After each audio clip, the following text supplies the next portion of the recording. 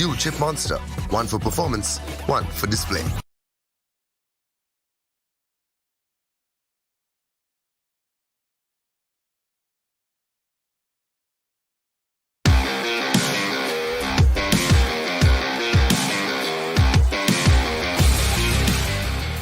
यहाँ पर देखिए लोकेशंस बता दी गई थी, बट एसका के लिए शायद ज्यादा देर का ये समय यहाँ पर ना रहे, क्योंकि उनके ऊपर प्लेयर्स चढ़ना शुरू हो चुके हैं, हावी होना शुरू हो चुके हैं। दलजीत यहाँ पर जाएंगे, लेकिन दलजीत को इंस्टेंटली नॉकआउट किया जाएगा। ब्रिलियंट पोजीशनिंग बाय एसका, उन सीढ़ियों का अच्छा इस्तेमाल किया। स्नैक शायद रिवाइव यहाँ पर थे, बट नहीं, एसका खुद की एचपी लो है। एक ग्रेनेड यहाँ पर डाला जाएगा। He wants to run away, he wants to run away, but वो फंस जाएंगे। And there it is. अभी के लिए ये फाइट जीती है प्लेयर्स ने या नहीं, वो एक सवाल है, क्योंकि 2 प्लेयर्स बचे हैं। And the backup is arriving. Velocity.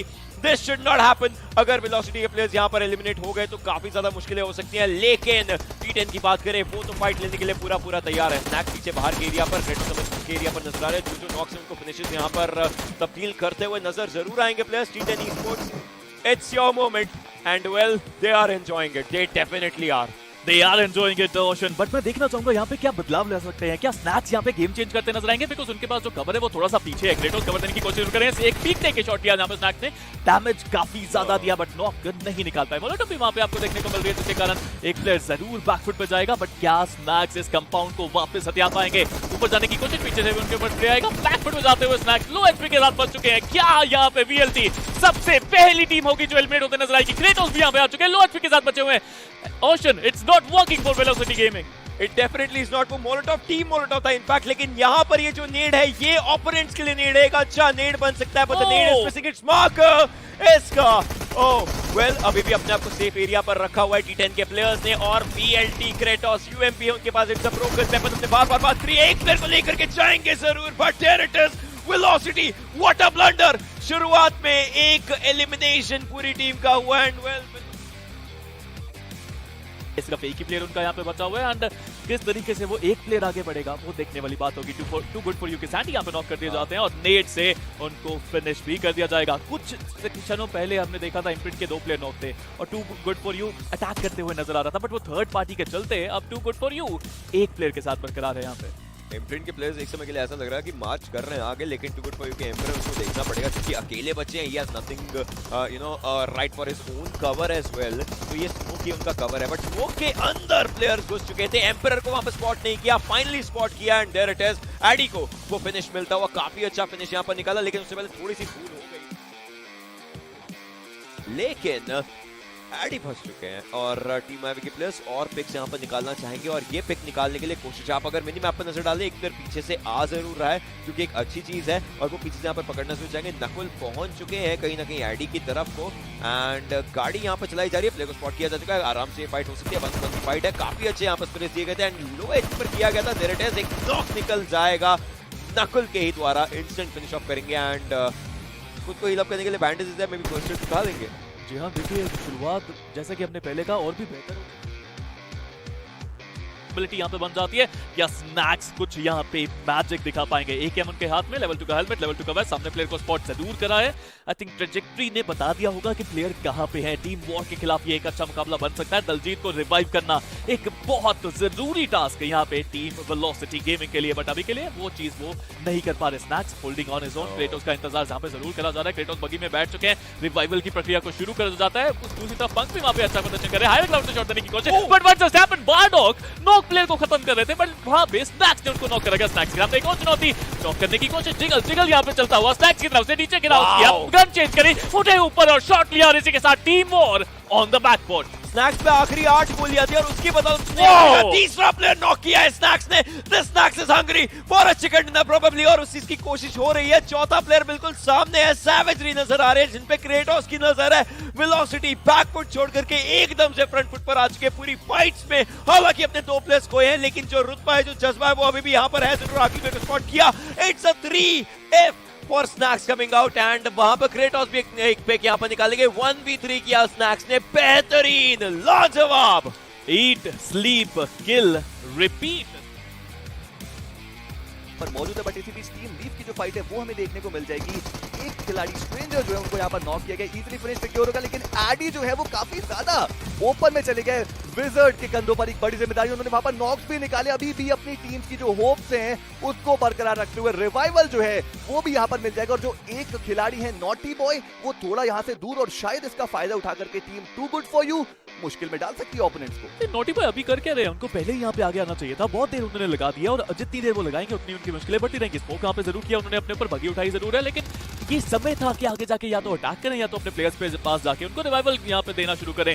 दोनों नहीं करा और यहाँ पे टू गुड फॉर यू ने रिवाइवल की प्रक्रिया को शुरू भी किया। नंबर्स गेम को बढ़ाते हुए नजर आएंगे। टीम हिडन लीफ अब बैकफुट पे जाते दिखेगी। एम्पर का एक नेट स्मोक के अंदर अगर वो एग्जैक्ट जगह पे जाता है, थोड़ा सा पीछे जरूर है लीफ के प्लेयर्स, बट अगर वो नेट जाता है नॉक जरूर करेगा, स्पेशली स्टोनी को। देखिए ड्रेकन को वो रिवाइव करने के लिए जाएंगे तो वो एक बोल्ड मूव जरूर से रहने वाला है, बिकॉज वो थोड़ा सा एक्सपोज है और इसी के साथ उनका जो एलिमिनेशन है वो भी हमें देखने को मिल जाएगा। Team too good for you उन्होंने स्पॉट जरूर से किया, व्हीकल लेकर के स्टोनी यहाँ से एस्केप करने की कोशिश कर तो रहे हैं, बट क्या वो अलाउ किया जाएगा वो एक देखने वाली बात। ऑलरेडी बहुत ही ज्यादा लो ऑन एचपी हमें देखने को मिलते हैं। नॉटी बॉय उसकी पोजीशन पूरी तरीके से रिवील्ड, एक बढ़िया स्प्रे जाएगा और भी ज्यादा लो ऑन एचपी हमें देखने को मिलेंगे। और अब यहां से बच पाना उनका काफी ज्यादा मुश्किल। टोनी जो है बिल्कुल ओपन में जा रहे व्हीकल लेके, 2 बुलेट का connection and that will be it for team leave, but अभी भी वो एस्केप करने में कामयाब हो चुके हैं। चलिए team too good for you की अगर हम बात करें तो टोटल 4 फिनिशर उनके पास आएंगे, लेकिन अभी भी 120 मीटर इनको जाना है जोन के अंदर।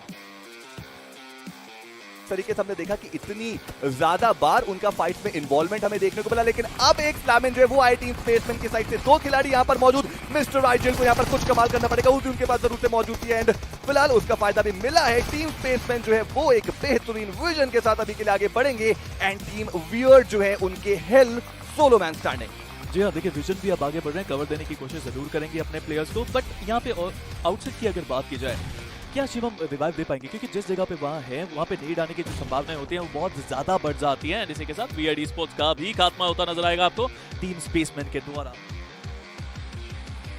नजर आ रहे हैं, जो काफी ज्यादा एक अलग चीज है। एरांगल में ज्यादा देखने को नहीं मिलता, बट यहाँ पे आइकॉनिक नॉक करते जाते हैं। हाइपर असैसिन यहाँ पे खड़े हैं, एक नेट करने की कोशिश डार्क की तरफ से, बट गलत डिसीजन साबित होगा। Global sports on the back foot और जो 2 प्लेयर आगे दोनों के खत्म होने के जो चांसेस है काफी ज्यादा बढ़ जाते हैं। सांगवान पीछे जाते हुए गाड़ी में बैठेंगे, क्या बचाने की कोशिश करेंगे या फिर भागने की कोशिश है। स्लेयर भी अगर यहाँ पे नॉक हो जाते हैं तो ग्लोबल स्पोर्ट्स का सफरिंग में तब्दील हो सकता है। सांगवान ब्रश करने की कोशिश, बचने की कोशिश नहीं है, क्या क्लच यहाँ पे कर पाएंगे। नाउ एक आशीष के पास एक अच्छा मौका है पूरी ग्लोबल स्पोर्ट्स को बैकफुट पे लेके जाने का। तेरी बाइटी भी काफी करीब आ चुके हैं, क्या सांगवान कोई मैजिक कर पाएंगे। ग्लोबल स्पोर्ट्स के कप्तान आगे बढ़ने की कोशिश, एक बात पे एक प्लेयर को नॉक करते हैं, दूसरा प्लेयर उनको नॉक करना जाएगा। Slayer now is going to be the last man standing और वो यहाँ पे क्लोज इन कर ही नहीं पाए।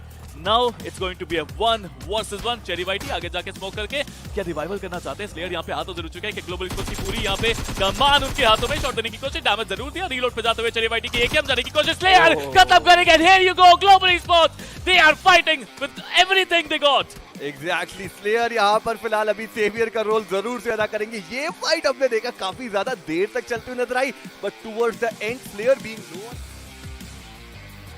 पूरी ओरांगुटान गाड़ी में बैठे और सीधा जोन के सेंटर में चले गए, जिसका फायदा मेरे ख्याल से अब इस सर्कल इस हार्ड शिफ्ट में होता हुआ नजर आएगा उनको। वहीं अगर बात की जाए फर्स्ट ब्लड ई-स्पोर्ट्स की, रेवोनेंट यहाँ पे थोड़ा सा बैकफुट पे जरूर नजर आएंगे आपको, थोड़ा सा डैमेज थे लेकिन अपने आप को हील भी कर लेंगे।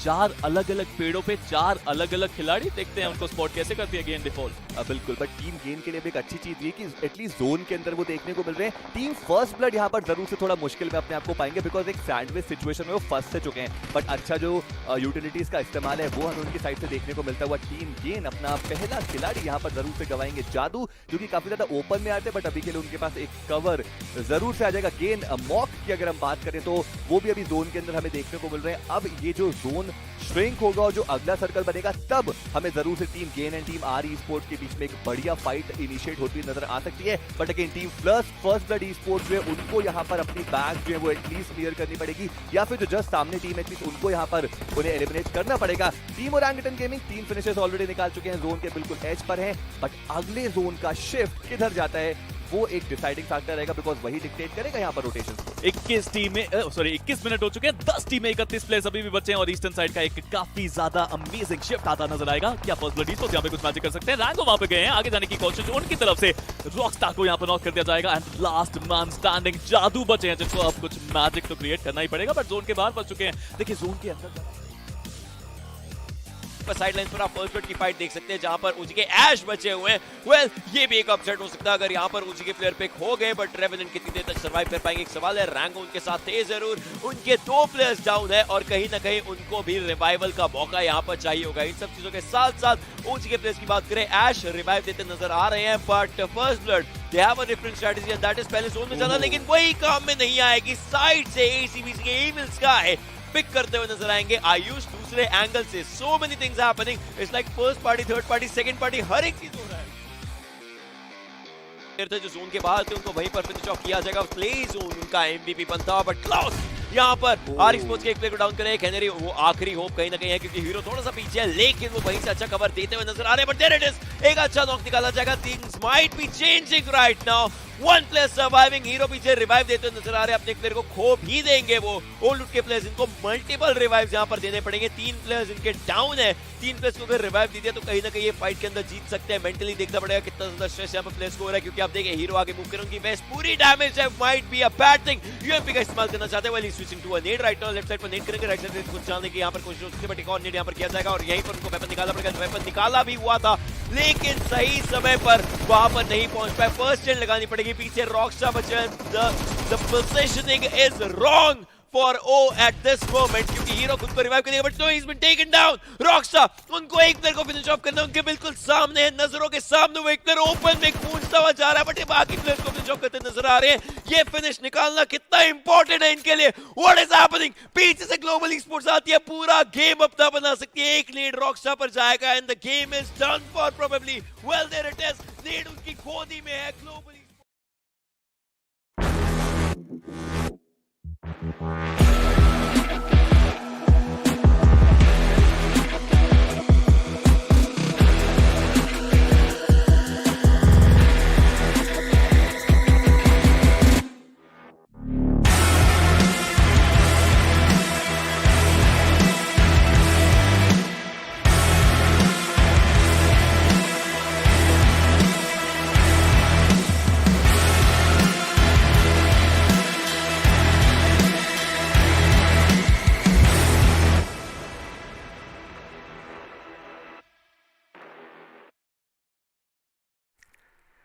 Hello and welcome to the iQOO Battlegrounds Mobile India Series 2021.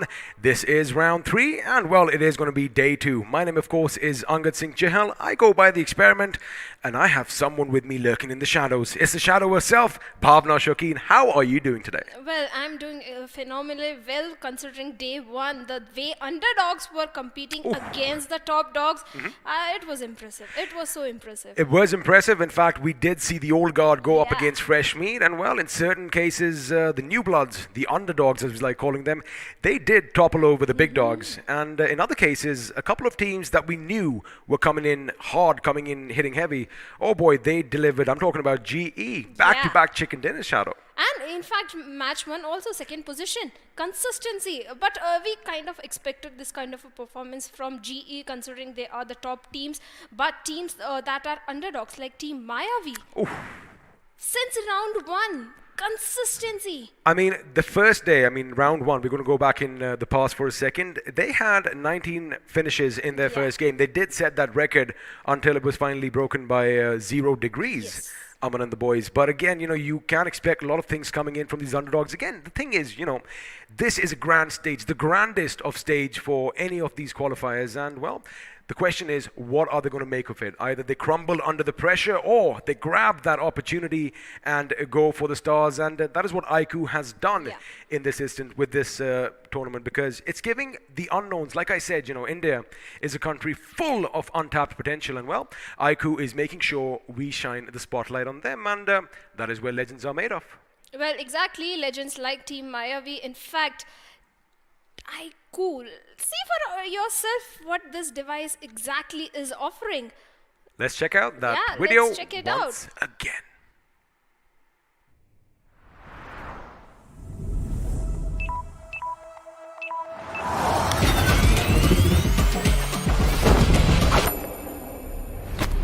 Are you ready for this?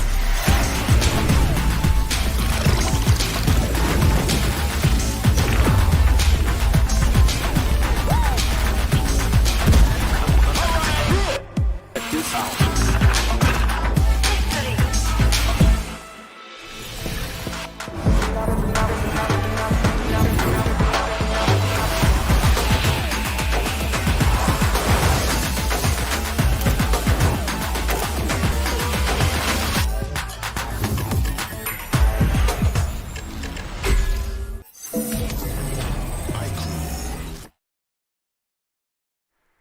Well, there you have it. I know that you've seen this video quite a few times, but it never gets old because every single time you discover something new. And, well, talking about the legend itself, we are talking about the iQOO 7 Legend.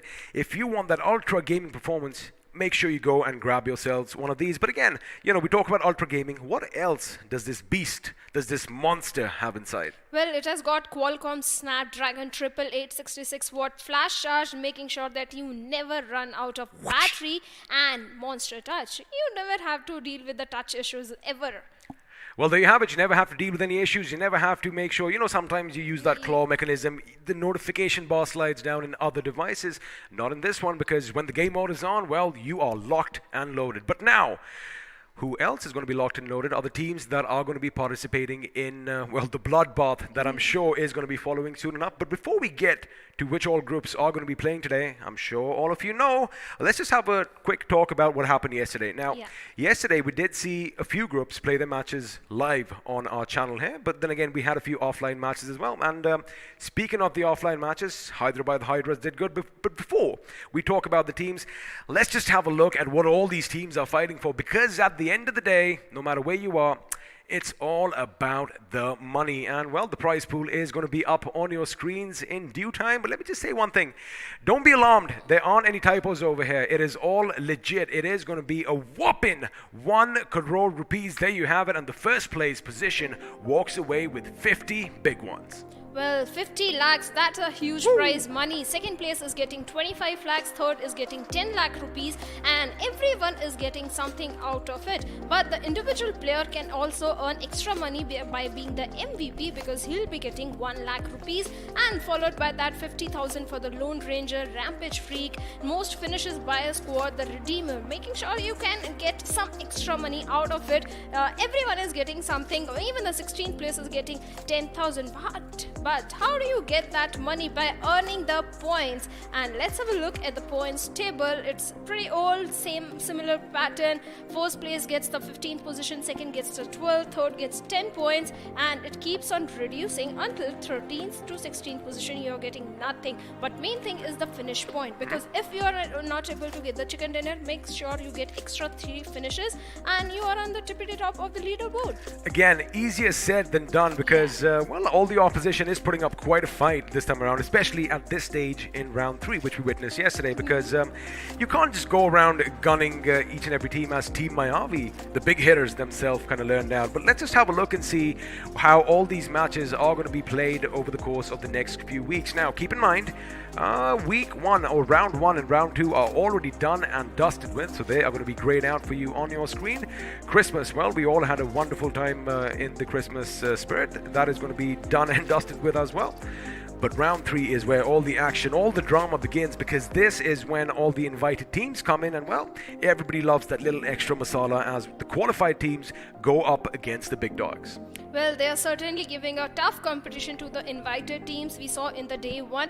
But after round 3, we have 2 days off and we head towards the new year, where the next stage is going to come in. That is going to be the quarterfinals from 2nd January to 5th January. Then after a day break, we are heading towards the semi-finals from 7th January to 10th January.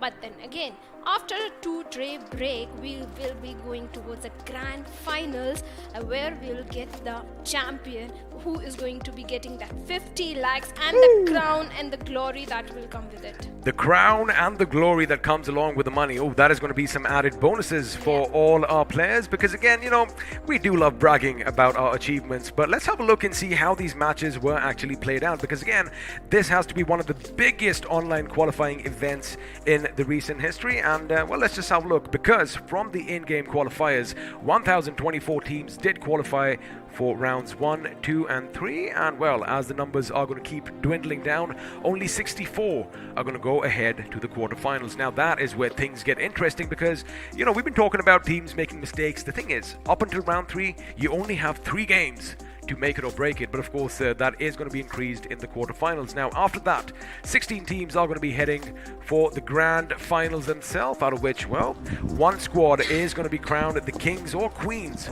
of India, and walk away with a hefty, massive prize pool of 50,000 rupees. But, again, it all comes down to what games are played, what maps are played, whether you are versatile at the map, because, well, we have the schedule coming up next, and I like the fact that it's not going to be just Erangel. We have a couple of Miramars as well. Well, certainly we are having a Miramar. Teams will be playing double Erangel and a Miramar. And like you talked about the versatility, Erangel, everybody is very familiar with. We are seeing Group 5 playing Match 1, Match 2 and Match 3. After that, Group 13 will come into the picture. Again, double Erangel and a Miramar. Group 13 will also play, but few of the groups are also playing offline matches also. So it's like 4 groups are playing today. Few dreams are going to be shattered again. Oof. I mean, that's what it's all about. You are given this opportunity, and it all comes down on you. Now, of course, the bigger the team, the harder they fall. So, the fans have those expectations, and, well, our fans, they wear their feelings on their sleeves, because if you don't do good, they are going to make sure they let you know. But again, that's what it's all about. Yes, you have ups, you have downs, but at the end of the day, you got to make sure you put your best foot forward. Now, before we actually do talk about the teams that are going to be coming up, I'm sure a lot of you already know we do have Team 8-Bit in the house tonight, and sooner or later a team called Soul shall be joining us as well, the pioneers of esports in this country. So let's see how they are going to be doing up against, well, the newbies over here. But talking about the fresh blood, talking about the underdogs, we were just going to talk about Hyderabad, the Hydras yesterday. Now, Game 1 wasn't so good for them. In fact, they were at the bottom of the table without any points. However, a chicken dinner in the second game turned things around. In fact, match 3 also was quite good for the Hyderabad Hydras. Another team, 4 heroes, consistent performance. Round 2, I believe they were in the second position of the leaderboard, overall leaderboard. And this time also they had a very good outing. They have qualified for the next stage, giving a very tough competition. But that was yesterday. Today we have Group 5 and Genesis Esports. I believe they are going to give a very tough competition. In fact, MF Esports is also going to do the same. Then we have Team Dikkat, Elite Squad Esports, Team Suicide Officials, Team Rising Rooks, Team GT, Team V4 Prime is there. Let's hope Suicide doesn't go for the Suicide. Oh, that is Dark Shadow, but I like the name Team Dikkat. Now, Dikkat does mean problem in English, if I'm not wrong. I do know a little bit of Hindi, guys. But joining them, we do have Team X Lions. ZARs are going to be coming in as well, along with Revolution Esports. I like how ZAR and Revolution is right next to one another. Of course, joining them, we have Team Magma Esports, Team Official INA. Then we have Team YWN, your worst nightmare. Well, let's see if they are going to be keeping up to the names, because joining them, we have a couple of teams you might know about. Of course, Team 8-Bit and Team Forever. Now, if we quickly just talk about Team 8-Bit now, of course, all the light, all the spotlight is going to be on them, despite the fact that, this is a tournament essentially for the unknowns to make a name for yourself, solely because these teams were there at the helm of things. Right when BGIS first came out, a few months back, these teams were pretty much the pioneers in the esports industry here in India. So, again, a lot of expectations are going to be placed on their shoulders, which means, well, the pressure might just mount a little bit. But the problem, XP, is all the invited teams, their rosters have been shuffled. The friends have become the enemies inside the game, and because of that, a little synergy is also missing from the invited teams. But the underdogs, they have playing together since a very long time. We're going to have a talk backstage, because this makes for some juicy gossip, and we love our drama. But before we get in on the action, let's just appreciate where all the mayhem is going to take place, as we take a nice little bird's eye view of Erangel. And well, we are going to start things off in the southeast at the abandoned nuclear power plant. Well, I'm imagining it's nuclear because it is pretty massive. Well, it is massive. In fact, the map has also changed a little bit. The geography has changed. Milta Power was one of the places that has changed inside the game, but everyone is very familiar. In fact, we have been seeing teams dropping towards the Milta Power area, then heading towards the highest cliff area nearby. But there are many other places, little places that players don't like to drop in much, like Zarki, Kameshki, but they offer a very good loot and good rotation as well. Good rotations as well. And well, from the gas station, of course, you are going to just head down south to the bridge itself. Now, we did almost see some bridge action take place yesterday. Unfortunately, the vehicles were whizzing past so fast that, well, what I wanted did not happen. However, I wonder if that's going to be the case today, because as we have a look at what's happening in Yasnaya, I do expect a couple of teams to drop down near the station, and of course on the other side of the city as well, because again, you know, it is a big place. It can house more than a couple of teams, and well, those early clashes could be set up. But now, ladies and gentlemen, boys and girls, without further ado, we are going to take to the skies as well. The big bird has taken off, and there you have it. The game is going to begin as we soar high above the luscious green plains of Erangel. And well, Miss Shadow, where are we flying to today? Well, the flight path is going from all the way towards southern side of hospital towards the Novo Ripnoy. I believe MF is going to be quite happy because they like dropping it towards the Novo Ripnoy area. But this time, I'm hoping we are going to see many teams heading towards the Georgopol area as well, because Genesis likes going towards the North Georgopol area. Elite Squads likes dropping in towards the hospital area. In fact, Team 8-bit also goes towards the hospital area. So let's see if there is any change in the drop location, or these teams are going to go just head on fight with the top dogs. But on the other hand, Tsar likes dropping in towards eastern somewhere in the map, Librokov side.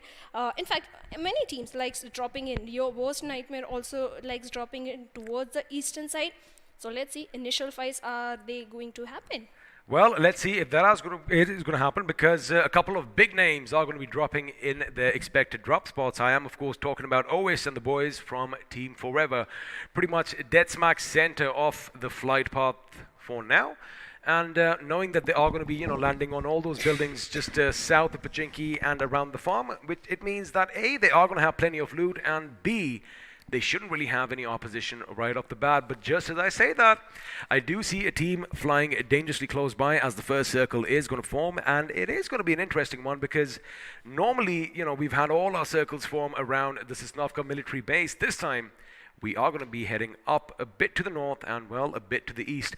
For a second there, Shadow, I thought we were going to have a clash at Novo Ripnoy, as two teams were pretty much falling down from the heavens above at that location. But now we are going to shift our attention to northern Georgia as... well, as expected, a couple of teams have dropped in close vicinity to one another, one of them being Suicide Official, and the other is Genesis Esports. Well, many teams towards the southern side also are near by the Primorsk area, especially 8-bit. They have changed their drop location. In fact, Tsar is right in the Primorsk area in Quarry. We have another team, Team Magma is also there. So that means many fights are going to erupt towards the Primorsk or towards the North Georgopol area. But at the farm also, we are seeing two teams heading towards there. Yes, Team Forever drop location, everybody is very much familiar with. In fact, Team GT also kind of have changed their drop location. Instead of going straight away towards the military base, they are right now in the bridge area. And in fact, a fight is erupting between the players of Team 4 Prime and players of Team Rising Rooks. Well, he is going to be taken down. It's going to be the Shali that comes in, as Baba from Rising Rooks is going to make sure that they do get a finish point to their name. Now, keep one thing in mind. His teammates did lose quite a lot of their HP, just courtesy that little pistol. Unfortunate for him that he wasn't expecting two of the members of the opposition to charge him at that time. But for now, Vampire Robert's teammates have spotted the enemy, and looks like that Scar L is going to do all the talking, and a little bit of respite is coming in as Baba is taken down, and looks like follow-up shots have come in as well, as he is going to lose his HP, and slowly and steadily he's going to succumb to his injuries. Now it does look like a little bit of a rescue attempt is coming in. Unfortunately, it's going to be just a bit too late for the Rising Rooks. Now, they have pretty much traded one man each, and again, there are even Stevens with 3 members in each squad. Now the question is, are they going to take a fight? Because it seems like Vampire, as far as Prime Finch is concerned, they do have that weapon advantage, but Rooks, they do have a couple of buildings to loot. Maybe they find some heavy weaponry, and well, just as I say that, Venomopi, the gentleman who did come in for the revive, is going to be taken down instead.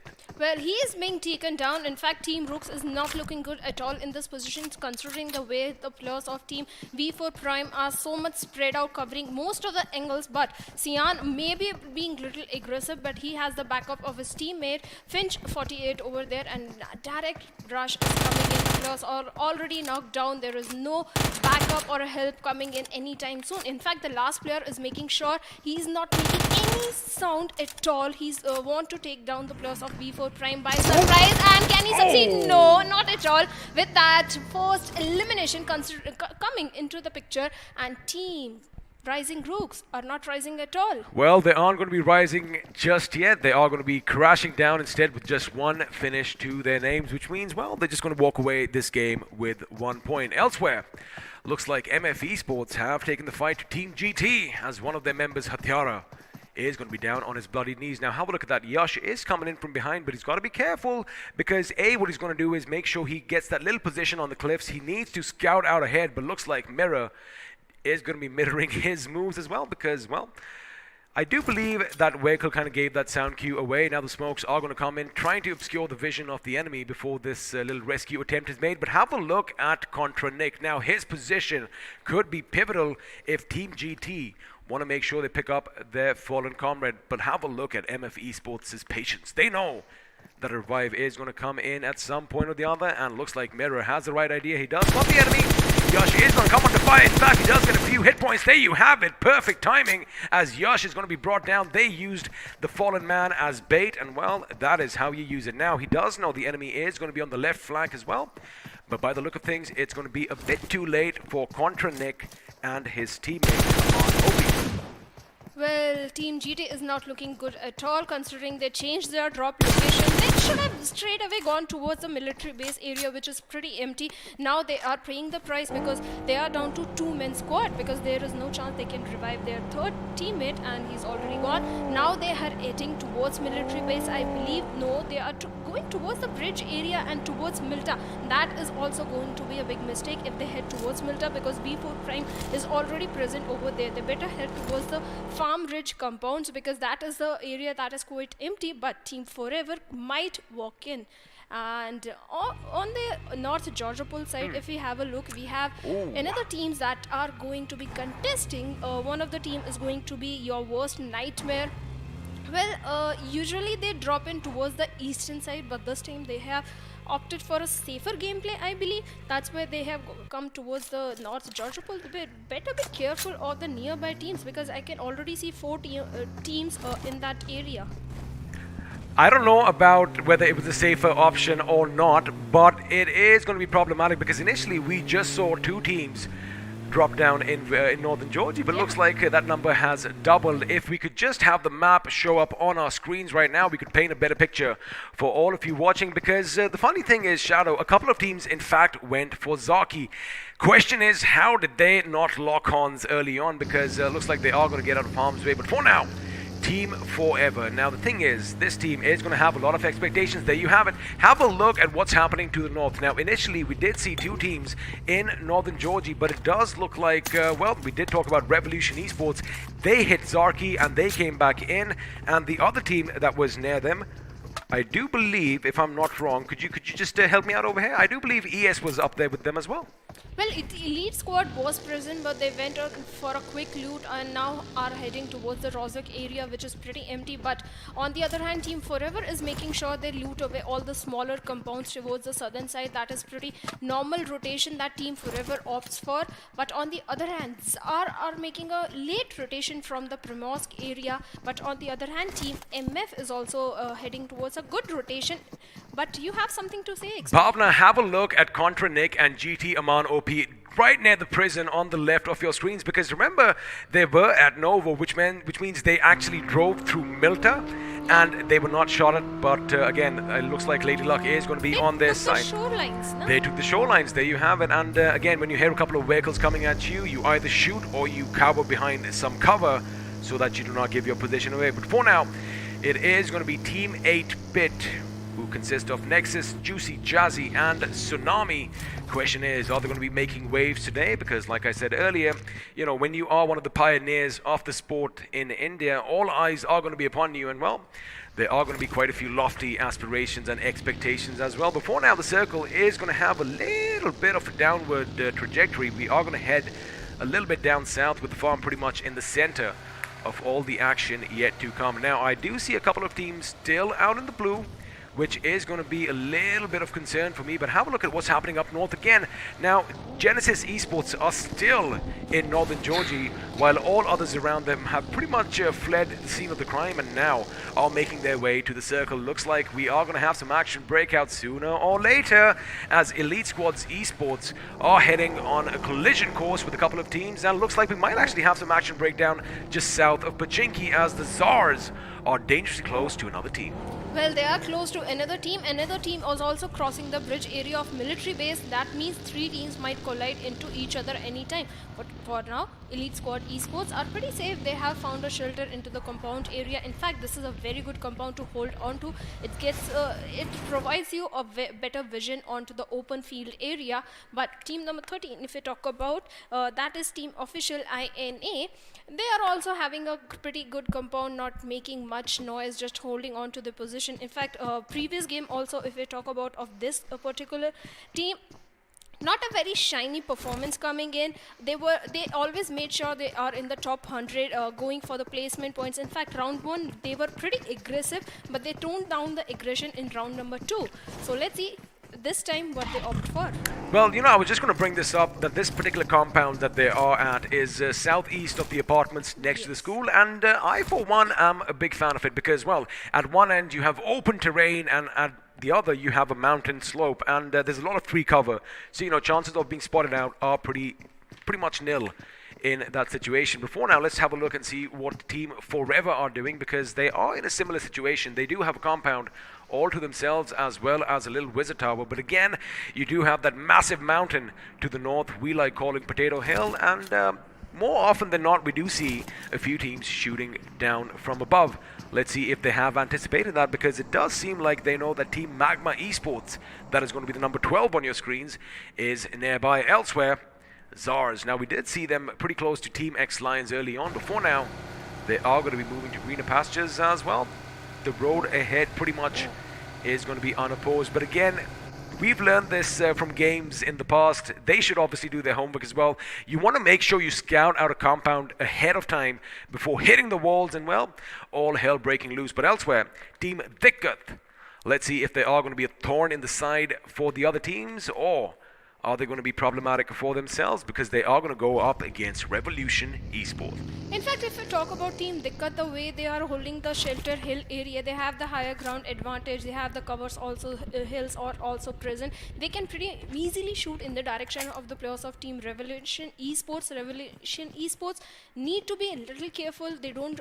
They have to make sure they don't over peak, otherwise they are going to pay the price. And if the players of Team Dikkat are able to find 2 initial knocks, they will make sure they will directly rush into the compound to get 4 finish points. But now the circle is going to shift, and that is going to decide the fate of the teams. And somehow it is in the favor of Team Dikkat.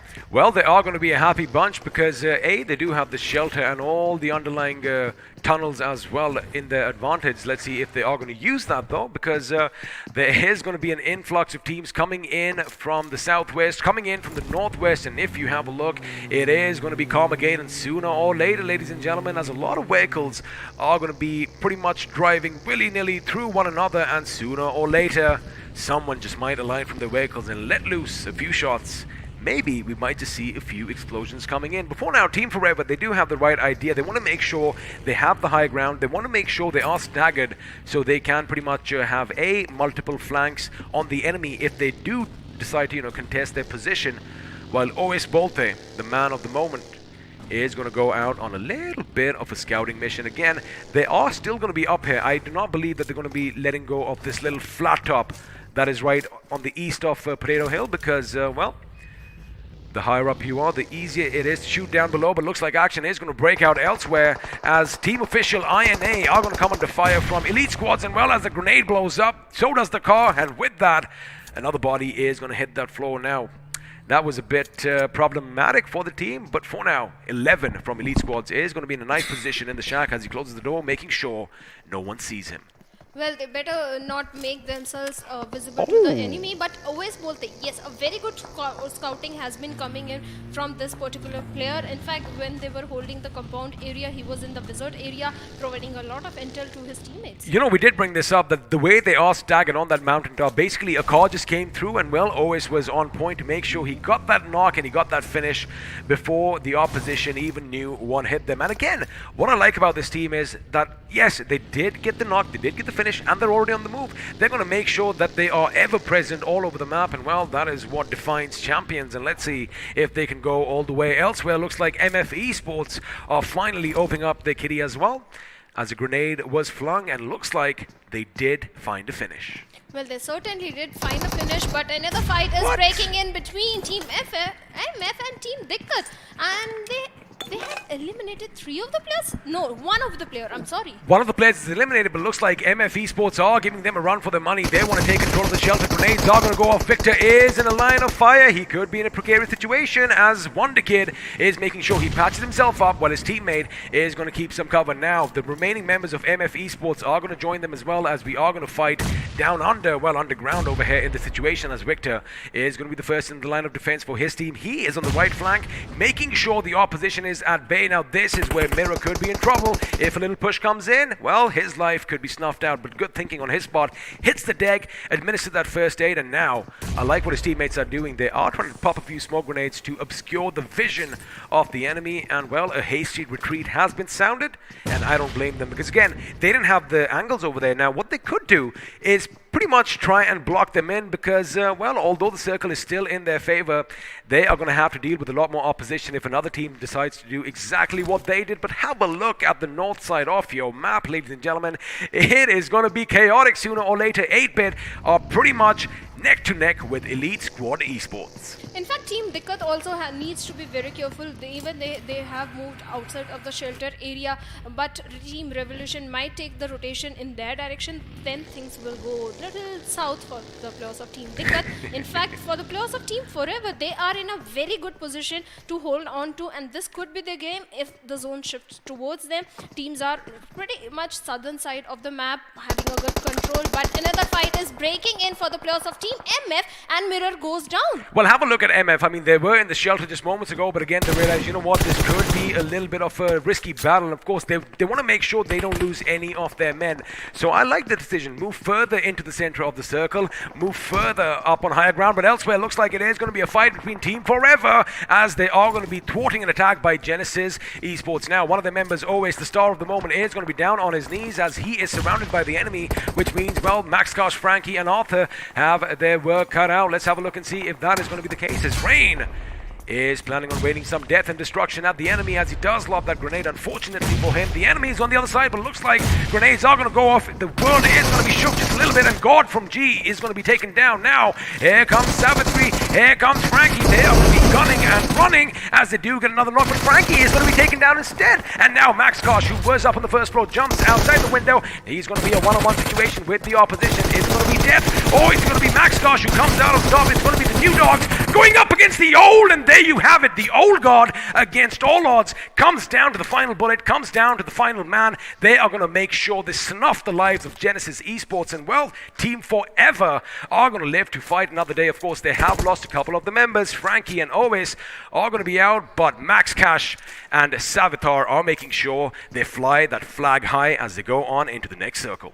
Well, Team Forever had a pretty good outing. Team Genesis was one of the strong team in the lobby, but the way Death switched to UMP, he was pretty much on the 1 HP when he was shot down, and the squad was pretty much eliminated, but they did damage to the players of the Team Forever also, because they lost 2 of the players. But another fight might break in anytime soon between the players of Team Dikkat and Team Suicide. Officials, Team Suicide are very close towards the player of Team Dikkat.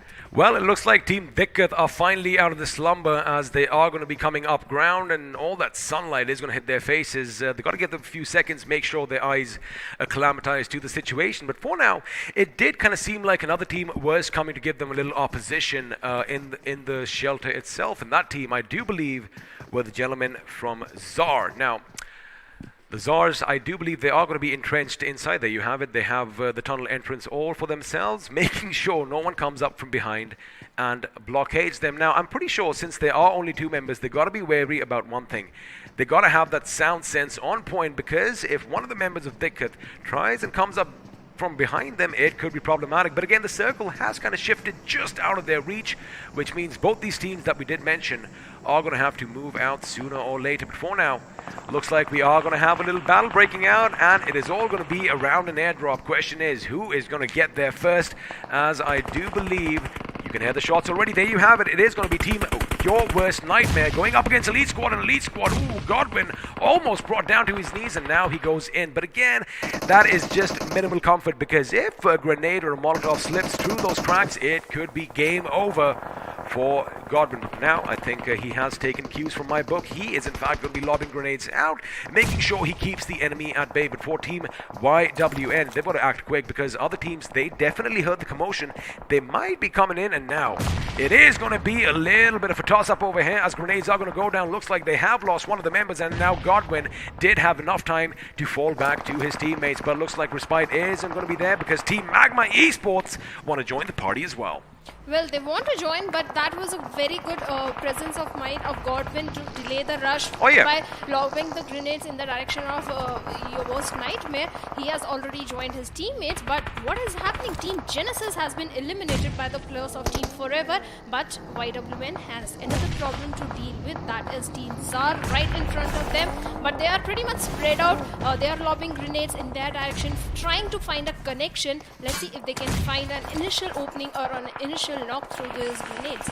Well, we're going to have to wait and find out, because for now it is all chaos. You can hear all the shots being fired, everyone hitting the deck, smoke grenades being deployed, as ESS 12 is going to get the better of Rev Malik. Multiple fights are going to be breaking out, as Fam Bruh is going to make sure he patches himself up, concealed behind his own smoke. But as soon as that smoke dissipates, the enemy is going to be right in front of him. And well, we did see Genesis Esports go out earlier. That is just a little bit of a typo over there, because some more teams are going to be biting the dust as they fall one by one over one another as dominoes, because again, someone has let slip the dogs of war, and it is going to be all chaos. Now, Max Kosh, again, you got to keep in mind, they are only a 2-man squad, and in front of them, we have the big boys from Team 8-Bit. Now, Team 8-Bit just does spot the enemy in the distance, and that enemy is Team Official INA. Again, expect a lot of fights to break out since we are in the shelter. Expect a couple of teams to be dug in like wolves down below. But for now, Saboteur is going to be spotted out, and it is going to be Nexus with his Scar L, along with some help from Jazzy, who's going to put him down on his knees. And now Jazzy with that grenade, he could bring down Team Forever to a 1-man squad. Looks like Max Gosh has a grenade thrown in his direction as well. They've got to make sure they bob and weave their way, because if they get up, if they move, if they show their silhouette through the smoke,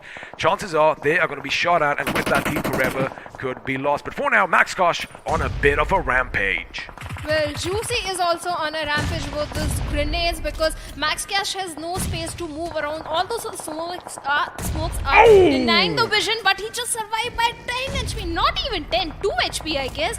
But another follow-up grenade might come in, and it did came, and Max Cash is gone. Team Forever has been eliminated at 8th position. Now let me tell you, Team 8-Bit, although they have this little bit of a slope, they have their backs against the wall, and let's see if they use it to their full advantage. As Tsunami, he is creating a few waves tonight, ladies and gentlemen. He's making sure he takes his buggy up for that little bit of makeshift fortification, and now smokes are going to be deployed once again, as in the compound just next to them we do have Team X Lions, who have been pretty quiet, just 2 finishes to their name, but the fact that they are on the roofs, it could be problematic. Again, it's all about these unexpected angles that can catch the opposition off guard. Before now, Samurai is going to be laying down lead. Oh my goodness, only 1 man is alive from Team Official INA. Question is for how much longer, because 3 of his mates were taken down in moving vehicles, and sooner or later he could be joining them in the grave as well. Elsewhere, Team 8-Bit are going to lose Nexus, as MF Esports in their little soft spot, in their little haven, they are trying to keep the enemy at bay, and well, they are doing a good job at it.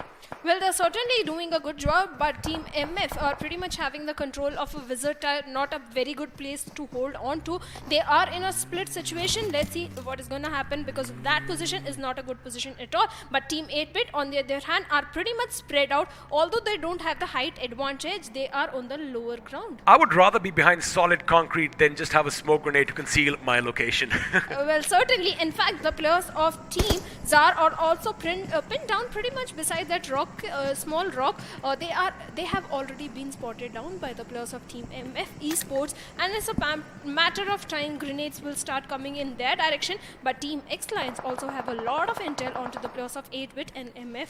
Well, if you catch my drift, the Czars are going to be happy that the revolution is over, as Revolution Esports are out of this game, which means now we just have 5 teams alive, and Team GT are going to be at a bit of a handicap because they just have that one man standing carrying that torch forward. But for now, Team X Lions, again, I did mention they're not the fiddlers on the roof in this situation. They are pretty hungry, and well, they will make you pay if you make a few mistakes, as another drop is going to land in no man's land, because although Contra Nick is nearby, being all by his lonesome could be a risky move to try and grab all those goodies elsewhere. Have a look at Team 8-bit. Now again, they do have the entirety of one part of the zone to themselves, although sooner or later, Shadow, they are going to be fighting an uphill battle, quite literally. I do believe we should see some action break out down south, because the Czars are the only team which are pretty much a little further away from everybody else as, well, the zone goes. But sooner or later, they are going to have to make a move, and it looks like MF Esports' Wizard Tower could be that little thing. But it looks like Nexus had an idea that, wait a second, someone's upstairs, and Nexus with an amazing grenade is going to make sure Contra Nick, well, isn't so OP in this situation, as 5 teams are reduced to 4. With Zar, we were talking about what they can do in this situation is go for the northern side rotation, because 8-bit is already moving towards the southern side. Their path is pretty much clear, and they will have the little height advantage, but they have to make sure they don't get spotted down, because X Lions are already having their eyes onto the players of Team Zar over there, and MF are pretty much pinned down. Beside that, they have to make sure that no one comes closer. If any of the team makes a close rush towards MF, their days are numbered. Now the problem for Zar is, I do believe the utilities are going to be on a minimum. They have deployed quite a few smokes, and well, without smokes coming down, traversing down that mountain could be a bit problematic, especially since MF is going to have their eyes locked on. Before now, Yotha from up top is going to make sure that Ham Lee is brought down, and well, Wonder Kid was trying to capitalize on that. Of course, you remember one thing, it doesn't matter how you get a finish, by hook or by crook, it is going to be that. And it looks like Team X Lions are going to make sure they add a couple of more finishes to their names, as the Czars are finally going to be extinct, and now it's going to be a 3-way tie. 8-bit coming under heavy fire from both of these teams. Now, MF Esports and I do believe Team X Lions, they do have a bit of an advantage. A, they have the height advantage. B, they have some concrete to hide behind. But if MF Esports makes a few mistakes, that was an optimistic grenade just a little bit too long, and looks like Yotha is going to be brought down by Wonder King. Well, Jay-Z is already down. Tsunami is surviving on a very low HP. Blade is already lobbing grenades in the direction of Team 8-bit. Team 8-bit has to be very careful. Tsunami is going for the revive onto Jay-Z, but the wall of death is also closing in. Nexus being a little aggressive towards the players of Team MF is closing the distance towards them. What I like is, you know, how Team MF Esports, they made sure that they did all jump out of that Wizard Tower, because, well, it does seem like Team X Lions had them in the crosshairs, but now they are making sure the Wizard Tower is between them and the enemy as they deal with 8-bit. Now 8-bit has picked up the members. Juicy is going to be, well, he's going to be bleeding out sooner or later. He should be 6 feet under. For now, Juicy is going to come under heavy fire. Jazzy goes down. It looks like a grenade just went off, and that is all she wrote. The last member of 8-bit is finally going to succumb to his injuries, and that last man is going to be Tsunami. And I like how Samurai is the one that brings him down. A decent finish over here by 8-bit with 6 finishes and a 3rd position.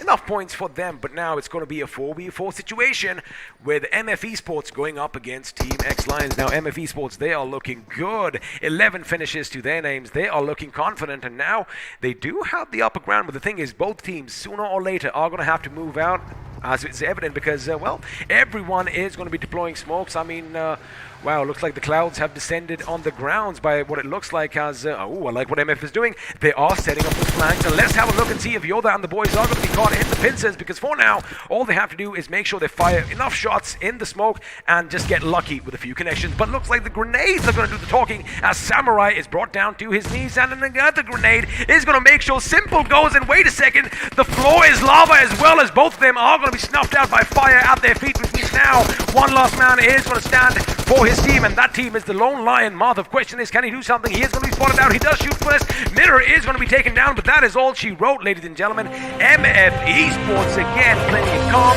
cool, and composed, getting the job done.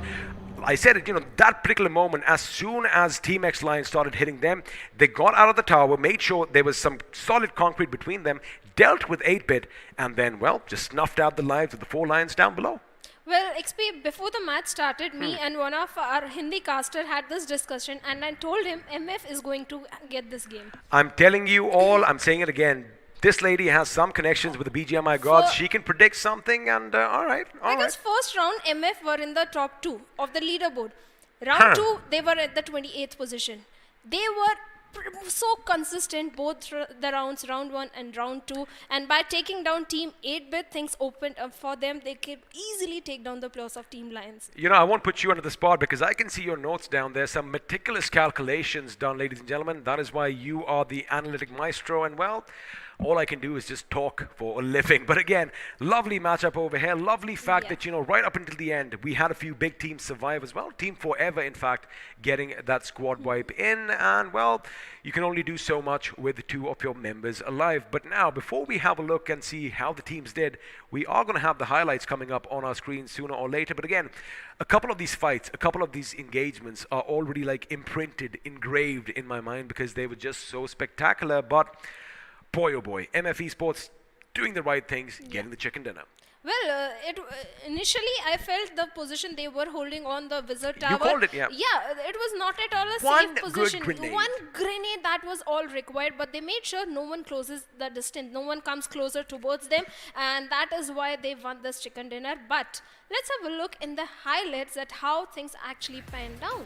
Well, if you by some chance are joining us now, we got you covered over here because action broke out right at the beginning. It looks like the crowbars are going to come out as well, and that is definitely going to hurt. But of course, the Shali did all the talking. Now, Vampire were at a disadvantage in this skirmish, but they turned things around, and of course, Saiyan going Super Saiyan with that Uzi, making sure the high rate of fire does help him out. And again, over here, MF Esports, right from the beginning, we did call it out that, you know, the way they used that fallen man as bait, they waited. They knew that the revive was coming in, and, well, they killed 2 birds with 1 stone in that instant. Well, we all know Team MF likes dropping it towards the Novo Rupna area. Team GT should have pretty much gone towards military base like their normal drop. They changed the path and they paid the price. In fact, later on also things became a little difficult for them. But later on, Team Forever also, they had taken multiple fights, but Team 8-bit was the one who came stronger. But Team MF, they were pretty much in this position for a very long time. In fact, that was a pretty calculated rush coming in from the players of Team Forever. 2 players in the enemy building, 2 players on the squad house. That was a very calculated grenades also coming in from Forever. But the last player of Team Genesis death, he was switching weapon. This was the moment he was on a very low HP. He switched to his UMP 45. He was shot in the back, and Team Genesis bids us an early goodbye.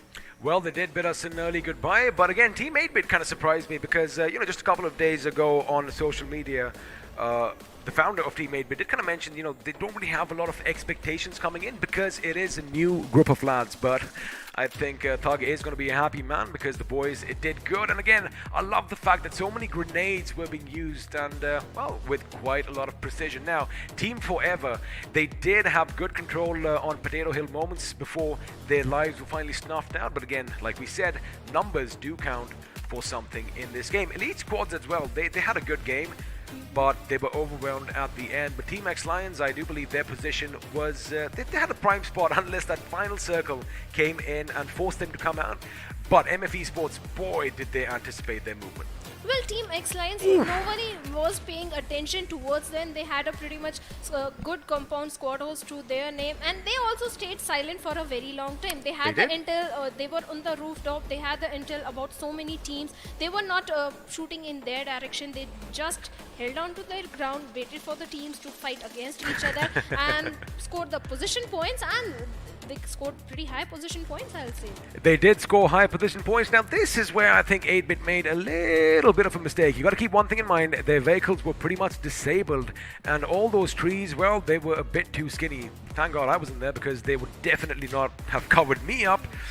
I'm a bit too big. But again, this is what I'm talking about. Have a look at that grenade and molly combo coming in. 2 grenades go boom, 2 of their members come down, and well, when the floor is burning and you are down on your knees, it is going to be a bit difficult getting out of harm's way, and then they let their bullets do the talking at the end. Now, Mirror did go down, but again, the whole thing was set up in advance. Now, I like the fact, I did call it out that, you know, MF, they are basically making those flanks, which is something that they did proactively, because the moment they saw all that smoke being deployed in the center, they had two members dead smack center, and then two of them went around the flanks, and well, that is what makes things work. Now, let's have a look and see how the other teams did in this game, as we are going to have the point standings coming up on our screens right about now. And well, winner chicken dinner along with 15 finish points means MF Esports walk away with a total of 30. And I'm very sure they are going to replicate similar performance in match 2 and match 3. I mean, you obviously know something that I don't. Considering their consistency from the very starting of this tournament, but Team X-Lions, good patience, control, holding the squad hose, not shooting in the direction of the enemies unnecessarily, not picking up bad fights. 6 finish points, good game. Team 8-bit, yes, they were on the lower ground, they were not in the best of the position, but despite that, a very good finishing. 6 finish points, 16 total points. Team ZAR, only 2 finish points. Like you also mentioned, they were short on those little smokes, and the trees don't provide too much cover. They were quite in the open area, and the zone was closing in. That's why only 2 finish points, but 10 total points. Still, they are in their race.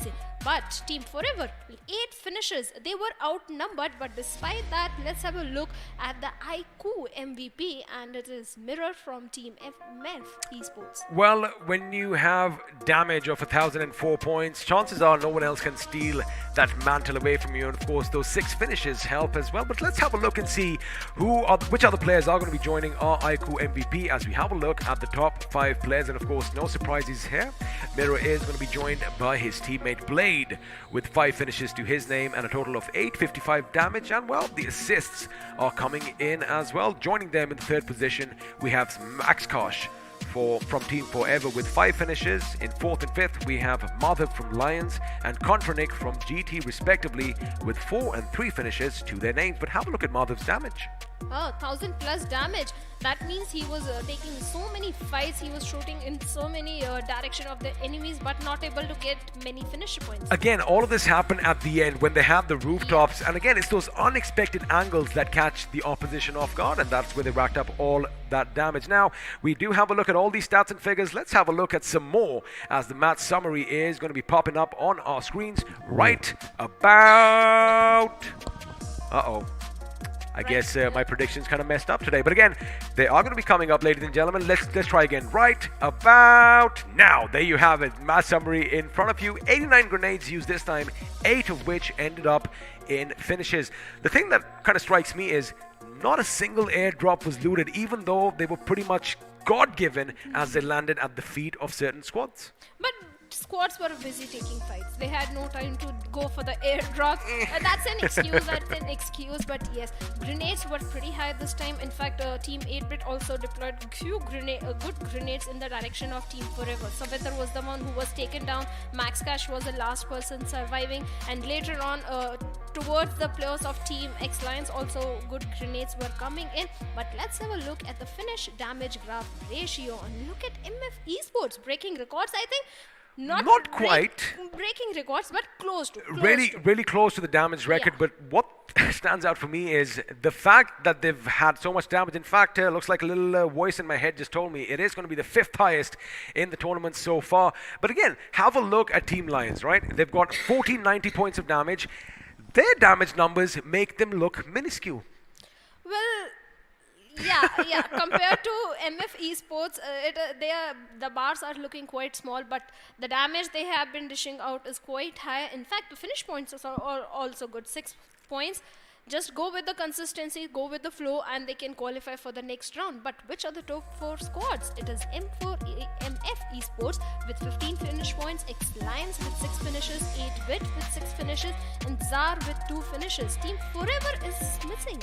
Just to be clear, for our younger audiences out there, MF Esports stands for Mega Force. And well, they did come out in full force, and they got the job done. Now the ZARs, you know, if you think historically, the ZARs, they do a lot more killing. They have a lot more blood on their hands. This time around, just 2 finishes, it doesn't really make the cut. But again, those placement points definitely help them reach the top 4 squads. But I am a little disappointed because I wanted action to break out a bit earlier, and I wanted to see some engagements, you know, especially while all the vehicles were traveling pretty much side by side.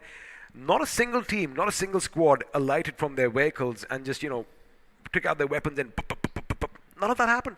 Well, they were playing safe. They had to get the position points. In fact, we can see teams like ZAR is there with few finish points but more position points. Team Forever with high finish points but low position points. You have to keep a balance. Again, yeah, I'm glad that she's there to correct me. But again, I guess that's true because if you lose even a member early on, it is going to have a little bit of a detrimental effect on your psyche moving forward. That is exactly what happened with Forever. They lost 2 of the players very initially. They did, but again, Team Forever, the caliber of the players in store, you expect them to be like one-man armies, just, dishing out damage. But again, that just goes to show that all the teams that they are going up against also have that high caliber because, it's easy to push over teams, say, in a classic match or, if I can say, in the earlier stages of this round. But now, all the teams that have qualified for round 3, oh boy, do they pack a punch.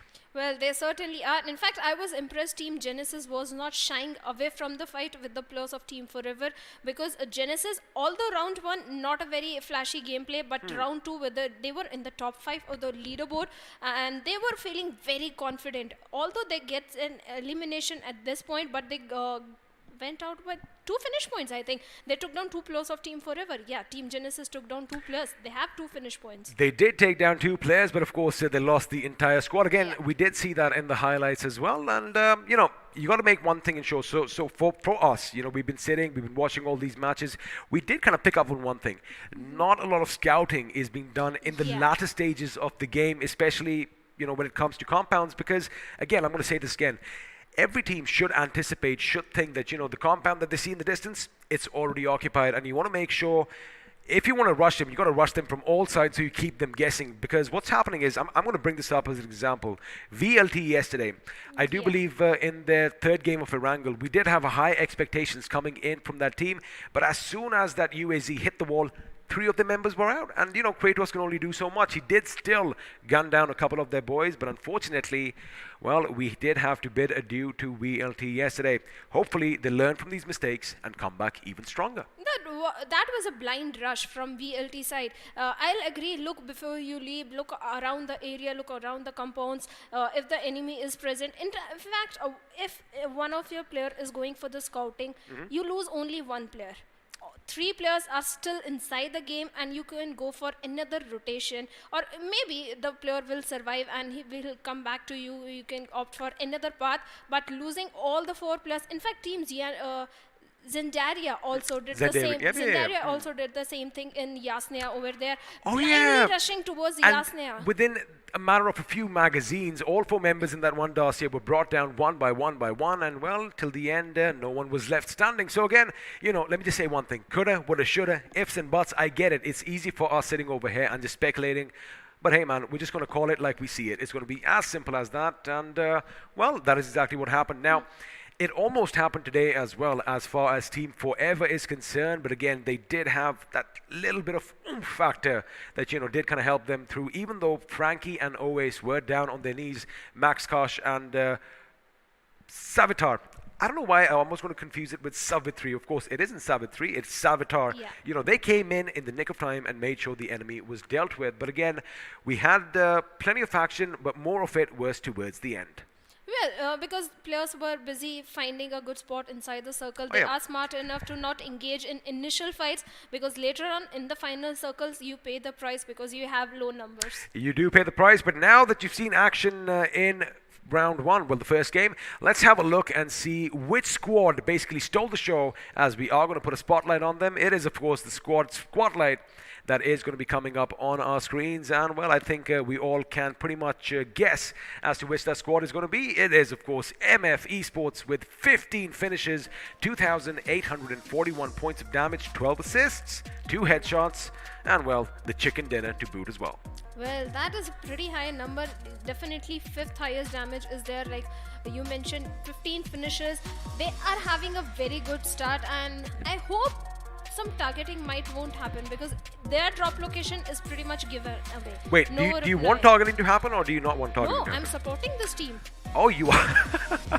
Alrighty, well, she's going to try and talk to the BGMI gods, making sure that they don't have any opposition at the beginning. Let's see if that happens. If it does, again, I'm telling you, she knows something I do not. But now that we've had a look at the squad spotlight, now, I love the fact that, again, they are using words like spotlight because this is what the essence of this tournament is. We are trying to make sure that, you know, all those diamonds in the rough, we do shine a light of them, and, well, they shine even brighter. That is the purpose of the iQOO Battlegrounds Mobile India Series 2021, and, well, this is what we are here for. But now, since we've had a look at one of the newcomers, you know, do well, let's have a look and see who their closest competition was, as we are going to have a couple of squads go up against each other. And, well, although we are going to have a look in facts and figures, we know that anything can happen out there on the battleground.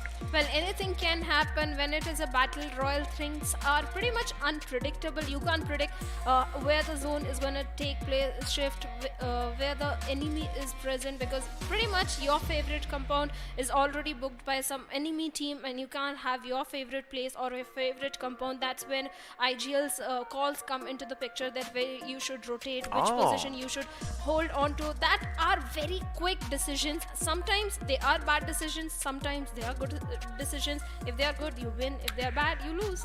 I was just going to say that, you know, I mean, the moment you make a decision, I mean, if it works out, you know, even though your heart must have been pounding, all that adrenaline coursing through your veins, and you know, double guessed yourself, at the end of the day, if it works out, well, all the praise is going to be for you. But if it doesn't, get ready for a lot of slack heading your way. But now, before we do go on a little head-to-head between a couple of squads, I just want to point something out for MF Esports. Now, the fact that they've got 15 finishes and 12 assists goes to show that, you know, even though they did not necessarily knock out and finish all the ones that they went for, they did kind of help out other teams as well, because again, with 2,841 points of damage, all it says is that they were pretty much dealing out death and destruction in every which direction.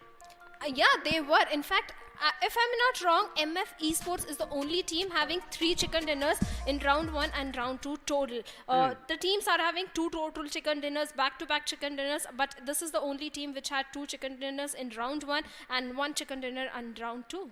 Again, I love the fact that she makes my job so much easier. She's got all the statistics with her, and all I got to do is sit here and look pretty. I hope I said that.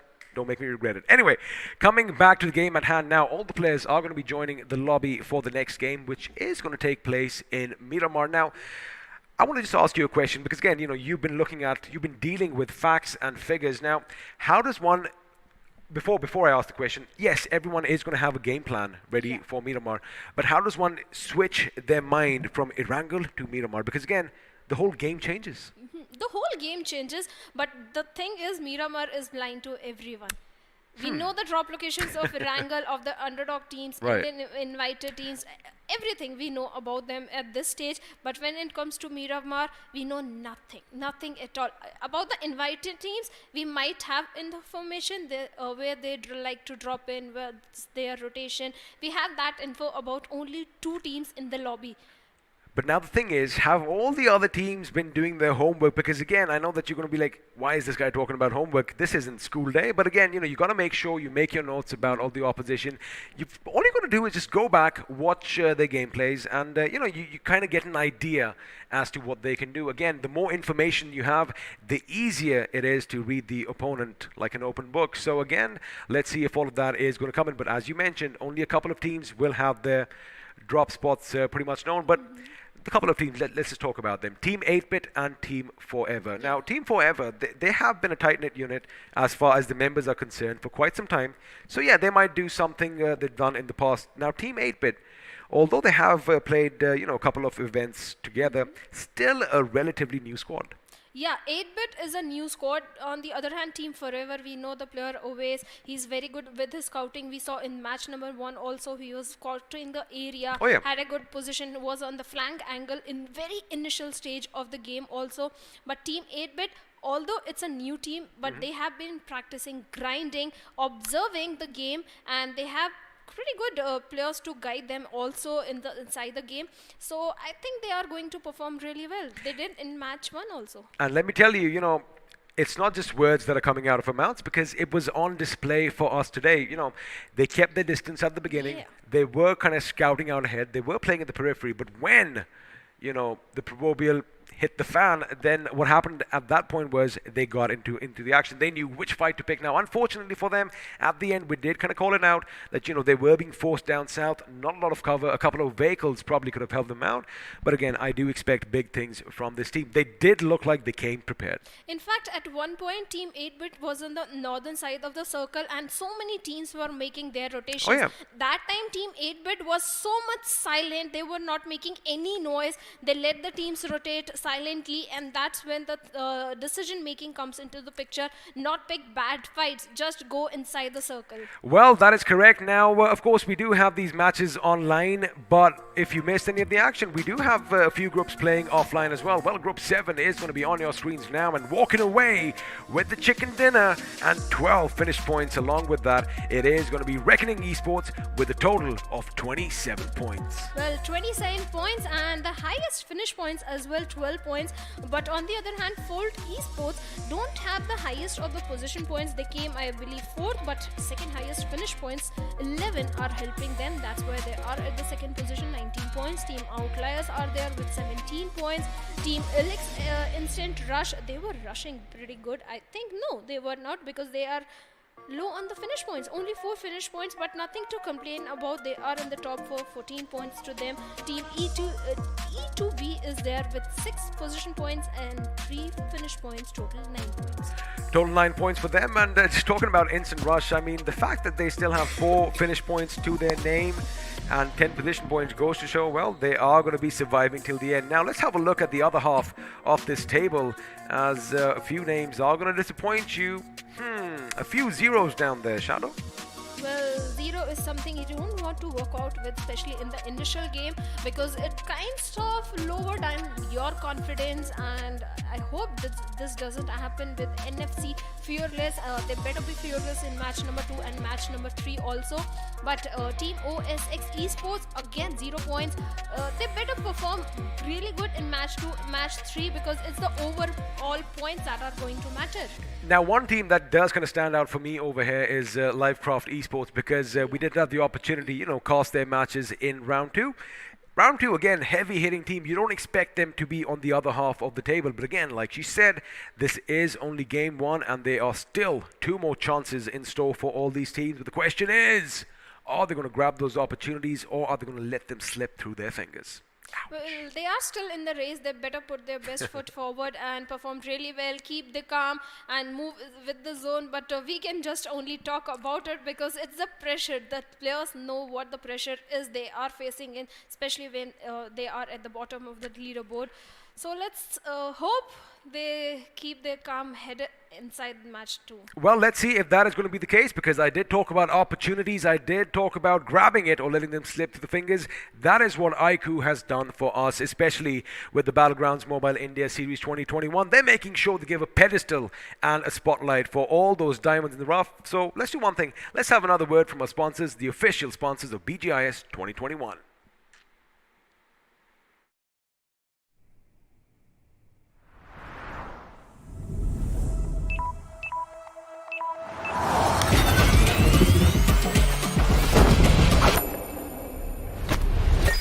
For this.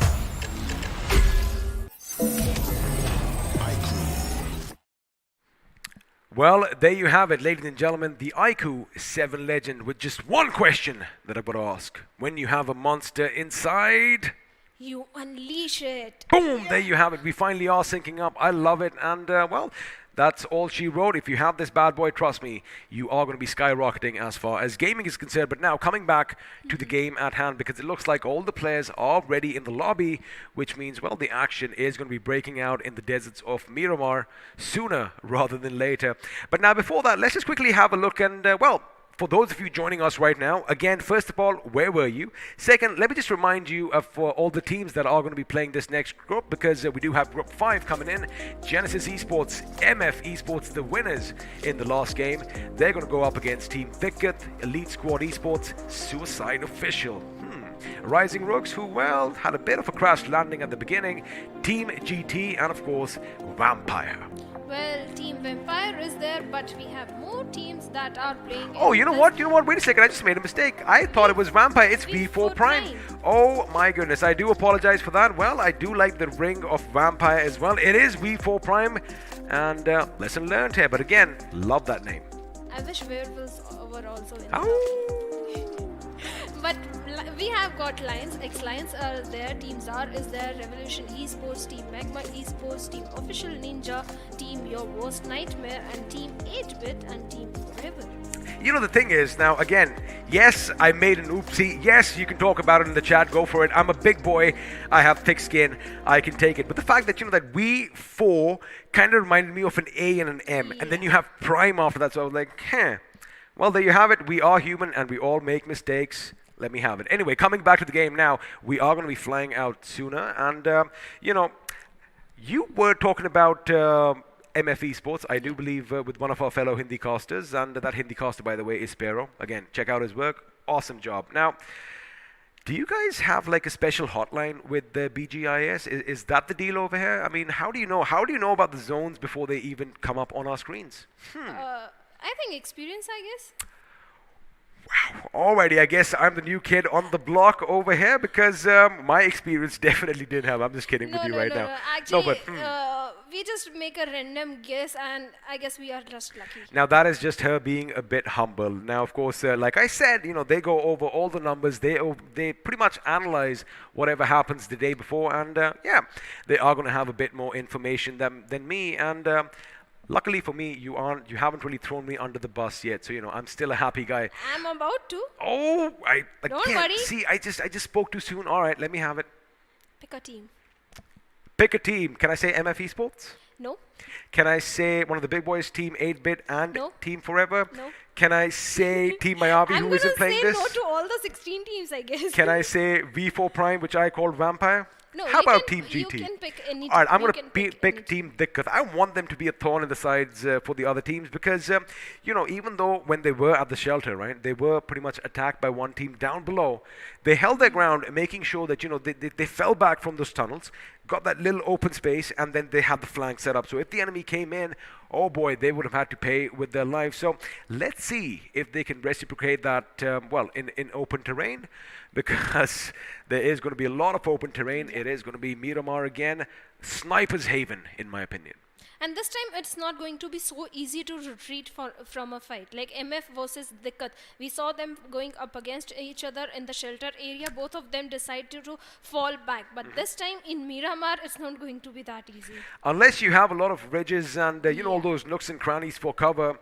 Like I said, everyone can see you from miles apart. They're like, wait, I see some movement. Put the scope on. Oh, there's a guy over there. Boom, boom, boom. And he's knocked down. That's what you can expect in this game. You can expect some long distance knocks coming in. And, all those helmets are going to be shattered. And a lot of utilities are going to be used. Now, what I'm expecting is when all the vehicles start moving through the terrain once more. We saw it yesterday. We might just see it today. We might just see 4 members from one squad just light a vehicle up, and within the blink of an eye, that vehicle goes from 100 to 0, quite the opposite, real quick. I don't think this lobby is going to do that mistake, considering the way they were playing in Erangel. These are pretty experienced players, and until and unless they are not able to find the vehicles, they are forced into a single vehicle, that might happen. But other than that, I don't think they are going to be making that mistake. The thing about Miramar is it's a massive map, and you will find vehicles. But before we get in the action, I did say it's a massive map. Let's have a look and see if you recognize all these places that are going to be on our screens now. And of course, if you aren't familiar with this, I am going to be a bit disappointed, as we have the Patron himself on your screens, just next to Hacienda del Patron. Well, the Golden Mirado. there you have it, the Golden Mirado. Now, you just got to go in and grab that vehicle, of course, talk about bragging rights. And when you are in that shiny vehicle, yes, you might be a target for the enemies, but they know who the boss is. Well, they most certainly should know. But for now, XP, yesterday you wanted some of the teams to drop in towards the extreme drop location like Ruins area. This time, where do you want to see teams dropping in? Well, let's see if there's going to be any action at the graveyard, because I am excited about that. Now, we did see, in fact, people yesterday dropping down to the power grid as well. But again, the only question is, if another team does have the same idea, loot is going to be scarce, and well, that could be problematic for those teams. Now, of course, in a short few seconds, the game is going to be underway. As we have a look at the road less traveled in this case, I haven't really seen any bridge action in Miramar unless, well, I'm playing a classic game myself. Well, I've seen it a couple of times, but that was way too long back. I would love to see it again happening. Let's have a circle towards Valdemar or towards the Los Hioges Bridge area, but that would be a lovely circle to witness because teams are going to be in such a difficult situation to deal with. Drama! That's what it's going to be. It's going to be dramatic. It's going to be full of masala. And you know what? I do want that. But for now, we are going to be flying high over the deserts of Miramar. And the question on everyone's mind is, where are we flying to? Because it does look like the map is going to be pretty much bisected in half, as we are going to have a little bit of a northwestern trajectory. Now, all the popular hot drops, Los Leones, Impala, even La Bendita, Picado, El Pozo, are going to be in jumping distance. In short, it's a boring flight car. Let's have some interesting, crazy circles at least, because the flight path is favoring all the teams. They can easily glide in towards their favorite drop location. Yesterday, we didn't see any of the team going towards Valdemar or towards Impala was also initially not contested, but later on teams rotated from there. In fact, Campo Militar is so far away. Let's see if any of the team is going to decide to drop in there, because if the circle tends to go towards the southern side, it's going to be a very, very long rotation. And if we talk about teams dropping in, for a few of the teams are already going in towards Puerto. Impala is also a team is going on. Los Leones, this time it's pretty much empty considering previous games. Talking about Puerto Paraiso, looks like Genesis Esports and Team Magma Esports are going to have a little bit of an early skirmish, and I am a happy guy. Have a look at the circle here, Shadow. Looks like, again, oh my goodness, how did you know? We'll talk about that later. It might just go to Via Del Mar. Let's have a look and see if that's going to happen, because looks like Picado might see some early action. And speaking of Picado, lovely job here, production. We're going to jump right in as Team 8-Bit could potentially go up against Elite Squad Esports. Well, they might go up against, but I don't think Team 8-Bit... Well, Team 8-Bit is confident in their gunpowder and everything, so they are confident enough to pick initial fights. But the question comes in, is another team ready for it? And there is another fight breaking in between the players of Team Suicide Officials. Well, let's see if Suicide Officials are ready for the opposition, because they've landed right on their heads. But it's going to be Contra Nick OP from Team GT, who is going to be flinging the first Molotov in their direction. Now, what I would imagine is that Suicide Officials in this instant, at this moment, are going to be better kitted out than Team GT, because, well, we just saw them land in, and mind you, all of this action, ladies and gentlemen, is taking place far, far away from the zone. In fact, a place that I'm pretty sure a lot of you haven't really visited. I'm of course talking about, the western aspects of the map, just west of El Pozo. You do have these little compounds, and looks like it is going to be bustling with life and activity. Now, for now, it does seem like both teams are going to be content to be on either side of said compound, but sooner or later, some of them are going to have to move out of the open, and well, shots are definitely going to fly, and bodies might just drop. Well, bodies might just drop, but if we talk about Suicide Officials, their players are in a split drop location. They are looting away smaller compounds. And Contra Nick OP, I believe he was the last guy from his team standing till the final circle and earning the position points, because the rest of the players were pretty much eliminated quite early.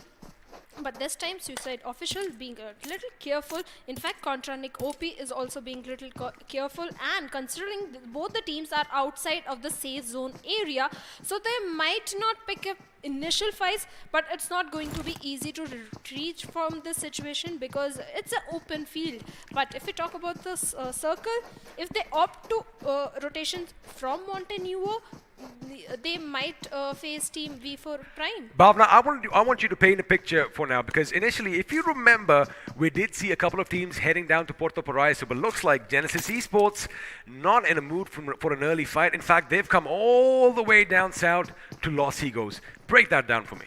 Because they had a bad performance in the first game. They were taken out pretty much early. That is why they don't want to risk things, especially in match number 2. 2 bad matches, and you are pretty much done for the third match. They don't want to risk the thing, so I think it is a very good decision on the part of Team Genesis. They are a strong team. They came in the 5th position in overall leaderboard of round 2, so they can make it. They still have the 2 games. But on the other hand, I'm worried about Suicide Officials because last game also not a very good outing. Team GT, yes, 2 players were taken down initially, but contra Nick OP earned the position points. But this time, it's a do-or-die situation for both the teams, because if any of them gets an elimination, that means their game is pretty much over. You know, I do have to agree with you, but the thing is, have a look at what Suicide Official are doing. They are trying to engulf the enemy. They are trying to surround them. But if I'm not wrong, there is one gentleman called GT Aman OP who is going to be just a bit further back. Now, he could be the ace on the side of Team GT, because if Suicide Official think that they've kind of cornered all the members of the opposition in one building or the other, they might just give up their backs, and that is where he could pretty much flank them, get a few shots in, and be a bit deadly. Again, all speculation at this end, while we have a look and see what's happening in Los Leones, as MF Esports, the winners of the last game, are going to be talking. And there you have it. I was just going to bring this up. In fact, it is going to be GT Aman OP. He catches them off guard. This is when his teammates need to push in from the other side. 2 members down, a third almost knocked down. Contra Nick, Yash, and well, Hatiara. There you have the balls have been given out. They are going to be coming in hungry for a few more finishes. Boy, we could not have brought this up at the right time, because looks like that is exactly what's going to happen. And there you have it, ladies and gentlemen. Contra Nick, he's going to be the first to go in, and now he just has 2 members to contend with. They are going to go up as Raj is brought down between one final match. Suicide is standing. It is going to be Clown. Unfortunately, he is not going to have the last laugh over here, as Aman OP is the MVP in this skirmish, opening things up for his team, making sure Team GT walk away with 4 finishes and the first squad wipe. Well, a beautiful, intelligent gameplay coming in from Aman OP. In fact, a beautiful flank. This is the perfect Miramar, because this is where the flankers play the most game. Have a look at this. If you missed the action, there you have it. Team 5, they were going to have a little bit of an escape. Unfortunately, Suicide Esports, they did kind of put themselves in a precarious position. 2 of their members are brought down. Suddenly, Raj and the ones left standing were like, uh-oh, this is going to be problematic. Elsewhere, we have some more action. Finally, something I wanted to see, some Mad Max Fury action, as we do have vehicles traveling. We do have a little bit of a hot pursuit, and well, someone is going to be brought down. But again, love the fact that action broke out this early. Now the question is it going to be stale for the next 10 minutes or not? Well, I hope it's not going to be a stalemate situation, but teams definitely want to run inside the circle, make their way towards a safety, because they don't want initial fights. Team Forever is looking pretty good in Chumasera area, but there is also another team that is in the nearby vicinity, that is going to be the players of Zar. Zar not having a very good outing, but I'll say they're still in the race because they had the position points to back them up. In fact, they were in the top 4 squads also. So this game is going to matter a lot for Zar as well as Team Forever, because they are heading for the race, like neck-to-neck race is going on between both the squads. And on the other hand, Picado also, southern side of Picado also, we have teams who might collide into each other. And in fact, one of the team is 8-bit. You know, just thinking out loud, talking about Zars now, they should take a few cues from history. Yes, they didn't have the best of times, but when the Zars were in power, they were all about ruthless aggression, and that is what these boys need to bring to the table right now, because placement points are not going to be enough if they want to make it to the next round. But for now, it is going to be Blazy from Magma Esports, as he does acknowledge the enemy driving past, but since he is all by his lonesome, he's not going to do something now. But now that his teammates have opened up, looks like he is going to join the party. And again, as far as Team Magma Esports are concerned, I love the way that they spread out, but although they did get that initial knock and finish on Team Rook, they are going to have to cover a lot of ground. Question is, are Rook going to be up for the task, because they know exactly where the opposition is coming from? And, well, since they don't have any escape routes, they are going to have to take the fight right here and right now. Well, they certainly have to take the fight. There is no other way. There is no second thought, but the Oh zone my has shifted God. away Yep. from them. And that is where the problems are going to begin, especially for the players of Team Rook, because 2 players are already down. And the player of Team Magma is looking very aggressive with his Thompson. But first, he's going to wait for his teammates to patch himself up. He's not being over-aggressive. He's going to rush with the backup. And Team Rooks, can they go for the raise onto the players? Oh, that's an optimistic one. It is beautiful. It is going to go boom, and the Quakel does blow up. Unfortunately for Magma, it was just a bit too long, but now the weapons are going to do the talking as well, and from afar is going to be taken down by Blazy. Now, we did bring it up. Have a look at how Team Magna are spread out. Expect, I do believe one of their last members, expect Win, in fact, to just move a bit to the right, get a bit higher ground, and rain down death from above. That is exactly what's happening, because Mist has that idea in his mind as well. Now, this is what's going to happen. They are going to try and engulf their prey like an amoeba, just sucking out and suffocating them, because, ooh, this is the position I was talking about. It is perfect, but looks like Nikki OP did kind of anticipate that, laying down some shots, but that is where Blazy can pretty much come in and stab him in the back. Well, Blazy and Mist are having a perfect positioning, but Mist, talk about him, he goes down, but still the situation is in control of the players of Team Magma. Win can do so much in this situation because he's having the good angle onto the players. In fact, Blazy also, he can completely block the rotation of Nikki OP over there from Rising Rooks, but grenades are coming in, smokes are coming in to deny the vision onto the enemy. But let's see if Nikki OP can take down Blazy. Lovely presence of mind by Nikki OP over here. Again, he was instrumental. Now Blazy is going to try and use that M249 to deal some damage. He is going to switch around with weapons. Nope. He brings that machine gun back up again, and he sees Venom in the distance now. This is what's going to happen. They are closing his distance. The 4X wasn't the right idea as well. He lost his peripheral vision, and now Lord is going to lord over his enemies as he puts Blazy 6 feet under. Again, how the tables turn here, Shadow, because it was all in the favor for Team Magna, but it looks like they are going to be losing out a couple of their members, not what they were expecting. On the other hand, for the Rising Rooks, quite a contrast to their last game. Well, things are turning around. This time Magma Esports not having a very good outing. In fact, they are a little short on the healings as well. In fact, Mist has just bandages. Just bandages, and they have to move inside the circle. They are already dealing with the blue zone damage. And if we talk about the map, yes, their path is pretty much clear. By the time they make inside the circle, the path is completely clear. Just tell me about all this voodoo magic that you have, because somehow you made the map go towards Via Del Mar. Shadow, you've got to answer some questions right about now. It will shift towards Via Del Mar. Please, no curveball this time, please. BGMI gods, no curveball, because we want to witness it. Well, let's see if that's going to be the case, because it looks like, I beg your pardon, a little gunk in my throat. Looks like Chuma Serra is going to be the center of action right now, because, well, it is the only big city still left in play, and I love the fact that my boy Frankie has that Car 98 on his back, and well, if you've been following him, you know he is pretty hefty, pretty nifty with that bolt action. But for now, on the other end, we have Team 8-Bit inside the circle. They don't really have any opposition nearby, but they are going to be spread out, making sure they cover the best of it. And there you have it. Oh my goodness. Shadow, I have no idea what you've been doing with the BGMI gods, because they are listening to every single word you are saying. Ladies and gentlemen, she called it at the beginning. The circle is going to shift further down south, and well, we might just see some water action in Miramar.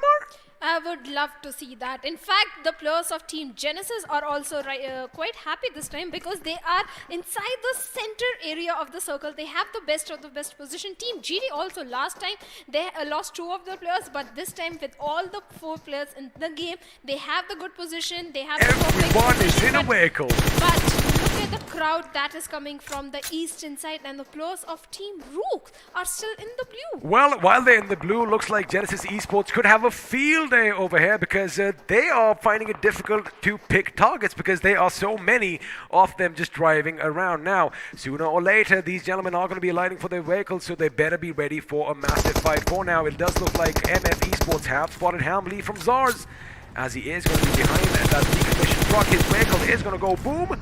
With that, looks like Magma had a little bit of a mishap as he ran himself over with his own vehicle. Again, this is pretty common here in Miramar. Question is, are his teammates going to be at hand to pick him up? But looks like Hamley's teammates aren't, because he was separated, he was segregated, he was brought down. Well, his teammates can only just helplessly drive by, or can they? I do believe they are nearby on that hill just beyond, just yonder, but looks like they are going to keep the distance and cut their losses. Well, MF Esports, you have so much to lose if you get an instant elimination at this point. But how things are turning out, we will see in the instant replay. And Team Forever having the height advantage, blast the vehicles and eliminates one of the player, gets 1 finish points, having a very good positioning. In fact, in Miramar, the height advantage comes to very beneficial for the teams, but Team MF is right now having the compound, not the height, but compound will also work because right towards their side, southeastern side, not much traffic. Again, you know, if you have the high ground in Miramar, it's like having a bird's eye view. It's like having one of them drones in the sky, but for now, action is going to break out, and in fact, all I heard was a couple of bursts from the Scar L, and I do believe an M16 in play as well, or a Mini 14, actually, that's what it sounded like.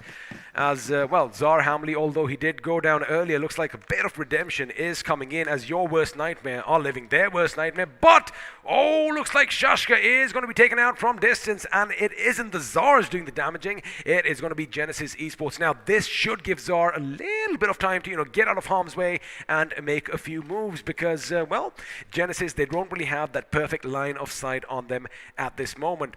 Again, they do have that burning vehicle. They should explode that because I wouldn't be caught dead driving in that. But for now, a little bit of respite as they do have this shack to take cover, but there you have it. Have a look at that. Itachi knows that someone's up top. Wait a second, he doesn't need that because death is raining down death from above as Zar is going to lose one more member, and now the second goes down as well as shots are going to be rained down from above as well. This is where another grenade could come in. This is where one of the gentlemen from Genesis could be a bit Rambo-esque and, well, go down and finish the job. But again, I wonder if he knows how close he is to getting a squad wipe all to himself. Death is trying to do all he can to lay down some more hurt on the Zars down below. But for now, looks like he is going to be satisfied again. With all the grenades popping off, he should get that information that, you know what, they are still alive and kicking, and sooner or later they shall all be back up on their feet. But again, I like the fact they're holding on to the high ground, not giving it up. Yeah, he might not get a few more finishes, but he has definitely depleted the Zars down below.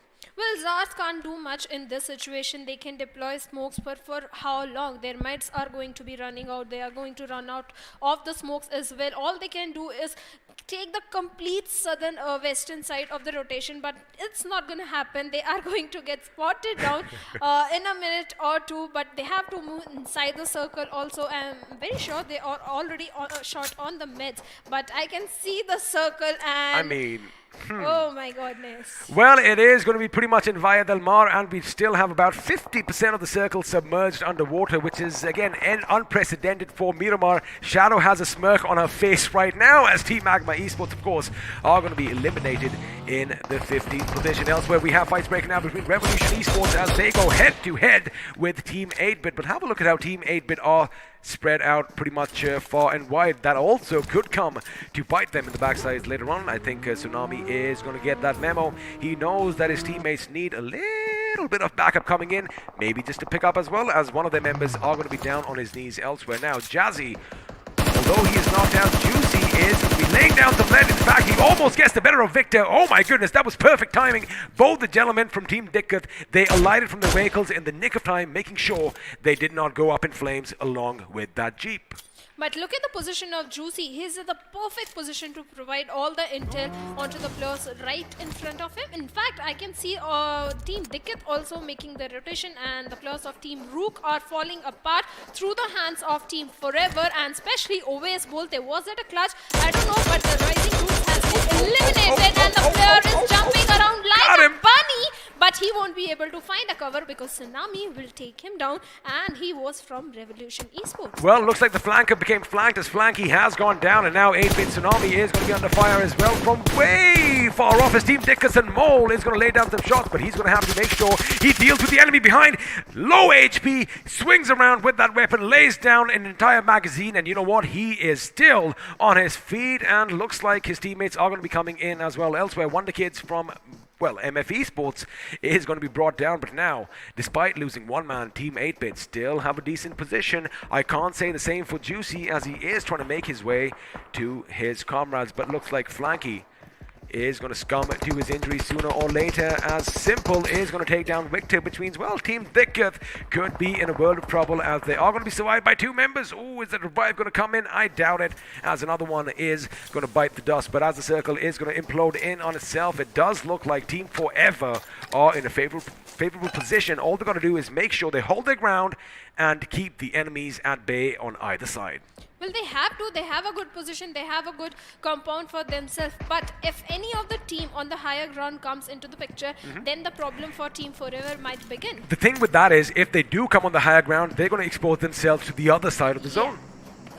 Exactly. That area is not inside the circle. Intelligent XP. But on the other hand, we have Team GT also in the same country. I heard a car 98. Yeah, me too, but we didn't see the shot. No one has been knocked down. That means the player was not so accurate with the car 98. And on the other hand, the players of Team Elite Squad are moving towards the players of Team V4 Prime. V4 Prime has no idea where the players are coming from. Well, V4 Prime might not have an idea because they haven't really gotten the thick of the action as yet. And just as I say that, 11 from Elite Squad is going to make sure a grenade is lobbed with perfection, as Sayan is brought down to his knees now. Yush is in a good position for GT, as 8-bit are trying to traverse that little bit of a slope. Unfortunately for them, they are going to slip and slide. A Tsunami is going to be coming down now. Cool, he's going to keep his cool. He does want to pick up his teammate, but he's got to deal with Yush before Yush is in a bit of a pickle, because I do believe a few shots might just land at his back, and well, that could be all she wrote for him. But elsewhere, looks like the play zone wants to play as well, as Dark Sid from the Zars is going to be taken down. Now, Team 8-bit are finding themselves in quite a position, because at one end, they have the boys from Team Thicketh. At the other, they have Team GT raining down explosives in their direction. Sooner or later, it could be problematic. However, I do see that one vehicle could Tsunami get to it in the nick of time and drive off to safety. Well, right now Team Forever is looking very good, as they are finding so many finishes and confirmation onto so many players. But Team GT has to defend their compound. They better not pick many fights, because right now they should just stay calm, let the fight begin, because the circle is in their favor. They have a good compound, and let's not just pick bad fights. But Team Forever has spotted down the players of Team Genesis, who are right outside of the safe zone area, but they have the height advantage. Can Forever knock down Genesis? Well, let's see if they can, because Owes is definitely speaking out loud this time. We do know he loves being Owes Bolte. He does have 2 finishes to his name, a total of 4 for his team. And again, we did talk about the position. They have those windows to, make sure that they crouch down and pretty much deal with anything that comes from the mountains up top. And also, well, they do have a good lay of the land on the other side. For now, the teams that are going to be in situations that could get a little ugly are the boys from Team GT. And against all odds, Team 8-bit still alive and kicking, just running around that smoke, making sure no shots hit. And have a look at Mirror. We did expect a little bit of water, but I think his position is out, and he doesn't have any land to basically patch himself up on. But on position points then. Ah, there you have it. On the position points, but Team Genesis Esports player is already down. Looks like they are going to be deploying some smokes or grenades, but they are not finding a connection. But Circle has again shifted. Looks like this is going to be Team Forever's game to lose. But let's see if that is going to happen or not. Oh, baby, they're coming down. That is not the way to come down. Well, that is one way to come down. In fact, they should be getting their vehicles. They should have gone all the way down. They made a big mistake. They shouldn't have stopped on that slope, as they have lost pretty much all their members in the blink of an eye. There you have it. Genesis Esports with a little bit of a blunder. They're going to be out in the 11th position without any kills. And again, Team 8-bit still in the thick and thin of all the action. That is miraculous. However, they have been reduced to a 2-man squad with one of their members down on his knees, but it's going to be going to be Juicy going up against We4 Prime. And well, Juicy is going to be a bit too Gucci as he makes sure he gets the knocks, gets the finishes, and well, the revive is going to come in as well. But he realizes, you know what, I'm going to make sure I blow that vehicle up because lovely teamwork coming in. Again, the communication, they knew they were pretty much, down and out. Well, they did go for the last-ditch effort, but they are going to walk away with a few finishes to their names. Now, in the blink of an eye, we are down to 8 teams, 23 people still vying for that delicious chicken dinner. And Team Forever is also grabbing attention. On the other hand, other teams are also grabbing attention, like the players of Team Revolution Esports. Wow! And Simple Grenade from Simple and Team Revolution Esports has been eliminated at 7th position. And they were on a rampage. Simple, precise, accurate grenades, perfect timing. But MF Mirror is still surviving and he's pretty silent. But can't say the same thing for your worst enemies. Even the players of X Lions are also falling apart. Ain't nothing simple about Simple here. That is a complicated man. 5 finishes to his name, a total of 6, making sure he's carrying all that weight for his team. Elsewhere, the other Simple from the other team. Again, I like the fact that we have a couple of Simples running around. He's going to make sure he gets in a little bit of smoke cover as Savitar with an optimistic grenade. In fact, that was good. Hatiara lost a massive chunk off his HP. Can he do it again? Contra is the intended target. Unfortunately, this time it's going to be a bit too short. Now, the other Simple from, well, Elite Squads, he's going to be taken down and he's going to be put in the ground, courtesy Contra Nick OP. Well, this is the game of Team Forever. You can say that. Oh, that flank! Whoa, Caster Curse. 2 players are already down on the knees and Team Forever has to fight the situation and they have eliminated Team GD pretty easily as Frankie comes into the picture at the right nick of time. The players are going up again, back in the game. All the 4 players still intact. 8 finishes to their name. Team Forever looking very good and they have the circle also, or will have the circle in a few minutes. Well, they might just have the circle in a few minutes as Godwin is going to make sure that 11 or 12 rather is going to be picked up, and I don't see any problems coming in yet unless that smoke suddenly decides to fizzle out. And well, just as I say that, Ninja might have got a couple of hit markers and now the silhouettes are going to be spotted through the smoke. That is where Godwin could be in trouble. Lucky for him, that vehicle has been blown to smithereens just moments ago. Elsewhere, Simple, the man of the moment that we were talking about, is going to be down on the low ground. Again, not a lot of opposition his way. He does have one person to confide with, and that is MF Esports' Mirror. Before now, 12 and Godwin are going to come under fire, and if they get a little glimpse of a little pixel in the distance, it could be problematic. Elsewhere, Mirror is running out of time. I wonder how much meds he has because the blue is doing damage. Well, he doesn't need meds because Simple from Team X Lions is going to make sure that he puts him in the ground. 6 finishes to his name, and there you have it. 11 made a bit of a blunder exposing himself, and now Godwin's going to be in a tough situation because 11, mind you, is going to bleed out courtesy the blue zone as well. The blue zone is maxing up that damage. Godwin will only have so many first aids on him. Well, let's see how many first aids he has. For now, X Lions on the lower ground. Team Forever has already spotted them down, and it's a matter of time because X Lions are going to fall about the minute the smokes are going to disappear. But Team Forever still in a very good position. INA Inferno getting few of the finishes and knocks, and Simple is the last guy standing from Team X Lions. He has deployed so many smokes. Team Forever, always Bolte, is not able to find vision onto him. But on the other hand, the players of INA are also big trouble for Well, it looks like the X-Lions they've brought their loss. It's a 2-on-2 situation as grenades are going to go off. Madrix is going to be taken down. Frankie goes down as well. And now Savitar, he is low on HP. He wants to make sure he passes himself up as well.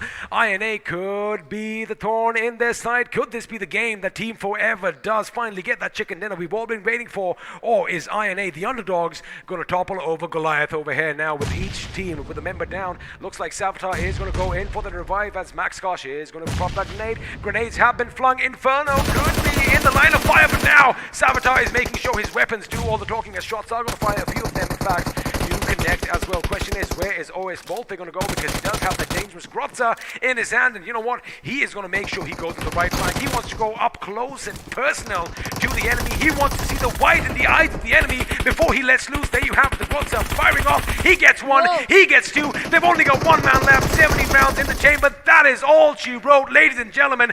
OS Bolte and the Team Forever, all the boys doing their job, getting the job done, getting the chicken dinner. It's one thing, they amped up the aggression in the end. They went straight to the faces of the enemy so that they could see the whites in their eyes, and then they let their bullets do all the talking. Wow. Well, always with that Groza, I think he found 3 finishes. The He last did, he guy did. also 2 initial finishes. He was so damn aggressive. Rest of the players were coming from other direction. In fact, last game also always was pretty impressive with yeah. his rotation and the flanks. This time also, this man can read the map pretty easily, like a book. Because this time also, in fact, the rotations were also quite impressive from Team Forever. Like they went from the complete southern side inside the yeah, they did. urban area of the Battlegrounds. That was a quite good read of the map. That was a good read, and of course, experience does come in Yeah. because if you talk about OS, he is going to be the IGL. He's been, making all the moves, all the calls, and well, looks like it definitely worked out in their favor this time around. Last game also, they had a decent outing. Yeah. But when you get a chicken dinner, that's even better, isn't I it? think they got 8 finishes. Nothing to complain about at all.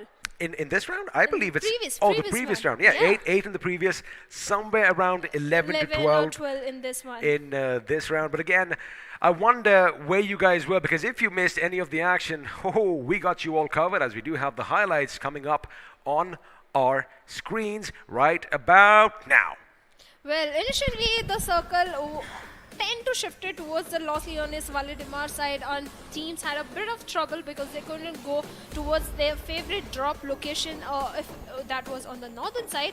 And one of the team that paid the price for it was Team Team GD on that fight and got 4 finish points for themselves. It was a plus of Suicide officials that went into the suicide, but Team Rising Rooks also not having a very good outing in this one. Also, Team Magma also not a very good position. In fact, initially Team Magma looked very good the way their players were placed, but Team Rising Rooks, yeah. so they were pretty much pinned down. But the way they came out of that situation, that was quite impressive, taking down Blazy and then fighting against the more players. It was all down to this man on our screens. Well, not Lord, I am talking about Nicky OP, because again, his position was pivotal for their success in that little skirmish. But again, moments ago, well, let's just wait for that car to go boom, and let's wait for Samurai to finally breathe his last. Again, I just want to bring up Team GT and the fact that, Aman OP pretty much, wrote the entire script for that first squad wipe. Well, Zar also, they were taking fight for the players of Team Your Worst Nightmare, but behind them was death. Genesis Esports were there. Behind them was their worst nightmare. Yeah, that was good. Their worst nightmare was just behind them. That is Team Genesis, the grenades. They couldn't have survived. There was no chance. They were running out of meds and everything, smokes and everything. But that player also jumping around like a bunny went down. 8-bit also initially looked good, but later on it became very difficult to move from the western side. That position was just pretty bad, because again, you at the foot of a mountain, open road in front of you, no building, no nothing. In the third circle, they were good. They were good. Oh yeah, I have to agree with you. They had the lay of the land. In fact, they did dish out some damage as well, picking up a few finishes for themselves. But again, the position, that's have a look at quite that. Yeah. Bad position. This is a very bad position for the players of Team 8-bit to Genesis hold on to. Esports, what did you do here? This was a very big mistake. They should have come down all the way. That would have added to the confusion as far as, team official INA was concerned. But they should not have stopped on that little patch of grass amongst all that rock. But over here, Juicy, of course, trying to make sure he survives till the end. He did get a couple of finishes to his name, but from afar, bullets came in and put him in the ground. Again, another outing from Team X Lions. I was surprised by them. Simple over here, winning hearts with some amazing gameplay, with some amazing grenades. In fact, I do believe he might just walk away the iQOO MVP from this game. Well, he might, but MF Mirror also a very good presence of mind to go for the finish points. I guess he survived till the 6th circle, I believe. Yes, a good position points, but this was a big mistake. The teams were taking head-on fights with the players of Team Forever being the aggressive one. And yes, always with that Groza, he was on a rampage. He had the best weaponry and he best utilized it. He went for the flank, took down one of the player of Team INA, took down second one and went for the last one, while the rest of the players dealt with the third one. Well, again, that is where all that experience comes in, and you can see this footage again and again and again. It's all that presence of mind that comes in that separates the good players from the yet to be good players. So, again, it is going to be a learning curve for a lot of these teams, as we did kind of bring up in the past. But we've seen how Team Forever did. Let's have a look and see how the other teams fared in this game. But before that, let me just say one thing again. All that experience does count for something. The fact that forget the experience. Team GT's Aman again. Once again, Yeah. he did set up that flank. We saw him at the beginning. He did set up that flank, bringing down Frankie, bringing down OS. Nobody expected it. Now, had Contra and his teammates, come in just a little bit sooner, it could have been a different story. But boy, oh boy, Team Forever were ever present to the danger. And the moment those shots were fired, they even tried to finish OS. Let me be quite frank over here. Of course, you want to get those finish points, right?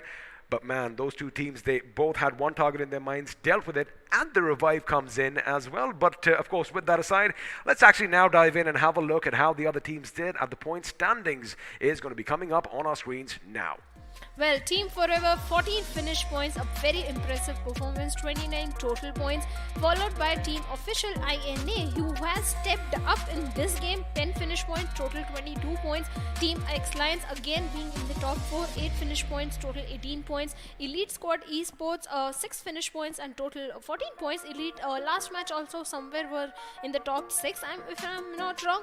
Team GT, 6 finish points, good performance, but Team MF Esports, not many finish points, but the smart gameplay from Mirror, going for the position points, being in the top 6. I think consistency is the key to qualify. 7 total points. They still are in the race. They still are in the race, of course. So you got to keep one thing in mind. This isn't round 1 or round 2. You have 3 games to play with. Now that we've had a look at the teams, let's have a look and see if the iQOO MVP is who I picked out. Is it going to be my man? Simple, it is going to be the Lion as he roars the loudest over here. 6 finish points for him, 642 points of damage, and well, looks like he's a team player as well with that 1 assist. I wonder how many are from the grenades. Oh, could be. I think let's be safe. I think 4 of them, or at least 3, definitely came from grenades. At least 3 finishes from the grenades, but damage 642, nothing to complain about. 1 assist, 2 headshots. 2 headshots, that means at least 4 grenade finishes? It could be possible. I see how you're thinking. Now the thing is, one would guess, one would assume that it is going to be Team Forever who would be the MVPs, but they are going to be joining us as the top 5 players because again, have a look at that. Teamwork makes the dream work, as all 3 members, Savitar, Max Cash, OS Bolte, have 4 finishes to their name, but you got to keep one thing in mind. Frankie did his thing as well. He ended the game with 3. Well, he ended with 3, but I am impressed. INA, not good performance in match 1. Instead of losing their calm, they came out on the top, almost on the top. The player is in the MVP top 5 plus. They're about the 2nd position with 4 finishes. Damage is also 719, 3 assists. A very good outing. If they keep up with the same momentum, they are still in the race, I think.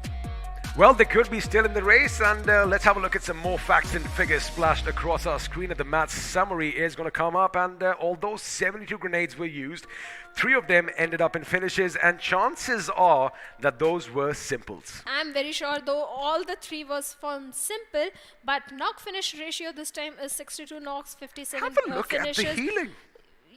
I think another record's been broken in this game. This is, in fact, the highest amount of healing that's been done in one match. 95. I love the fact that it's pretty much a mirror image as well. Lovely. In fact, Zar also contributed a lot to it. Oh, because absolutely. they were pinned down beside the shack area. They were just healing again and again, and Mirror also. I was just going to bring that up. Not just once was Zar pinned down in this game, but twice. We saw them at the beginning as well, caught between a rock and a hard place, but they did manage to escape. Unfortunately, God from, I do believe, Genesis Esports did not let them, it was death, in fact, from Genesis Esports that was raining down death on that little shack. And, well, that little shack became their coffin. Now that we've had a look at a few numbers, let's make it a bit easier for those of us, including me, who are not too good at math, as we have a look at some graphs. Of course, I am talking about the finish to damage performance graph. Well, this time things are not even at all, because I can already see 3-4 bars standing upright tall over there. And yes, Team Forever is already there. Team X Lions is there. Pretty high number. In fact, Team Forever close to 2,000 damage is there. In fact, Team GT also almost touching 2,000 mark. And good finishes are also coming in. Forever has a pretty balanced performance when it comes to finishes and the damage, but can't say the same thing for the players of Team GT, because 6 finishes, almost close to 2,000 damage. I mean, but 14 finishes, again, nothing to scoff at. But now that we've had a look at the performance chart, let's have a look and see which squads are going to get that top 4 positions over here. Well, Team Forever is going to be at the tippity top off the podium with that chicken dinner and 14 finishes to their name, followed by Team Official INA with 10 finishes. Team Lion again, they did roar loud and strong this time. A few more finishes as compared to the last game, but again, 8 finishes is no shabby affair. And Elite Squad Esports coming in fourth with 6 finishes to their name. Well, 6 finishes, nothing to complain. It's a very good performance that is coming, especially from the underdogs. This time, the top teams are also playing very good, phenomenally well, and underdogs are also playing very good. This means neck-to-neck competition. That's it, and that's what it goes to show for, right? Because at this stage, all the nerves, all the the adrenaline coursing through your vein, that's been dealt with. Now it is pretty much even Steven. If a couple of teams can give Team Forever, for example, a run for their money, it goes to show that they have the cojones, they have the skills, and they have everything to pretty much take on the big dogs head to head. And again, vice versa, the top dogs, the old guard over here, showing why they still are the fan favorites, pretty much almost wiping out squad after squad. Well, in fact, Team Genesis did that in match 1. Although they lost it, but they took down 2 players of Team Forever. They did, and Team Forever this time again, if you let them survive as a 4-man squad till the end, chances are they might just walk away the winner. So, well, if you want to pretty much defeat anyone, you want to make sure that you deplete their numbers and have that numerical advantage. Sometimes it works out, sometimes against all odds it doesn't. But for me, from this particular game of Miramar, a couple of things are going to stand out. Yes, Team Forever doing a wonderful job getting that chicken dinner. I'm sure all you fans out there are going to be happy. But Team GT made me sit up and take note. Well, certainly the way they had the position, yes, they had a height advantage. They shouldn't have gone all aggressive. They should have deployed more grenades or the smokes to cover themselves up. That's where I think they were lacking. What do you think? My only thing is, what impressed me most was probably, again, I wish I was a fly on the wall, at the boot camps of all these teams.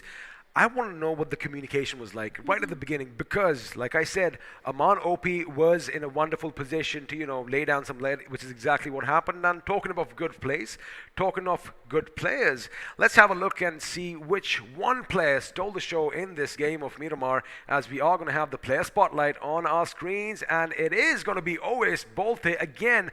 You got to keep one thing in mind. He made sure he got the chicken dinner for his team, and 3 of his finishes came in the blink of an eye at the very end. Yeah, 3 were in the end from the players of Team INA. 345 damage, a good performance coming in, 2 assists, and after 4, 1 is a headshot. I'm very sure that is from Groza. It could be from the Groza, and again, it doesn't matter with that weapon whether you're hitting your arm, leg, feet, or body, because when so many bullets are coming at you, you are going to be shredded down pretty quickly. But there you have it, Day 2, Group 5, Match 2. The player who steals all the spotlight is going to be OS himself from Team Forever. Again, you got to keep one thing in mind, right? It's not about coming out with the insane finish points. It's all about playing smart as well. Yeah. It's all about, if you are going to be IGLing for your team, you got to make sure you keep your boys alive till the very end. And that is one of the reasons, well, the spotlight is going to be shining on this gentleman on your screen now. Well, he is shining. In fact, match 1 also, he had a very good position towards that wizard tower. Last time also, this match also, very good rotations, very good perfect zone reading coming from Oves, and a very good IGL. But if we have a look at squad face off, Team Forever total finishes are 14. On the other hand, X Lions, who are standing at the 3rd position, total finishes are going to be 8. But X Lions were not in the perfect of the perfect position. They were on the low ground, and they were on the receiving end of the grenades. See, the thing about a pride of Lions is, A, they are proud animals, right? And B, they never back down from a fight. That is what Team X Lions were pretty much facing the entirety of this game, because not only were they picking fights on different fronts, they were in the thick and thin of the action, being assaulted from any which direction. Now, of course, there is a bit of a contrast as far as the figures are concerned, but I believe why we are having these 2 squads face off, because, well, they definitely have the maximum potential in the next game. Again, keep in mind, we still have one more game for all these teams. Group 5, I do believe, in store, so it could still go either way. Well, it can still go either way, but look at the assist number also. Forever having 10 assists, X Lions having 2 assists. That means Forever is playing as a pack, as a unit. Oh yeah. On the other hand, X Lions, they've been together forever. Yeah. In fact, the name also came in from that particular thought. I saw one of the interview of Oves. That was exactly, he was saying something on the lines that this is something forever. Maybe I cheated a bit. Maybe I saw that interview, but again, that's where my mind went to as well. But again, we are going to see the Lions roar one more time in Game 3. That's going to be at a different time, of course. But I love the fact that, this is what the crowd wanted. This is what all you watching at home wanted. Again, you got to keep one thing in mind, right? If your team does not make it, cut them some slack, because all that pressure is going to mount on them to achieve day in and day out. And like I said, sometimes we have our good days and sometimes we have our bad days. But again, it looks like for Team Forever, it is going to be a moment to change. Even for Team 8-Bit, although they haven't got the chicken dinner yet, boy, they've been impressing me with their game plans. In fact, they have been very impressive. Both the games, match 1, match 2, the only problem was they didn't have the best position. Match 2, they were completely bad position. That's where they couldn't do much. Match number 1, I'm sorry. Match number 1, they had a decent position until the last particular fight. They were on the low ground. They were. It's not just being on the low ground. They were pretty much right up against the foot of a mountain. So, death from above and then open on the other side. But of course, that was all the action that you saw on your screens. Now remember, we do have some groups playing offline as well. Let's have a look and see how all the teams did and whether or not your favorite teams made it, because looks like in the second match, Team Outliers are going to come out on top with 13 finish points despite not getting the chicken dinner, because, well, the chicken dinner went to NFC Fearless.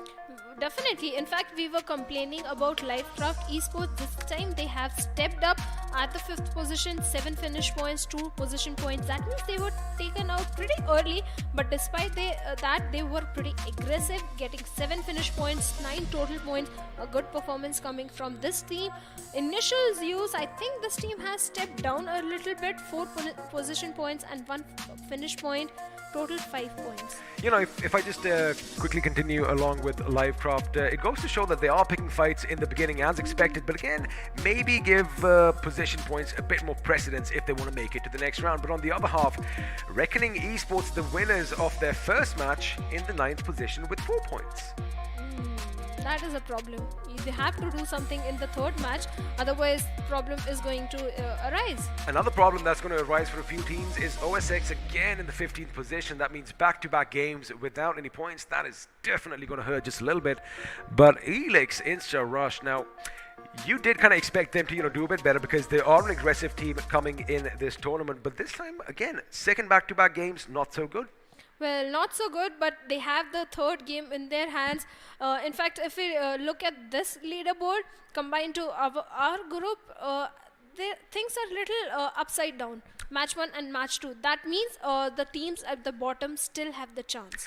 They still have the chance as far as the offline games are definitely concerned, but looks like the games that you have bared witness to in the last, hour or so, things are pretty even, Stevens. We know that a couple of teams are definitely going to make it to the next round. But again, it all comes down to one game. Anything can happen. What if the big boys up top, they topple over early? It could be a different story. What if someone on the bottom gets that chicken dinner with like 20 or so, finish points? It could be a different story. Well, it could be, but the chances are very slim. But let's see, it's a battle royale, anything can happen. It is a battle royale indeed, and of course the action is going to continue on the other side of this break, so all you got to do is make sure you stay glued to your seats. We'll see you then.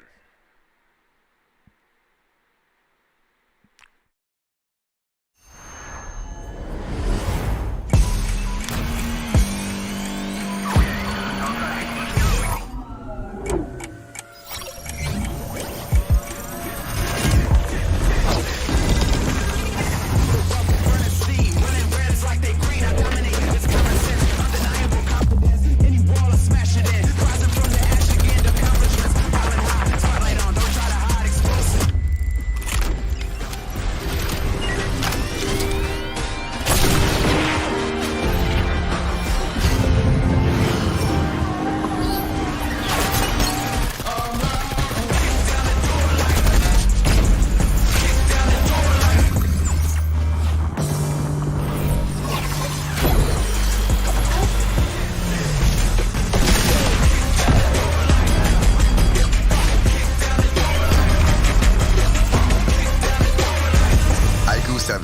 flagship monster.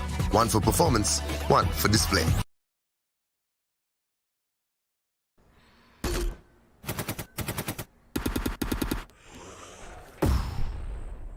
Enemies ahead.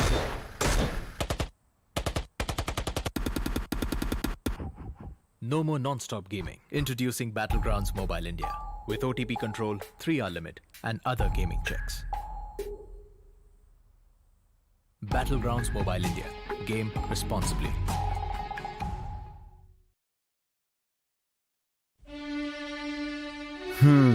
वो एक दोस्त game में फंसा, कोने में बसा, gang में अकेला, दिन का भूला.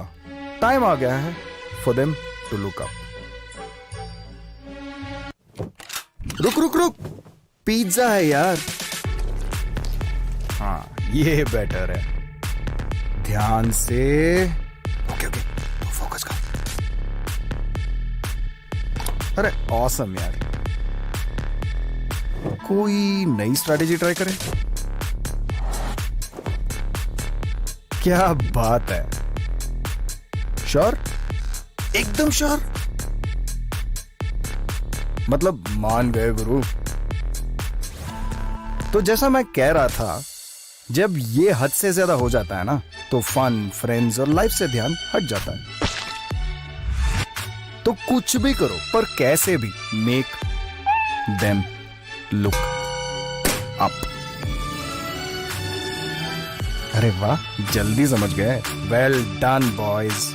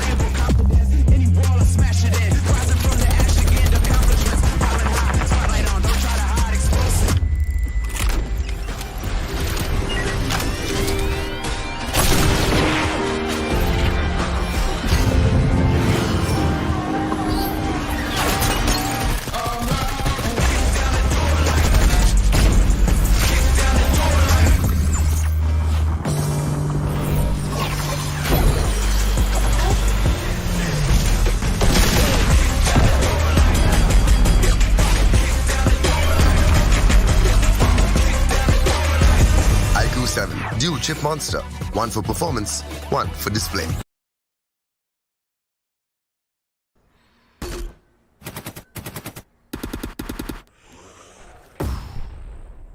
Enemies ahead.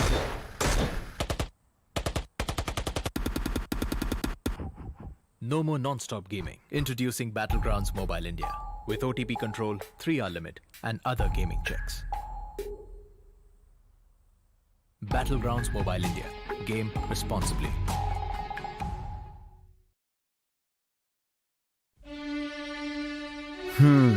वो एक दोस्त गेम में फंसा, कोने में बसा, गैंग में अकेला, दिन का भूला. टाइम आ गया है for them to look up. रुक रुक रुक, पिज्जा है यार. हाँ, ये बेटर है.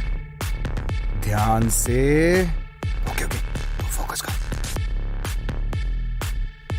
अरे ऑसम यार. कोई नई स्ट्रैटेजी ट्राई करें? क्या बात है. श्योर? एकदम श्योर? मतलब मान गए गुरु. तो जैसा मैं कह रहा था, जब ये हद से ज्यादा हो जाता है ना, तो फन, फ्रेंड्स और लाइफ से ध्यान हट जाता है. तो कुछ भी करो, पर कैसे भी मेक देम लुक अप. अरे वाह, जल्दी समझ गए. Well done boys.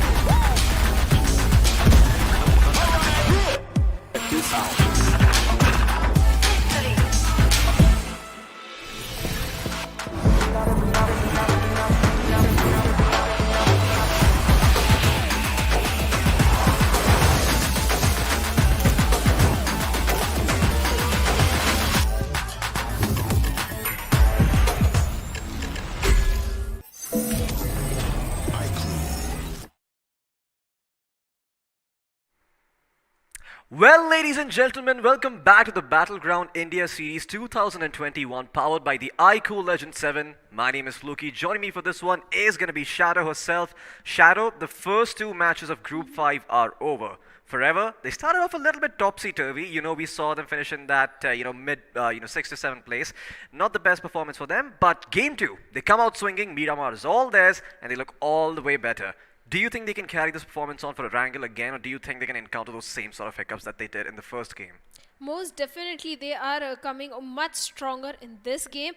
And another team that is coming much stronger is going to be MF Esports, because last time also they got one chicken dinner. Second match, they were not the best of the position. Miramar was the last guy standing, and he went ahead for the position points. I think in fact, at third team, 8-bit also. Yeah, 8-bit is also And obviously. Genesis also. And Genesis, there's so many good teams in the mix, we don't even know who to choose from. So you know what, let's have a look at all of them right in front of us over here. As we can see, Group 5 composed of these teams. In case you've missed what is happening so far and you didn't see the action, well, here you go. Genesis Esports, MF Esports, responsible for taking, I believe, the first game there. They won on Erangel. Team Dikkat, Elite Squad Esports. So, well, I didn't even get time to go through all of them. But on the other side, we got Team X Lions, Team SAR, Revolution Esports, Team Magma Esports, Team Official XIN8, Team YWN, Team 8-Bit, and Team Forever. Now, a couple of these names people might recognize if they have been watching since the first and second rounds. But 8-Bit and Forever, of course, the invited teams showing their mettle and proving why they deserve to be over here. Especially Oves. Oves is the guy who is the ideal of the team, and the presence of mind that he is showing inside the game, that is quite impressive. The way he is scouting the area, the way he is reading the zones and making those rotations, giving her the calls, when to rush, when to not. Yep. In fact, 8-Bit also, very good IGling coming in from 8-Bit. The way in the first match, there was so much congestion on the northern side, but they kept their calm, they held their position. Instead of picking bad fights, they went all passive at that time, but the moment they had the good positioning, there was nothing stopping them. Yeah, absolutely. That's what it seems like. I mean, once the train got stopped, once the train started moving, it was really, really hard to stop. But you know what? We're going to be having a look at what Erangel looks like. A couple of beauty shots, a couple of scenic shots coming in. Let's see what the map looks like in case you aren't familiar with it. In which case, what the hell are you even doing here? Do you even play BGMI? Hello, this is Erangel. Everybody knows what this map is. But there you go. These are the sunny sights the map holds for us. But yeah, I also would like to tell you that the spawn island is indeed, in the words of Angad XP Chahel, bustling with activity and life, and soon enough we should be jumping into the game to find out where these teams are going to be. Now, if you have been keeping a track, you can figure out for yourself where these teams are or are not going to end up. But yeah, if you don't worry, we're going to be displaying the results shortly after the round is over, and you will know if your favorite teams have made it to the quarterfinals or if they have been eliminated. So make sure you stay tuned for that. But yeah, in the meantime, let's behold all of these sites. Out of all the places in Erangel, which one do you think looks the prettiest? The prettiest? Yeah, which is the best place? Like, you just want to go there, maybe sit on top of some place and just look at the surrounding areas. No Ripnoy? Or Georgopol, just go on the, in fact, military base. The Military base. Star Tower is there. Comparing the, I'm talking about the heights. Yeah. Heights. The fight between the sea buildings and the player on the tower, they are never ending fights, I'll say. But yeah, Novo, Ripnoy and Georgopol, beautiful places to hold on to, just go on the top of the towers also. In fact, shelter but prison also is equally beautiful, considering the mountain ridges that are present over there. Man, so many fights. I want a circle that ends towards the prison, because that cliff, the mountain and the ridges are going to provide so much cover, and so many teams are going to be at the receiving end of the grenades that might come in. But for now, we are already inside the game, and the plane path is right in front of our eyes, like in few seconds. Well, you can still make out what part of the map it is if you're looking downstairs, and well, there you go, there it is, and right in front of us. We're going to be starting off from Georgopol, ending over towards the Milta Power area. The entire map pretty much open, every single place accessible. Perhaps Stallbird, if there is a team out there that indeed likes to drop for some reason near Stallbird, it's going to be hard for them to rotate in. But apart from that, the entire map is pretty much up for the taking over here. So everyone's going to get their favorite drop locations, and hopefully we don't see anyone contesting each other. Well, contestation is going to be there, Floki. Definitely North Georgopol. Genesis is dropping in on North Georgopol, in fact, followed by other teams also. This is the area that is going to be very much contested. But other teams like Team MF, I want to see where they are going. Are they going Oh, again? okay, we've got a knock right away. We've got to get a finish. There you go. Suicide Officials, they're going to start things off, and that too, well, with that 9mm, they're going to be able to get themselves that pick. And Ultras already with a weapon in his hand in that uniform is looking to do some more damage over here. Team, your worst nightmare. Well, this indeed might be their worst nightmare, as this is the final match and they've already lost one of their players right away. The rest of the game is not going to be easy for them, but that is if they even survive this part, which at this point in time might be a little bit hard over here. Suicide Official, they want to try and take this fight against them. Now, they've got a couple of M16s. They are burst fire, so it's going to be kind of hard for them to line up the shots. Oh no, Ultras did not get the memo! unfortunately goes in, but the trade comes through, coming in from Clown, and there you go, he will be able to save his teammate. Altros should be able to get back up on his feet. There are a couple of bandages available, and just like that, your worst nightmare losing 2 players. I mean, not the kind of start that they were hoping for, and this is the final game, so yeah, this is going to be really, really problematic for them going towards the mid and late game, if they even survive this.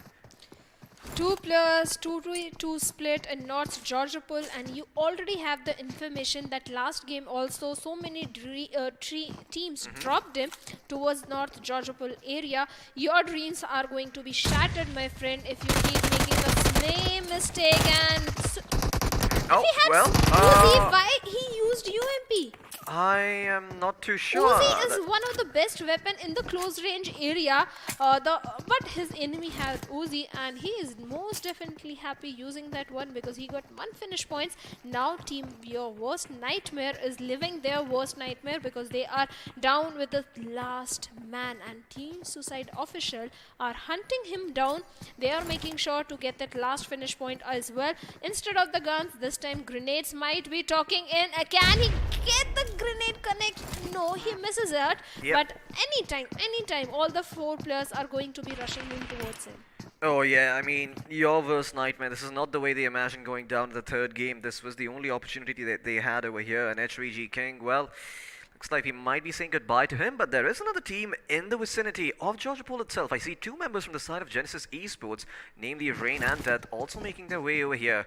And Suicide Official could be in a world of trouble if they do not finish this quickly. King, this might be good for him depending on if Genesis Esports decide to push the envelope or not, because they could potentially just ignore King entirely and end up taking a fight against Suicide Official, leaving Suicide Official in a bit of a hard position, trying to make sure that they don't get backstabbed by King, while at the same time trying to take the fight against Genesis Esports. So yeah, I mean, King, all he's gonna do over here is sit there with bated breath and try to live.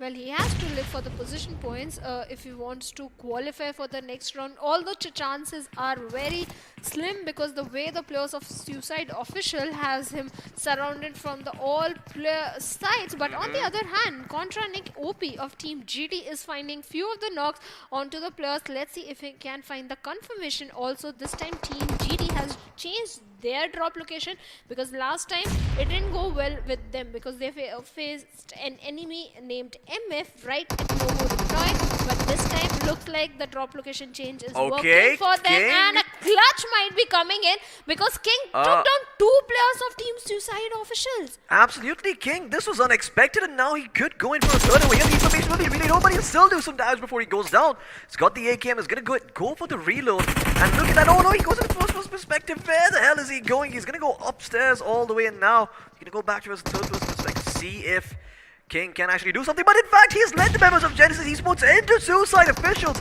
This is a wonderful performance coming in here from King, trying to make sure his team still stays in the race, and Suicide Officials might just be eliminated in 16th place. Oh no, this is not the way they imagine this going at all, and Suicide Officials will be taken out by your worst nightmare, but they're not done yet. Genesis Esports, they know there's another player in here, and look at those free fires coming in. This will most certainly be his demise, but King, he certainly makes it official for Suicide Officials. My god, I mean, he may not have been able to win the game, but he definitely made the side of Suicide Official pay for it by leading the side of Genesis Esports in and allowing them to rack up those finishes. Great performance coming out by King. Even though he's been eliminated, that was a very clever move. Very clever third party from Team Genesis, I'll say. The presence of mind, 2 players or 2 teams are already fighting. You are reading the finish feed and you know the players are already down. You make the rush, gain their finish points, all those finish points in your favor. And what a perfect way to get 4 finish points. And mind you, Floki, much needed finish points. On the other hand, Team Elite Squad spotted down few of the players in rotation, trying to shoot in their direction, find that connection. They are dishing out a damage, but not enough to knock down the player or bring him down to his knees. Yeah, Magma slightly are in some trouble, but well, Godwin is going to turn his attention towards Team Dikkat instead and create problems for them as Dikkat truly are not Dikkat themselves. Carnage OP is going to get taken down, and you have the member of Elite Squad Esports to thank for it with that M249 saw at that distance. Just doing so much work, and That has to be rough, just losing a player like that out in the open. In the meantime, it doesn't look like Elite Squad Esports are done just yet. They're trying to rotate out, and well, there you go. We were so busy catching all the action that we missed the circle, and in case you missed it, well, there you saw it. Cool. Okay, he spotted out Simple from the side of Elite Squad Esports. There could still be hope for this team yet, but now he's going to take cover behind the rock and try and get his team to come in here and maybe get a couple of finishes going against the side of Team Dikkat, but Team Dikkat might be leaning the side of Magma or the other side of Elite Squad Esports into a bit of a trap, because Magma has also heard the commotion and now they're joining in the party. So there's going to be 3 teams trying to duke it out against each other, but the positioning definitely favoring Elite Squad at the moment. Some nades being prepped up, another nade being thrown back in response over here, and Parmar could be in a world of trouble. For the time being, he's still standing.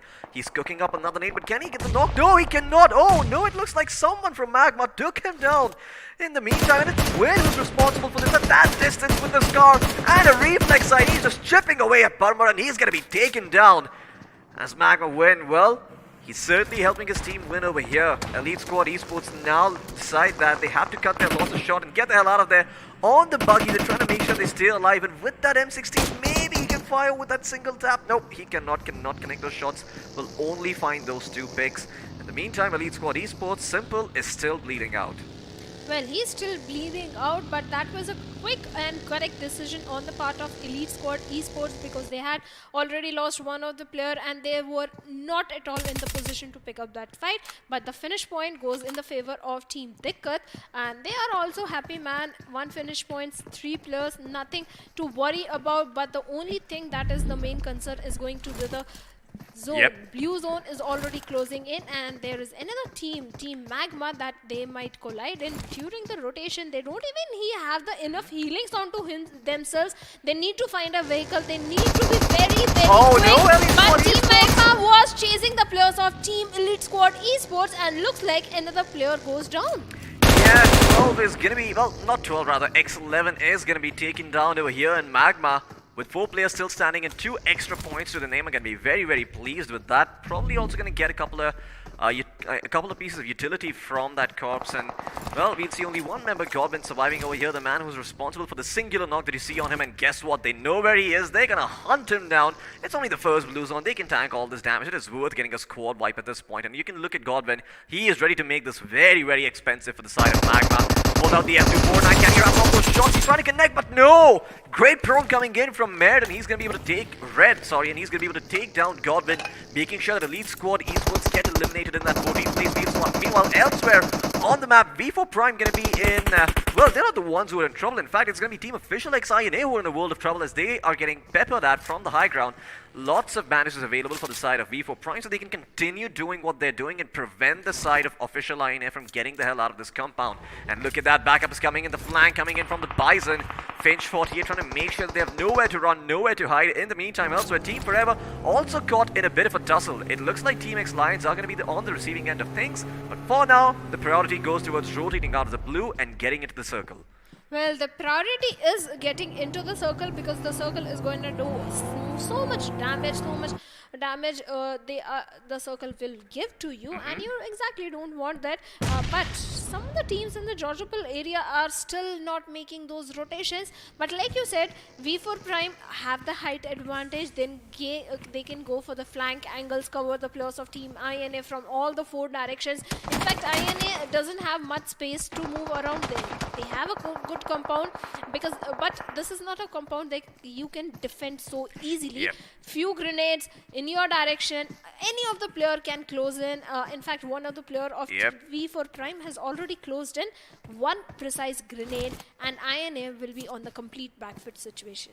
Absolutely, just like you said, the windows and the doors are also open, that you can hurl in nades from multiple angles, flush them out, and even if those nades don't connect, just the mere fact that you force them out of that area, it's going to make sure that you are going to be forced to fight. And once again, they are playing it a little bit smart over here. You can see INA trying to hold those places where the windows are walled off, but it's still not enough, because they are sort of split up at this point. And V4 Prime, they seem very, very keen on taking this engagement. Not gonna lie, this could come back to bite them. Now, the good news for them is that where they're taking this engagement is around Yasnia Polyan, and there's no team there. But in the meantime, we're gonna turn our attention towards the side of Team Rising Groups, who are in the world of trouble over here. Genesis Esports gonna take the assault to them. Have already found 2 knocks, and Baba is the only man still standing over here. Will probably be taken down as well, as Rising Groups, the world world of trouble. Well, they do have another member elsewhere on the map, but looks like he's going to be carrying their dreams and hopefully making them see that chicken dinner. But that road is long and arduous, so Lord for the win. He's going to have his work cut out for him while Genesis Esports continue to rack up those points.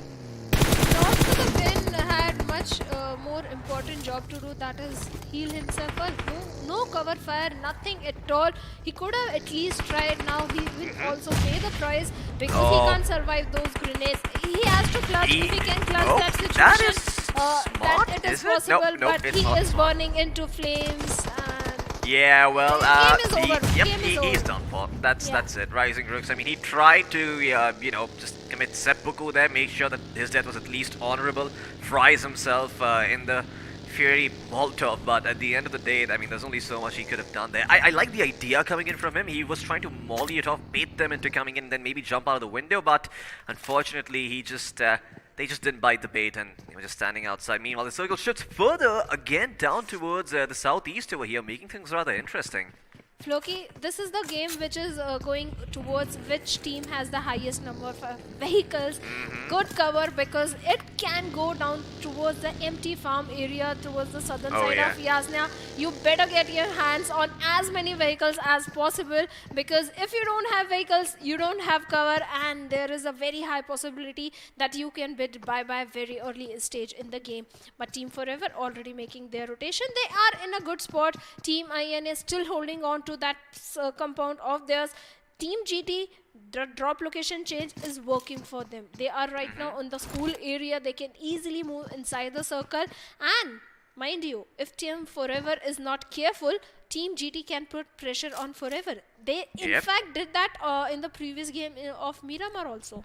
Absolutely, Team GT can definitely put all the pressure on these teams, but we'll see if that aggression actually comes through. For now, we're going to be turning our attention towards SAR, who are in the middle of the circle. They are, well, not exactly in the middle, close to the center, close enough that they can rotate out towards other places without too many worries. But with the way the circle is closing in, a good amount of it is in the water once again, and we can see that the lake is going to be a big factor over here. Let's see if how teams decide to play around it. In the meantime, I do see rotating in, but there you go. Weaver Prime is going to finally spring their trap as Darkseid is going to get spotted and taken out over here. There's only one member, Finch48, hiding behind the door over there, not trying to be spotted, but in the end, he will be cleaned up. SAR, they're going to be unhappy. Oh, he even left a present. Oh, never mind. It was actually Itachi. Never mind. It was not him. Well, V4 Prime, not a good start, but Team ZAR, much needed good start. One finish point to their name, but are they in the best of the best position? Because I don't think this was worth it. No, this is not a good position, but on the other hand, the position of Team MF, the compound they are holding on, I think that's a good position to hold on to. Team Forever having the complete southern western side onto themselves. They have a good compound also, but the question is, will the zone shift towards them or away from them? If it goes away from them, then they have to deal with so many teams that are going to restrict their entry inside the circle. In fact, one of them is going to be Team 8-Bit. Absolutely. I mean, that was so beautiful to watch that I want to look at it a second time. So here's the instant replay. There you go. I mean, he's just hiding behind that door, waiting for someone to come in. And as soon as they do, he's able to take them out. Great stuff coming in from him. But unfortunately, that's sort of all he could do. The entire team was there on the side of SAR, and they were able to get that cleanup. Was a little bit messy, but SAR, I mean, they can still fight. They're still very much in this game. It's going to be hard for them, though, when all these other teams still have all their 4 members standing, and once again, the circle shifts towards the west. It's shifting towards the open area, like you mentioned over here, Shadow, and those vehicles, like you talked about, are going to be a big factor. If Team MF defends that compound, this is their game. This is their game most definitely, but that compound is not at all easy to defend. They have to be very active in the game. They have to make sure that no enemy comes in the nearby vicinity, because if they do, then Team MF is going to fall down through the grenades or the molotovs or the direct rush. Anything can happen. They have to very much make sure that the compound is still there, still the oh no, Team Forever! Yeah, Floki. They are coming into fire over here, and it's from the back. It's official INA have spotted them out and don't want to give them an easy chance in this game. Hell no. They're going to take the fight to them, having all 4 of their members up and running. feel very, very comfortable doing this. In fact, they managed to take down a vehicle, so that's going to be big for them. Making sure that that semblance of cover that you get when you blow up those vehicles during open circles is just being reduced a little bit further for the side of Team Forever here. Team Official Iron not just done yet. They're going to try and chase, getting into a car of their own. That is 3 members in one car. I do not like that decision, but they might not have a choice over here. Elsewhere, well, looks like MF Esports going to go up against Genesis, and 3 members from MF are standing, but look at that. Nate is going to do so much work. He's going to force them all out in very awkward positions. These only 2 members from MF standing, and the ones who are busy healing themselves up. They should most certainly be able to confirm these finishes, but doesn't seem like Genesis are able to go in and confirm those knocks. No, they still themselves are knocked on their feet, and Arthur is dropping a couple of smokes in to see if he can get a res of his own. Another grenade is going to force him out into a harder position over here, and against these 2 players, it's going to be hard for him to try and take the 1v2. But can he isolate those spikes? Can he go around and find those angles? He certainly is trying. In MF Esports, they're chasing him. They're hot on his tail. But Arthur looks like has been eliminated. So there you go. That's going to be the end over there for the side of Genesis and MF Esports. Well, they are going to be very, very happy about this. 3 members still standing. Managed to get that squad right, but elsewhere, X-Lions, they see all of this commotion and now they want in on the action. Mini 14 with the scope, a very dangerous proposition, but we'll see if he can actually land those shots. The reload comes in and there you go, Hitman VR2. He's going to go in and try to help his teammates out, perhaps drop a couple of medkits for him if he doesn't have any, and well, he is going to need some. He only has 1 source of healing, which is the medkit that has been used, and hopefully he's able to get some upgrades for himself from that loot stash. Did I say MF? No, I meant Zar. I'll change my team because Zar are in a better position. I don't know the geography of Erangel that as these players know, but yeah, Zara are having the compound, but Team MF was holding the Wizard Tower. It's not easy to hold on to it, but Team Forever is looking good, but they are going up against the players of Team 8-Bit who are on the rotation, and Jazzy finds a knock onto Max Cash. Can he go for the confirmation? Always Volte is trying to delay the push by deploying few of the grenades in their direction. Yeah, he most certainly is, and it looks like Team 8-Bit, well, they have their eyes set against the side of Team Forever. Still considering on how they can assault this compound. I don't see a lot of utility on Juicy. Doesn't have the smokes necessary to pull this one through, but maybe if they're able to find some sort of flank angle, they can catch Forever off guard. It is going to take a backstab, but backstabbing Forever is going to be hard. I mean, they're going to have to go all the way around over here without being spotted. And well, there you go, the circle. It might just force them to go further into a stalemate. Now, you have to remember, if the side of Forever, decide to take this fight over here, they are going to attract the attention of all of these other teams rotating in. And Shadow, this circle, well, it's like you mentioned, there's only 2 compounds in the play, one occupied by Forever, the other by SAR. Every other form of cover has to come from either the natural terrain or the vehicles. But in fact, Team 8-Bit is also looking good. The slight slopey area, they are going to have a little bit of advantage. They have the vehicles to back them up also. So Team 8-Bit is also in a good position, I'll say. But right now, they are outside of the safe zone. But Team INA is not at all in the good position, because grenades are going to be coming in their direction, one after the another. And my goodness, Team INA. Diwali might have ended, but they still have a few firecrackers up in their arsenal. They're going to toss them out over here. Revolution Esports not at all happy with what has been happening in these past few games. Can take matters into their own hands and try and take out the members of Official INA. 3 members on their feet, crawling on the ground with just 1 member standing. This should most certainly be a squad wipe over here coming in. Flanky trying to go around the smoke, trying to find him. He will see him towards the end, and there you go. The hip fire is more than enough to take him out. Looks like the side of Revolution can be very, very happy, but there is another team in the vicinity. It is Team X-Lions who hear the commotion. Do they charge in though? That is the question. X-Lions, well, in the meantime, it seems that they are sort of recovering from a couple of problems that they have had. It did seem like they took a fight, and well, they were able to get a couple of finishes, but they did lose one of their players, so still heating up from that. And in the meantime, Team Forever, well, they continue to hold on to the compound, right? They're just going to stay over there. Their zone prediction skills are absolutely on point over here. And you can see always, I mean, at that distance with the UMP, it can be kind of hard to connect those shots. But all you need to do is blow up the car. Well, if he can actually do that, then maybe they have a chance over here. But no, it doesn't think it's going to happen. Team X-Lions using that smoke to stay alive for the time being, and elsewhere on the map, it seems like Revolution continue to establish dominance. There you go. Oh, okay, it does look like they knocked out a member from Team Forever here. The flank watcher being taken out, and Flanky, well, like his name suggests, is on point with those shots. You can see if Hunter UNS can finish the job, although it doesn't seem like Revolution are going to try and protect their members. This should most certainly be a sack onto Savitar 01 because, yeah, in that position it can be sort of hard to res him.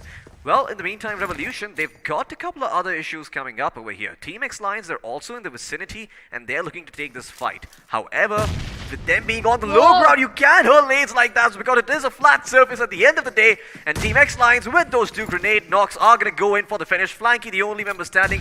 Second grenade going to be popped just to confirm those and try and make sure that they're able to get them. And, well, okay, well, it ends up connecting onto Revelations, who's going to be in a world of trouble over here. Oh, sorry, it's actually Veggie who's going to be under fire, but in the meantime, elsewhere on the map, it does seem like Forever is going to be taking the fight against the side of 8-bit. 8-bit finally assaulting this compound, but they've got a high ground.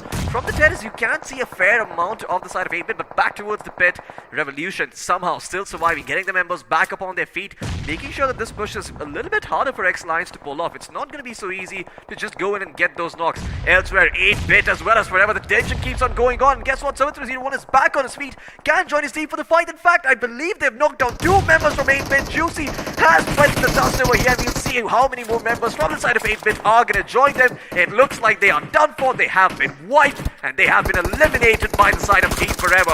Elsewhere, they're going to turn their attention towards the other team pestering them. It is going to be X-Lion. Simple. Going to be under fire at this point. The M4 carbine really good. Oh, no, that buggy is not safe at all. And thanks to the silencer, they don't even know where he's going to be coming from. That buggy once again just causing them both to die over there. That is going to be 2 more finishes, or rather 3 more finishes, going the way of Team Forever, as Team Forever going to be very pleased with what's happening over here. And Savitar 01, I mean, it just seems like where action ends on one front for the side of Forever, action starts on the other. He's going to be prepping up a couple of nades over here, and once again, this is not the position you want to be in. Revolution Esports, they are in the pit where there is flat ground. It is on the lower side, so holding grenades there is very easy, and they cover a large chunk of the area. Vegetons in the meantime is going to be in the farm, just taking cover behind those hables, trying to make sure that there's nothing cheeky going on from the flank, from the backstab. And well, there is indeed nothing cheeky happening, so perhaps when he realizes that he can help his team, but is he going to get the chance to do so, Shadow? Because look at Savitar, he is going forward and he is not stopping. He's going to be able to take out one of the members from GT. Well, almost take out one of those members. He does spot them out and blows up the car, so he's at least going to prevent the rotations from coming in. And now Team X Lion, Team Revolution Esports might look to start pushing in. Savitar though, he's going to make that a little bit difficult for them. Look at those nades going in. Vegetons, rather Hunter UNS, going to be in a world of trouble as he has been knocked on his feet, and there you go. He is done for. Flanky, well, and his teammates still surviving over here, but they're not on the spot to help his teammate out. Does deploying a couple of smokes. Oh, what? He shot him through the grass! What the hell was that? I'm quite sure he only saw a pixel of his helmet poking out there, and that's all he really needs over here. And he's gonna go and get the squad wipe by himself. Savitar is very angry with what has happened earlier, and unfortunately on the receiving end of it are the members of Revolution Esports. That nade perfectly coming in. A single man eliminates an entire squad. Revolution Esports, this is not the party they were hoping for. Well, Team Forever is not stopping for anyone, and we are down to 2 teams, Team GD and Team Forever. Again, GD already 1 man down, and second player also very low HP, and the player Aman OP goes down. This he is the gets 6th circle. confirmation. This is the 6th circle, and Ovis is hunting for the players. My In God. fact, Forever is also hunting for the players. Look at the position of Frankie and Max Cash. They have that angle totally covered. On the other hand, Team Ovis has other angle covered. He is already smokes and the Oh grenades my closing God. in. Savitar finds another knock onto the player of Team GD. GD What the surviving hell? the Savitar, last calm hit, down! and Relax, and he's take gonna the be finish. run over!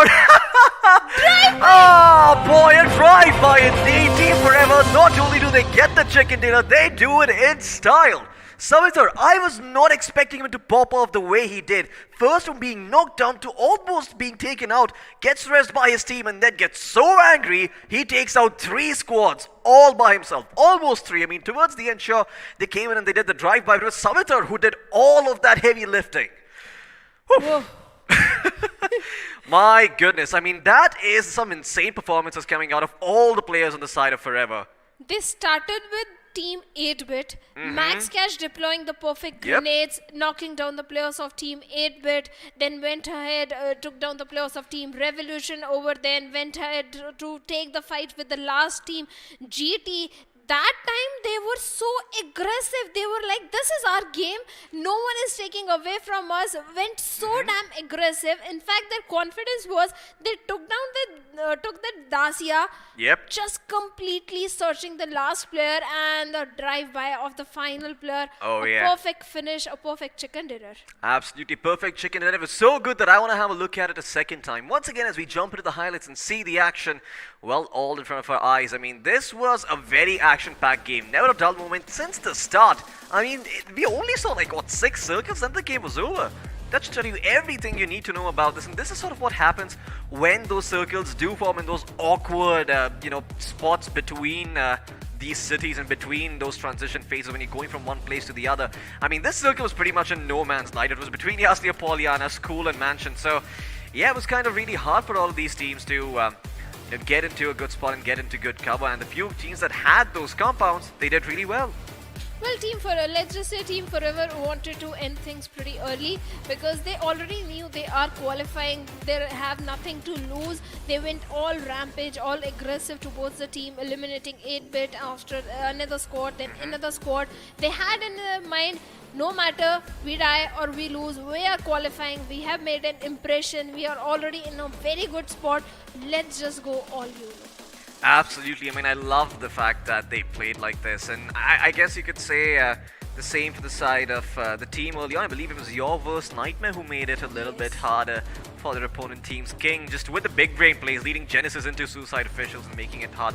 This was also a very good attempt coming in from Lord for the win. The idea was right. He was trying to bait them in into the Molotov, but they didn't take it. You know, they stayed outside.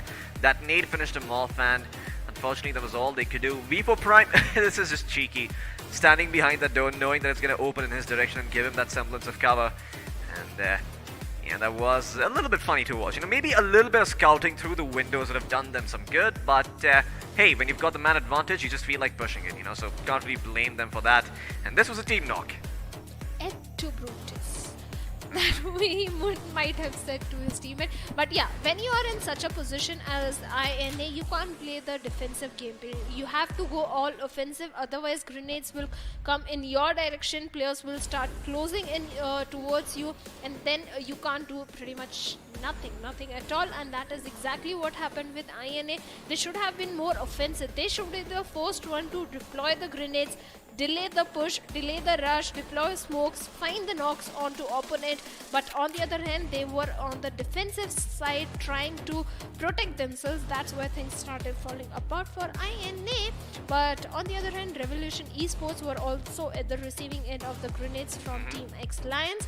Let's see how many finish points. But this was a moment.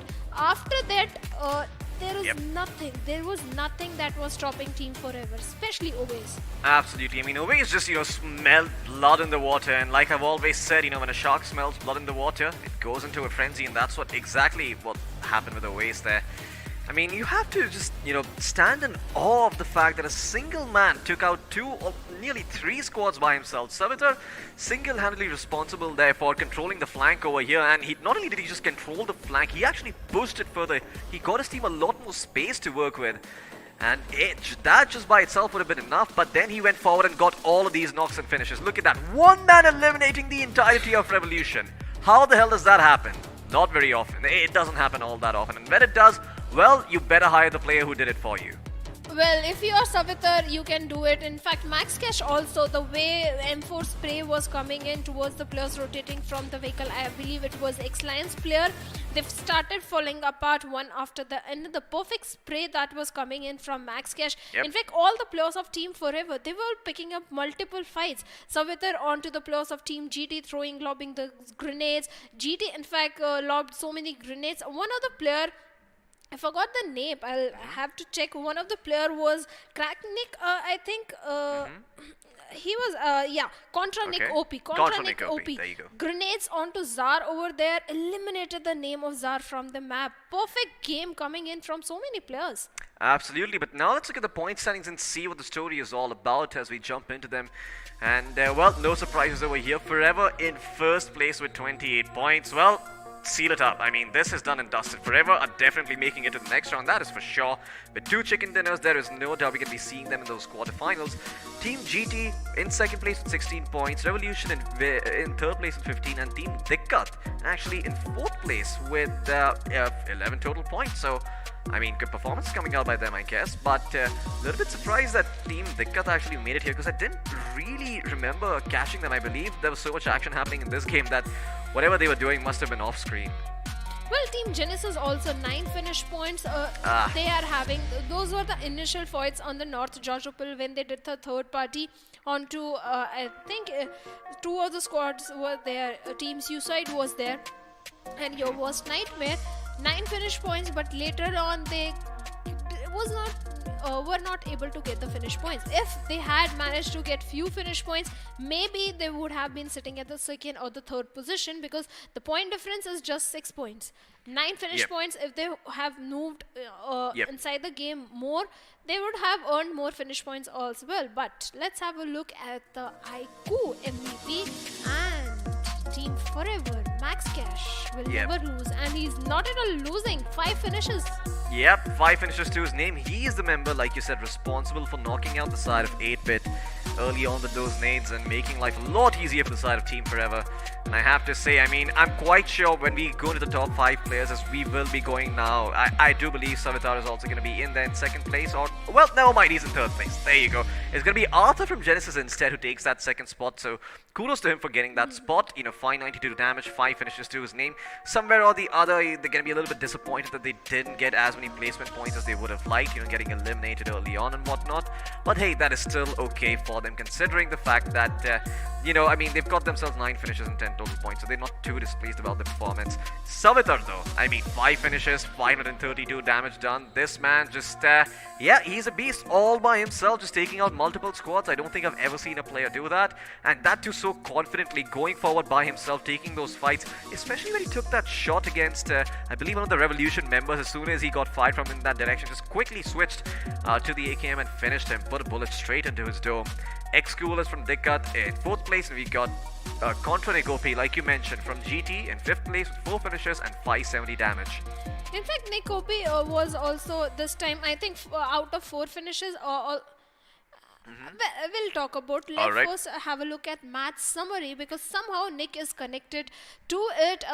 There are 117 grenades used.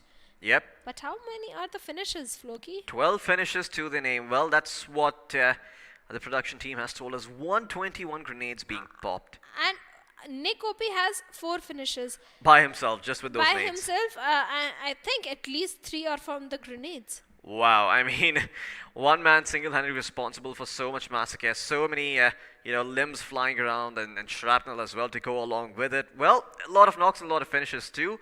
But yeah, definitely the most interesting stat is the amount of healing done and the grenades being popped, as well as the number of grenades actually resulting in finishes. Once again, having that 1 in 10 efficiency. But I'm quite sure even other grenades did have a lot of impact. You know, I saw a lot of grenade knocks coming in, players finishing them off with their weapons and whatnot. I believe there was one fight where multiple teams in the pit was just, you know, constantly being checked with those nades being thrown in, and I believe there's another player standing around the smoke. I don't quite remember which team it was, but he got taken out as well. So yeah, lots of grenade knocks coming in. But let's have a look at the finish to damage ratios and see how they look like for each of these teams. I imagine Forever is going to be up there, but I'm quite sure we want to find out what Genesis as well as, you know, 8-bit looks like. So there you go, Genesis Esports, 1350 damage done with 9 finishes. And on the other end of the spectrum, we've got Team Forever with 1716 damage done, rather, so 1716 damage done, and 13 finishes to their name. Once again, great performance coming out from both of these teams, but one team got more placement points than the other, and that is Team Forever. Well, certainly, but look at Team Revolution Esports, 1500 close, 1600 almost damage they have been dishing out, but only 5 finish points. They are going to be a little disappointed, but yeah, other than that, very good performance coming in from Team Forever.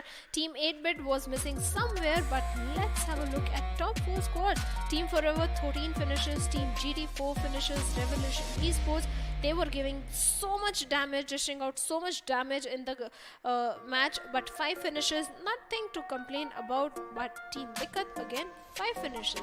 I think it's going to be a very close neck-to-neck competition that out of this group, which are the 4 teams that are qualifying. Yes, Forever is definitely qualifying, but other than that, which are the 3 other teams?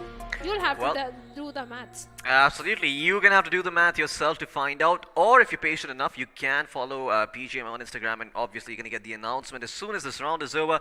Know which teams have made it into the quarterfinals and know which teams haven't, but for now, this is it. Group 5 done and dusted, sealed, put in the locker, it is done for. Now, we're going to be moving on to the next group, which also has a couple of interesting teams in the mix. I believe I saw the name of Seoul in there. So, you know, if you're watching at home, well, you're going to be super happy to see them as well. And yeah, I can't wait to see what kind of performance they put up over here.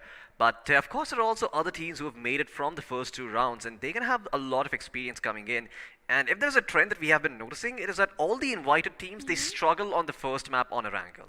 Do you think that's the same thing that's going to happen with these other invite teams coming in the next set of matches? Well, Floki, Team Soul, like you mentioned, is coming into the picture in this round. But so many roster change again. Team Soul roster has completely changed, and now the teams that have qualified are not feared by the name Soul or Forever or VLT or any name for that sake, because we saw teams taking head-on fights with the invited teams as well, giving a tough competition. In fact, Genesis was also one of the team, MF Esports was also one of the team. So teams are not going to be feared or shying away from the fights. The only disadvantage invited teams have is they have no idea where these teams drop, what their rotations are. But invited teams are like a open book. Everybody knows everything about them. Absolutely. Definitely going into the first match is quite hard for all these teams. But let's have a look at the player spotlight and see which players have stood out over here from Group 5. And well, there you go. It is Max Cash from the side of Team Forever who stood out for match number 3 with 5 finishes to his name and 628 damage done. In fact, I think all the members from the side of Forever put up a pretty decent performance, as Savitar and Max Cash with 5 finishes each. And yeah, I mean, just really great performance coming out from that entire team. I believe there are 13 total finishes. So between Savitar and Max Cash, they're already 10. Well, there are already 10, but out of 5 finishes, 2 are onto the players of Team 8-Bit with those grenades. 2 are from the players of Team X Lions from that moving vehicle. I can't remember the 5th finish. Well, I guess I'll have to ask Max Cash or just watch the stream again. But yeah, 5 finishes, very good outing, very aggressive gameplay coming from Max Cash and in fact Savitar also. Absolutely, all of these teams, doing a wonderful job over here. But at the end of the day, only a couple are actually going to qualify into the quarterfinals. You want to know what that number is? It is 1/4. Only 4 teams out of the 16 playing will be making it, as we see only 64 teams in that quarterfinal. So make sure you give your favorite team all your support, all your energy right from the first round of the next set of matches that we're going to be having coming up soon enough. And I'm quite sure those teams are going to need that support, because once again, this is do or die, and this is harder than the first and second rounds, because back then it was top 8, now it's top 4. Top 4 on only 3 matches. I can't stress it enough. Only 3 games in your hands. You don't have the chance to experiment or improvise or re-strategize something, because you enter into the lobby. That's when you get to know which players you are competing against. You can't change something in your gameplay like on the spot, on instantly, because sometimes that can backfire. Sometimes it can work. You can't take that risk. It's not like you have 6, 7, 8 matches that you can rectify your mistake, come up stronger. It's just 3 games. 1 game you mess up, rest of the 2 games, every single point that enemy team is earning is going to put added pressure. Absolutely. I mean, all of these teams going to be, well, under a lot of pressure, like you mentioned, because especially the invited teams having had no experience whatsoever playing against these teams, like you mentioned, not knowing the drop location, not knowing the meta, not knowing how everything works. They're walking into this one blind. So for them to actually, have a good start in the first map itself is very unlikely, right? We even saw Forever struggle in the very first map of Erangel, by their standards. I mean, the struggling for them is in finishing in that 5th to 8th place. But eventually they got their footing. They found their footing in Miramar. They were able to turn things around, and Miramar does seem to be the great equalizer, right? Because all of these teams have never played Miramar before, and for the new teams or for the invited teams coming in, they get to have a fresh slate and hopefully play on a level playing field compared to all the other teams who've been playing each other on Erangel for the past 8 days. Well, definitely Miramar can change the game because the invited teams, qualified teams especially don't know about each other also on Miramar. Erangel, they do know Miramar, they don't know where their enemies are dropping in except for the two teams. But who is making it all possible? Well, it is a lovely sponsor, the iQOO Legend 7 itself. It's got a monster inside of itself just in case you need to upgrade to a phone that is going to handle not only your gaming needs, also your phone needs, your camera needs. I mean, you want to click some good pictures, iQOO has you covered. So let's have a word from them and see what they're all about as we jump into a word from our sponsors.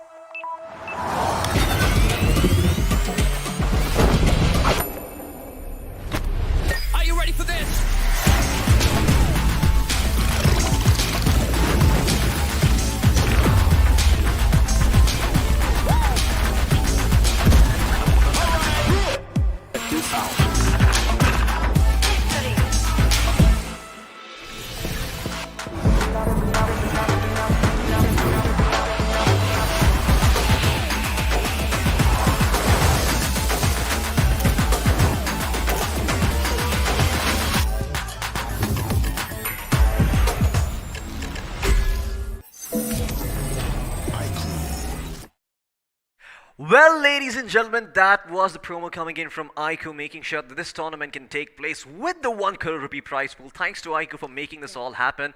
And once again, if you need a phone that fulfills all your gaming needs, as well as make sure that you're able to click good pictures wherever you go, this phone is for you. 22 minutes for a flash charge, making sure that you back up to full battery. And on top of that, it's got a top-of-the-line processor, the Snapdragon Qualcomm 888. Even if you're not gamer, if you're a lazy person like me who forgets to charge their phone, get it. Absolutely. Just 22 minutes and you're done for the day. Absolutely. It's almost like, playing another game of BGMI. That's all you have to wait for, just 20 minutes and it's completely done for. But in the meantime, we've been having another set of matches offline that you might not have been keeping up with. So let's jump into the point standings for those games and see where those teams are now as we jump into Group 7s. Well, match 3 points. Vault Esports in first place with 31 points. 16 finishes to their name. That is quite a number. That means they eliminated 4 squads out of the server. That is insane. I mean, that is 25% of the server. Team E2 in second place with 12 position points and 8 finish points for a total of 20. Lifecraft in third place with 10 position points and, 2 placement points. And, there you go. You see all these are teams as well who unfortunately did not make it. Reckoning Esports, Asiatic Lions, Initial Zeus, Team Outliers Unite. Eli X Instant Rush, Fake God OSX. Unfortunately, they were not able to find themselves in a good spot. But that's the result from those other sets of matches that have been going on, in case you haven't kept up with those. But now, like I said earlier, we move on to the new group, and this new group is going to be fairly interesting. Like I said, lots of teams coming into the mix. And what is the one thing that these invited teams need to look out for, according to you? Because obviously they're running into this one blind, right? So what do you think their approach should be? Like, how do they go about playing their first game on Erangel? Just don't underestimate the underdogs. Okay, that's it. that's simple? That's simple because these teams have the experience, they have the knowledge, skills, everything they have got. But when you start underestimating your enemy, like we saw yesterday, teams making blind rush, if you are going to do something like that, no matter if you are the top dog, you're going to get taken out pretty easily. Well, absolutely. You most certainly are going to get taken out if that does end up happening. But guess what? We have the matchup ready so we can have a look at what the teams look like in the groups itself. So there you go. In case you do not know, it is on your screens now. We're going to be starting off with Team Atlantis. There's also 0 Degree OG, a name that you might recognize if you have been watching from the first 2 rounds. You've got Retro Esports, Minimal X BBH, RIP Miso Gaming. Well, okay, that is very straightforward. PLM Esports, G2A Esports, and Team Bros as well. These are the first 8 teams who are going to be playing over here in this set. But if you want to have a look at the invited teams, then we can have to move on to the next slide, because there they are. It's going to be Fallen X Esports, Terminator XTR, Team BE, RDB Revenant, 4 Fighters X.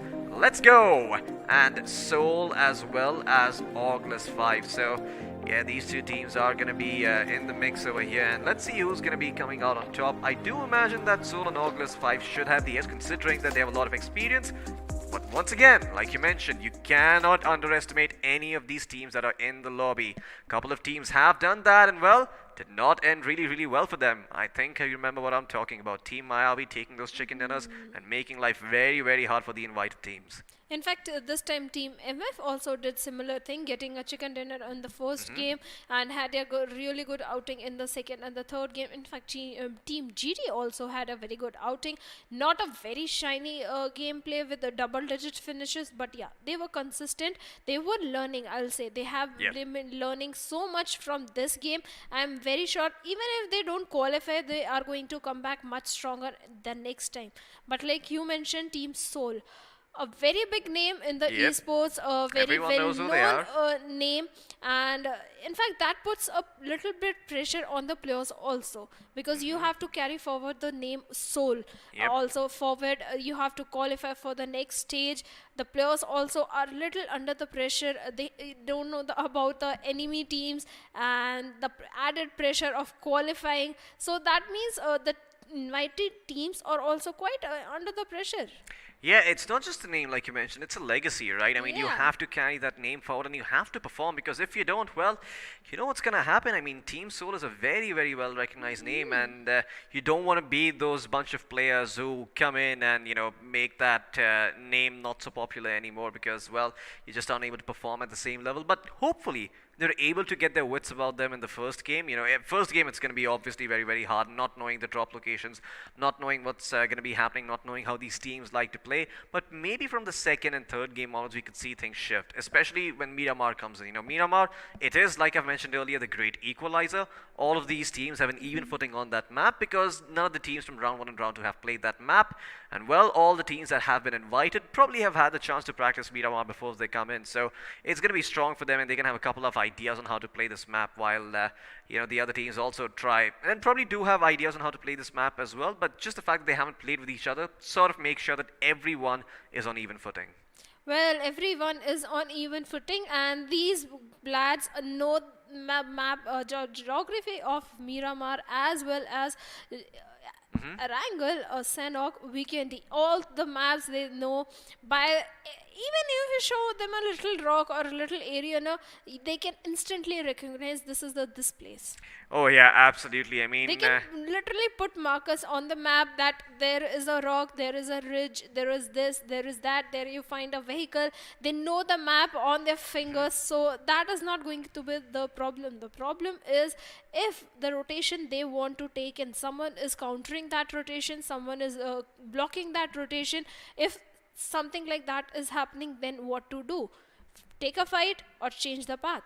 Absolutely. I mean, that is one of the more important decisions to consider, right? A lot of aggressive teams are okay taking fights early on, but a couple of teams might not be, right? Especially, I mean, at least I feel like that was the case with Forever, at least from the last game. I mean, they want to take fights, they want to be aggressive, but they want to be aggressive when they know they have the advantage, when they know that aggression is actually going to result in something useful for their team. You know, it's going to allow them to rotate in easier, or perhaps it's going to serve some other purpose. And I think that's probably the most important part about being aggressive, is just recognizing when you can and cannot play aggressively. That is what distinguishes a good team from a great one, because a good team will pounce on every opportunity they have. A great team will assess and see which opportunity holds the highest merit and then take that one, because I believe there was a big stalemate from both 8-bit and Forever when they were taking that fight in that compound. If you remember, they didn't immediately go in and take that fight. No, they waited. They were waiting for them to get into a bad position, and then Max Cash, he prepped up the nail, and everything else was history.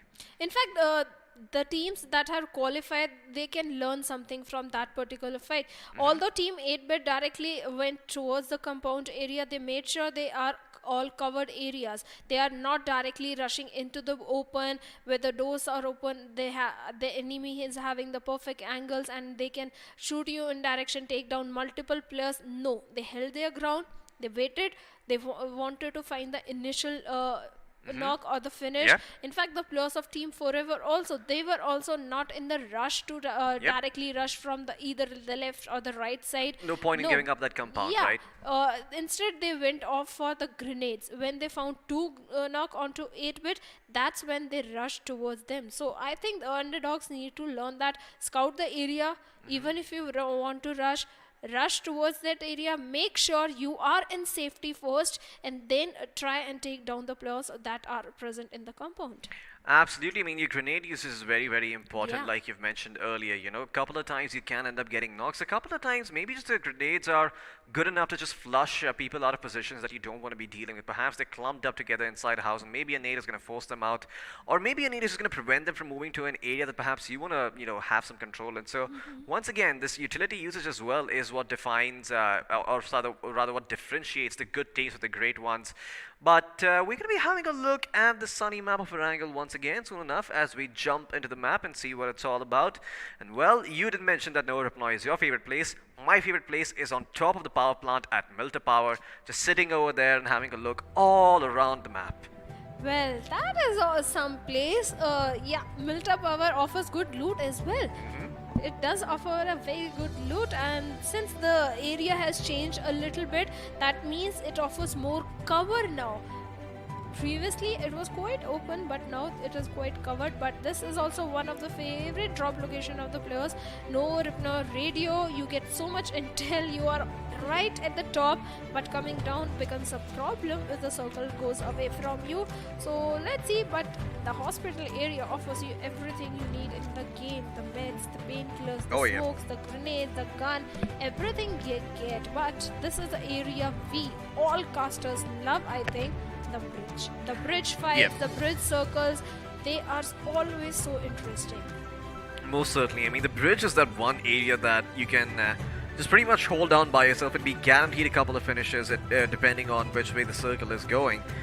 And it's going to be interesting to see if that does happen. Now, August 5 are also in this one. Once again, a bit of a renowned team. Kind of ironic that they are still August, given the fact that they have made it to, so far and they haven't invited to BGIS. Well, we'll see if they're able to get a sponsor perhaps after this tournament is over. If they, manage to put up a good performance over here and in the upcoming rounds, who knows? They might just not be August anymore. But we've also got a couple of other names to look out for. There's 0 Degree OG. There's also Terminators XTR. We can have a look at them. There's RIP Music Gaming, Team Bros as well. And guess what? You're gonna have to not worry about my voice too much longer, because I'm gonna stop talking as we head into the game and see what the flight path is like. Shadow, why don't you tell our audiences where we are right now? Well, right now we are on the eastern hemisphere of the map, because the flight path is going all the way from Mansion towards the military base area. That means the teams that want to drop towards the Georgopol area, they might have to glide a little longer or just find a vehicle from the school area, or in fact the Rozok area or Water City. Water City Squad House vehicle is always present over there. You can take a vehicle from Water City and head towards the Georgopol. Let's see which path the teams are going to take, because every team has a set decided route how they are going to go to their drop location, no matter what the flight path is.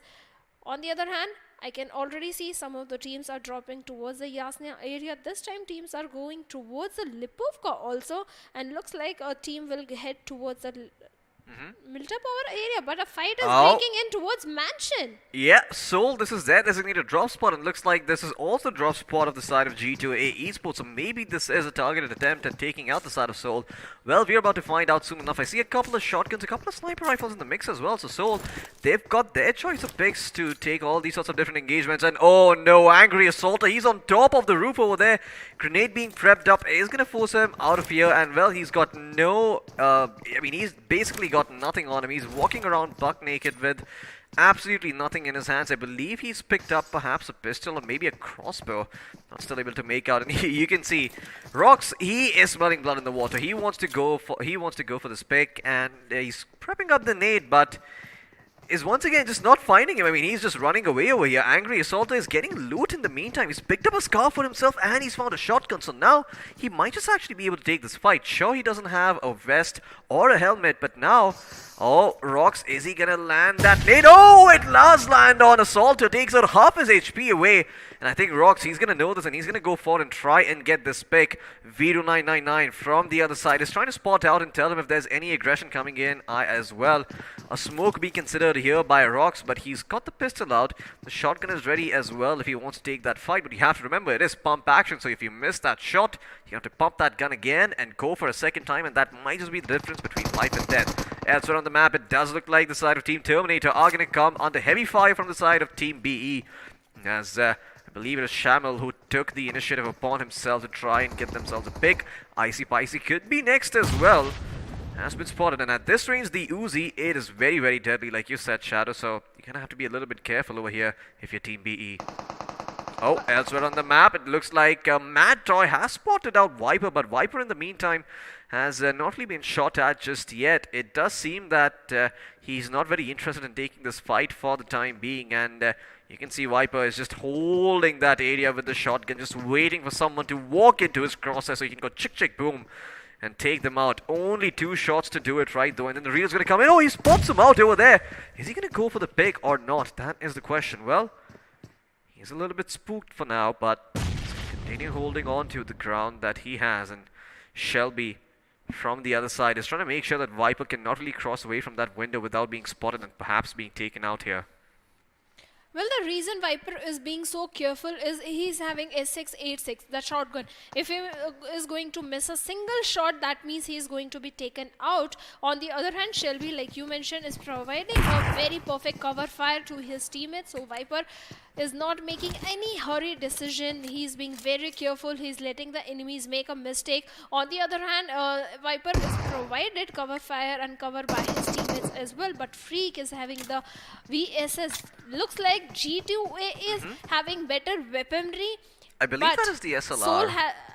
Yeah, SLR, and they have the Scar Rails and VSS. They have got everything, but Soul has the experience. Let's see, experience versus weapon. Who is gonna win? Maddie is still holding on to his position. Man, the patience from Viper. He's just so comfortable sitting in that corner waiting for someone to come in. Maddie is also not taking a blind rush. Yeah, absolutely. I mean, even Mad Toy is also very, very patient. Well, let's have a look at the instant replay and see how Rox managed to get that knock for himself. And there you go. The shotgun comes in, the chick chick boom is there, and then the pistol to finish off the job. I believe that was Desert Eagle, although I could be wrong. Elsewhere, Shelby still holding on as he hears the commotion in the house that he is in.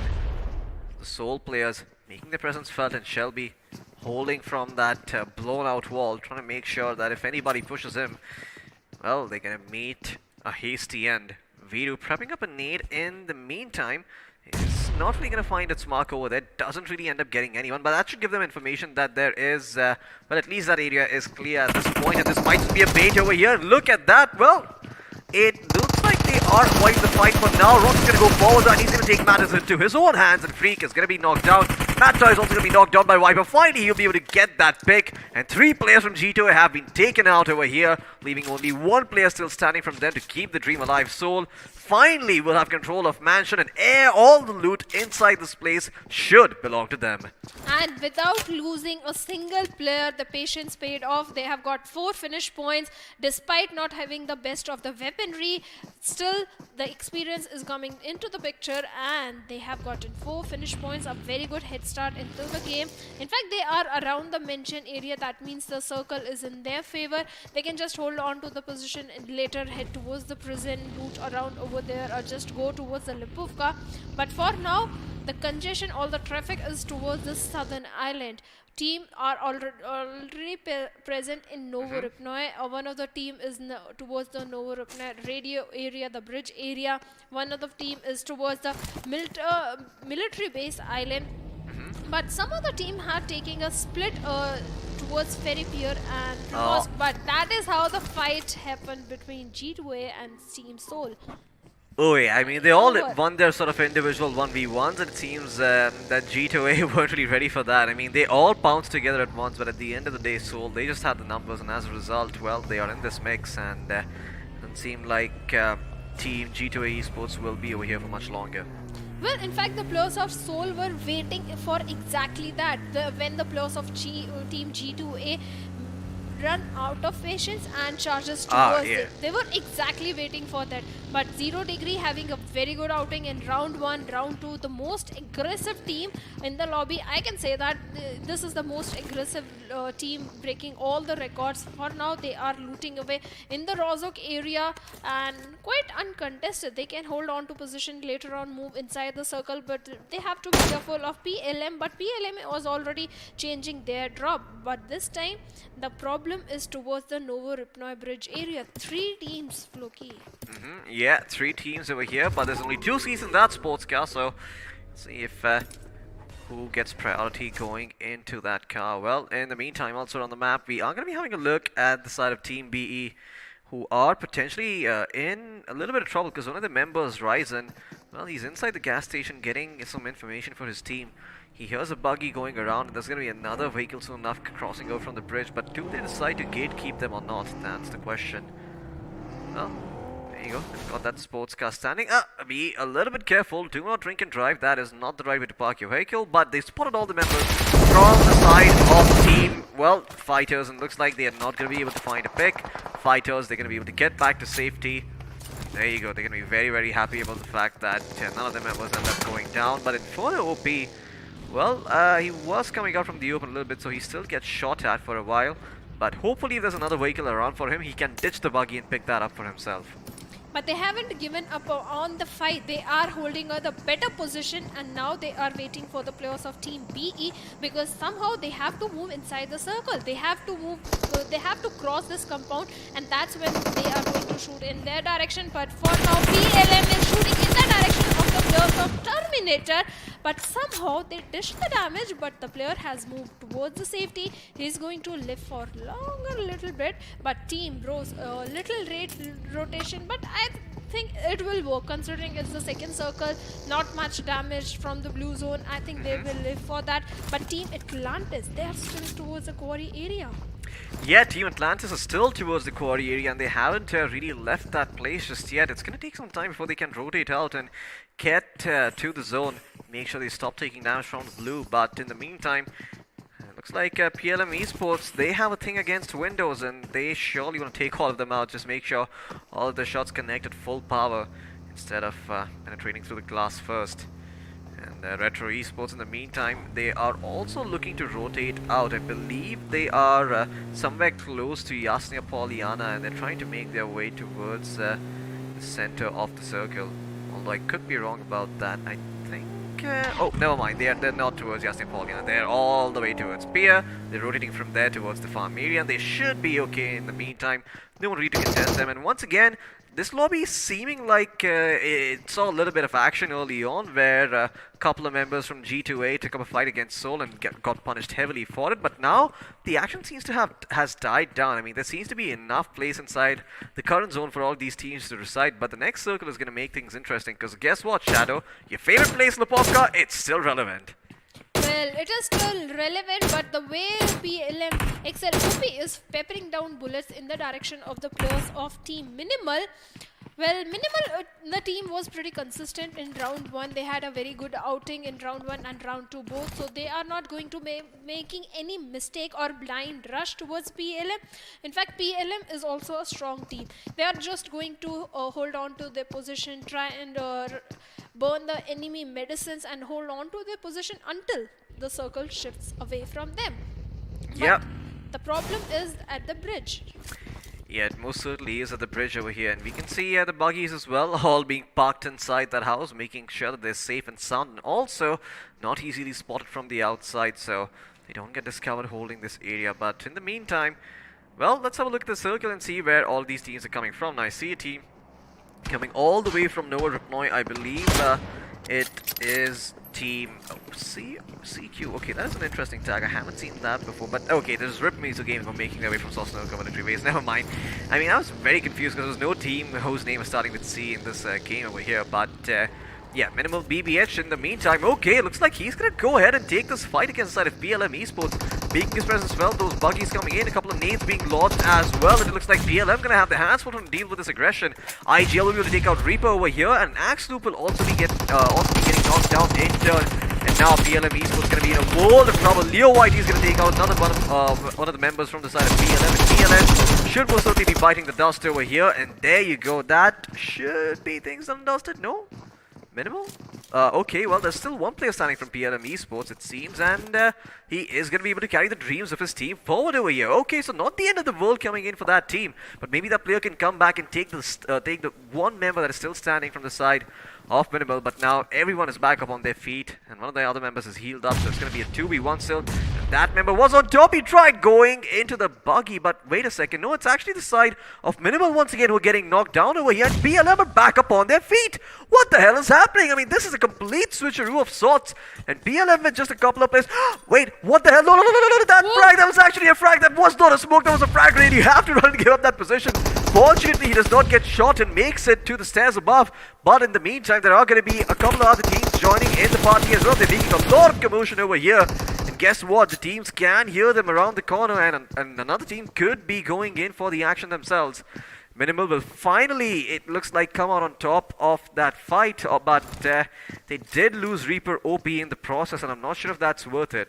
IGL for PLM still standing, still looking to make this expensive and maybe even possibly turn it around, but he cooks the nade for a bit too long and it explodes in his hand, dealing a bunch of damage over to him, taking out approximately 60% of his HP.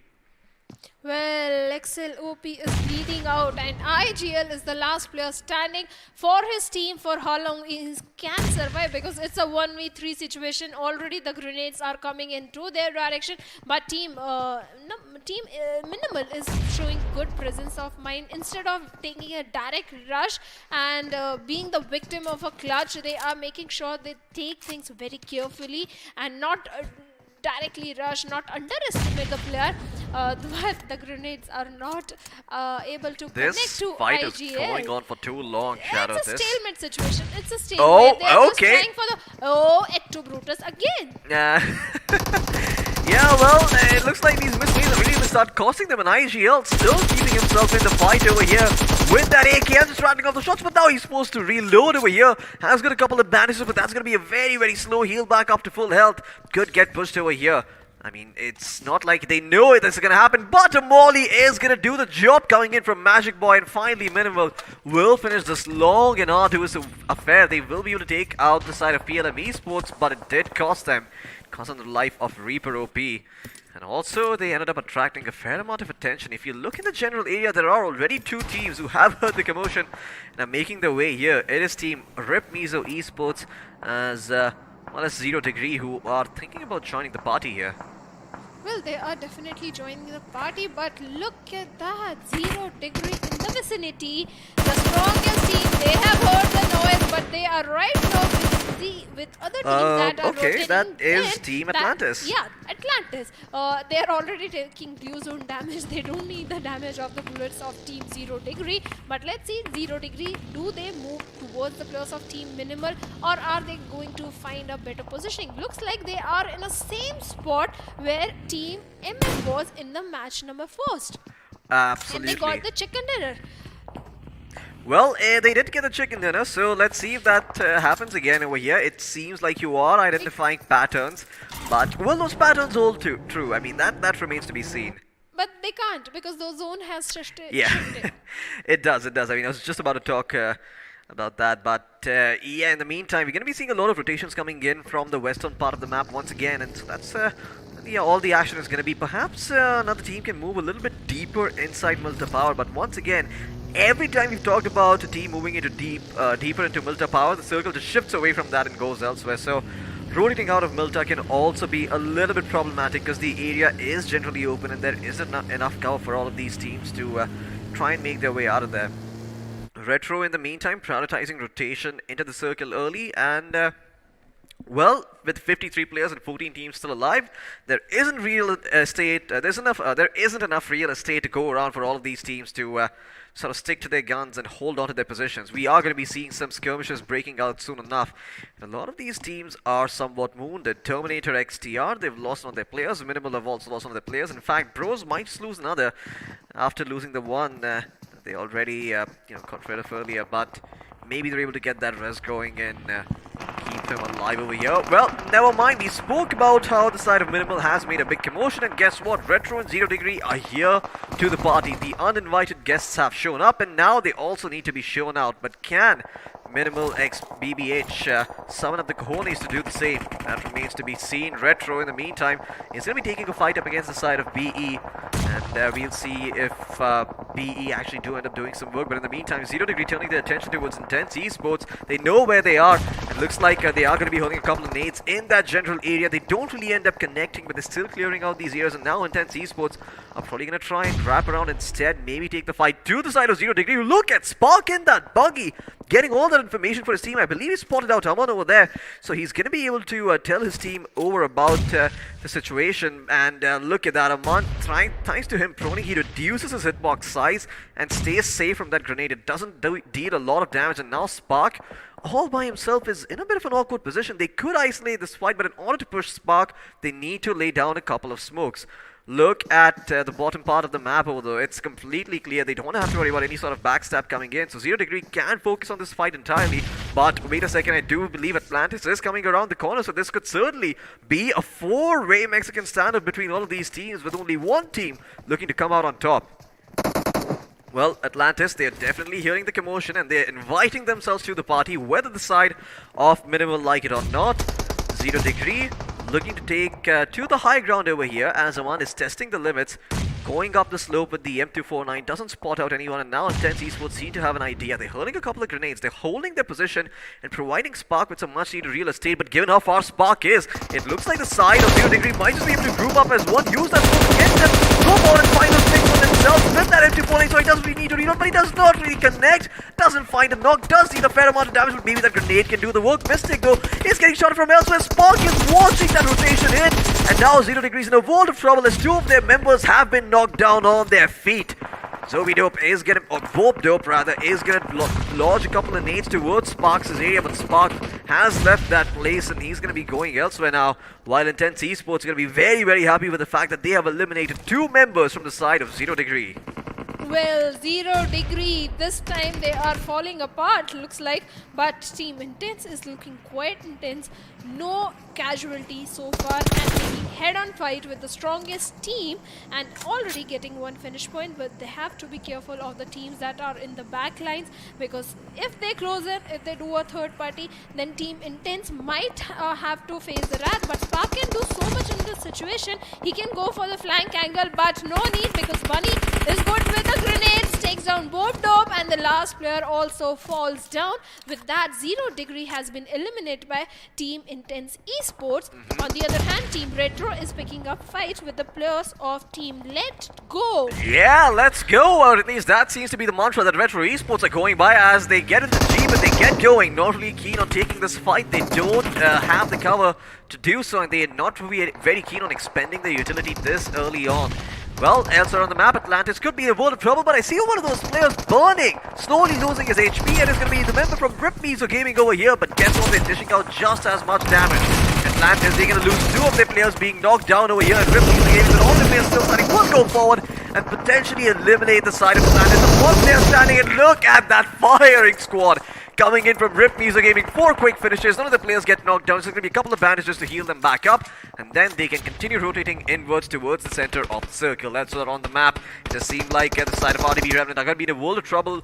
Let's go on the receiving end of that aggression once again, as Wiz RDB, well, he's floating around in the grass to see if anyone is going to push it aggressively and maybe punish them with the AKM, but so far they're playing a little bit more disciplined over here. Let's go. No, they only have 2 members.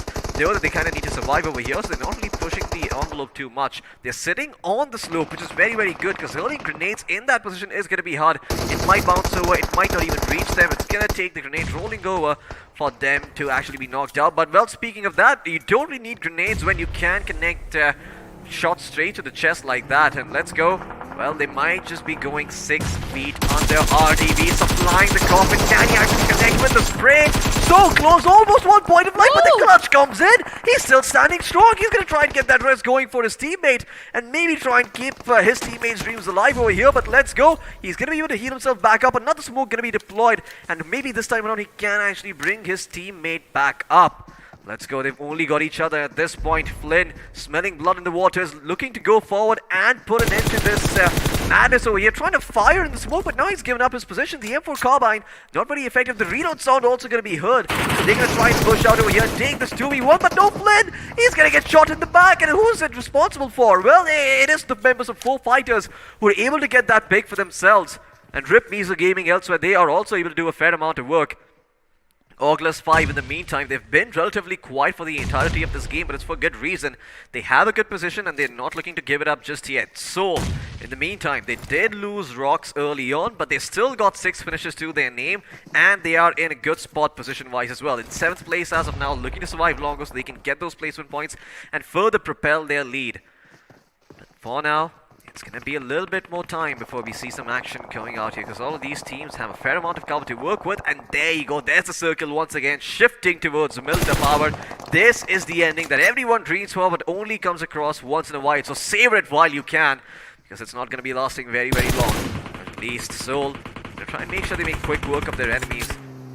As side of Let's Go on the receiving end of that, they did manage to put up a decent performance, just making sure that they survived the wrath of Team Revenant. But now see if they can survive the wrath of Soul as well. Oh no, Viper's actually going to get knocked down onto his chest over here.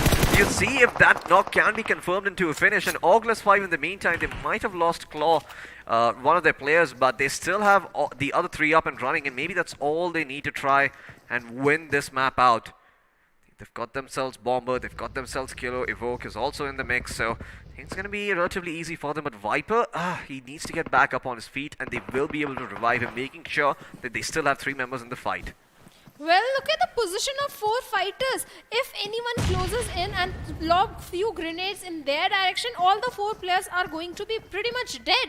But Oculus 5, they have a good ridge control. They can play the game from there. But for now, 4 fighters are the one who are getting the knocks. But Hamdi has already been knocked down, and he has already been eliminated because of that vehicle explosion. And Oculus 5 are closing things towards the players of Team Soul. Team Soul better be careful, but Oculus 5 is picking up so many multiple fights, even with the players of Team Rip Mizo Gaming also, because they have spotted one of their player in the far away distance, and looks like Evoke is in the mood to get 1 more finish points, but the player is behind the vehicle so that he's not able to connect the shots. But for how long? Because he has to come inside the circle. The circle is about to shift any minute. Team Soul has already given away his position, their position to RP Mizo Gaming as well.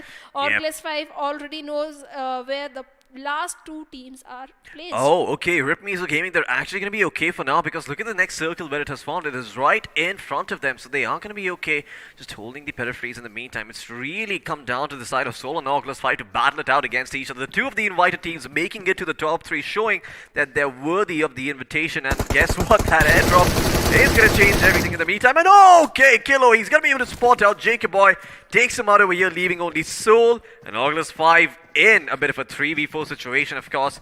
Sorry, a 3v3 situation, as both team members, only 3 players standing. Strongest about as fair as it gets. Okay, I believe Yuva OP is trying to go around all the way towards the airdrop, maybe get one for himself. In the meantime, he is creating a distraction for the side of Kilo. This could be big. I mean, the other members from Soul could start pushing up over here and make life very, very difficult for the members of Oculus 5. We'll see if that push is coming through just yet or not, though. You'll see a couple of players very, very close to them, and there you go, the flank has come through. A couple of nades being tossed in. They do end up finding Kilo. As you can see, Viper and Viru both looking to wrap around over here. The blue zone gonna prevent them from getting a big flank going, but at least they might be able to come in from the sides here and make life a little bit harder. The zone is now gonna start closing in. You're gonna have 2 players, or rather 2 things to worry about: the zone and the enemy team. Viper making the most of it, is able to find a knock, and Yuva OP is gonna look for that final finish as well. Bomber is on his knees. Just 1 member standing right now from the side of Oculus 5, and hopefully they're able to do the work that is necessary. Soul, Well, it looks like they should be able to take out Kilo, and that is it. Soul are going to be your winners for the first round over here in, well, just the way we were expecting them to be. You know, a team that has been invited, the second place finish going the side of August 5. Both teams once again proving that they're worthy of the invitation. Well, they are worthy of the invitation. In fact, the presence of mind. iQOO OP made sure he took down the buggy, went inside the circle, secured the circle for his team, was providing intel about the placement or the position of the players of August 5. And that is when Viper and his teammates started closing in towards the August 5 people. And even, in fact, Viper was the one who found first initial connection, first initial lock towards August 5. Phenomenal tactical gameplay coming in from Soul. Yeah, absolutely. I mean, it seems like Seoul, up until the very end, they were just very calm and very collected, right? Even though they lost a player early on, they conserved that man advantage. They made sure they don't take any unnecessary fights. And yeah, by the time that final circle came, or sorry, when we looked at them again after the early game, they had 3 more finishes to their name. So somewhere or the other, they were also part of a bit more action. So Seoul, well, reminding me of the old Seoul days, you know, the team that was super aggressive, the team that went in, wasn't afraid of taking fights. And there you go. I mean, this is still pretty much the same Seoul, except with different names. Let's have a look at the highlights and see exactly what went down once again in case you missed it. And man, I can't wait to see the performance coming in from both of these teams. Seoul and August 5 off to a great start. Well, certainly very good start coming in from both the teams, but initial kind of a stalemate fights were also happening where the patience game was going on, and G2 definitely lost that patience and paid the price because they were the first one to get eliminated. Soul from this moment started really good in this particular game. In fact, this time Soul didn't even have the best weaponry also. Oh yeah, they just had a couple of shotguns. Yeah, even Viper was so far away from his teammates, he just had a S686 in his hands. Instead of going overconfident and taking the plus, he just stayed silent. But this is the moment when Minimal found an initial lock onto the players of PLM.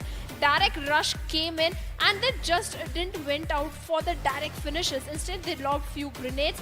Very good strategy coming in from the players of Team Minimal, although they suffered a casualty also in this situation.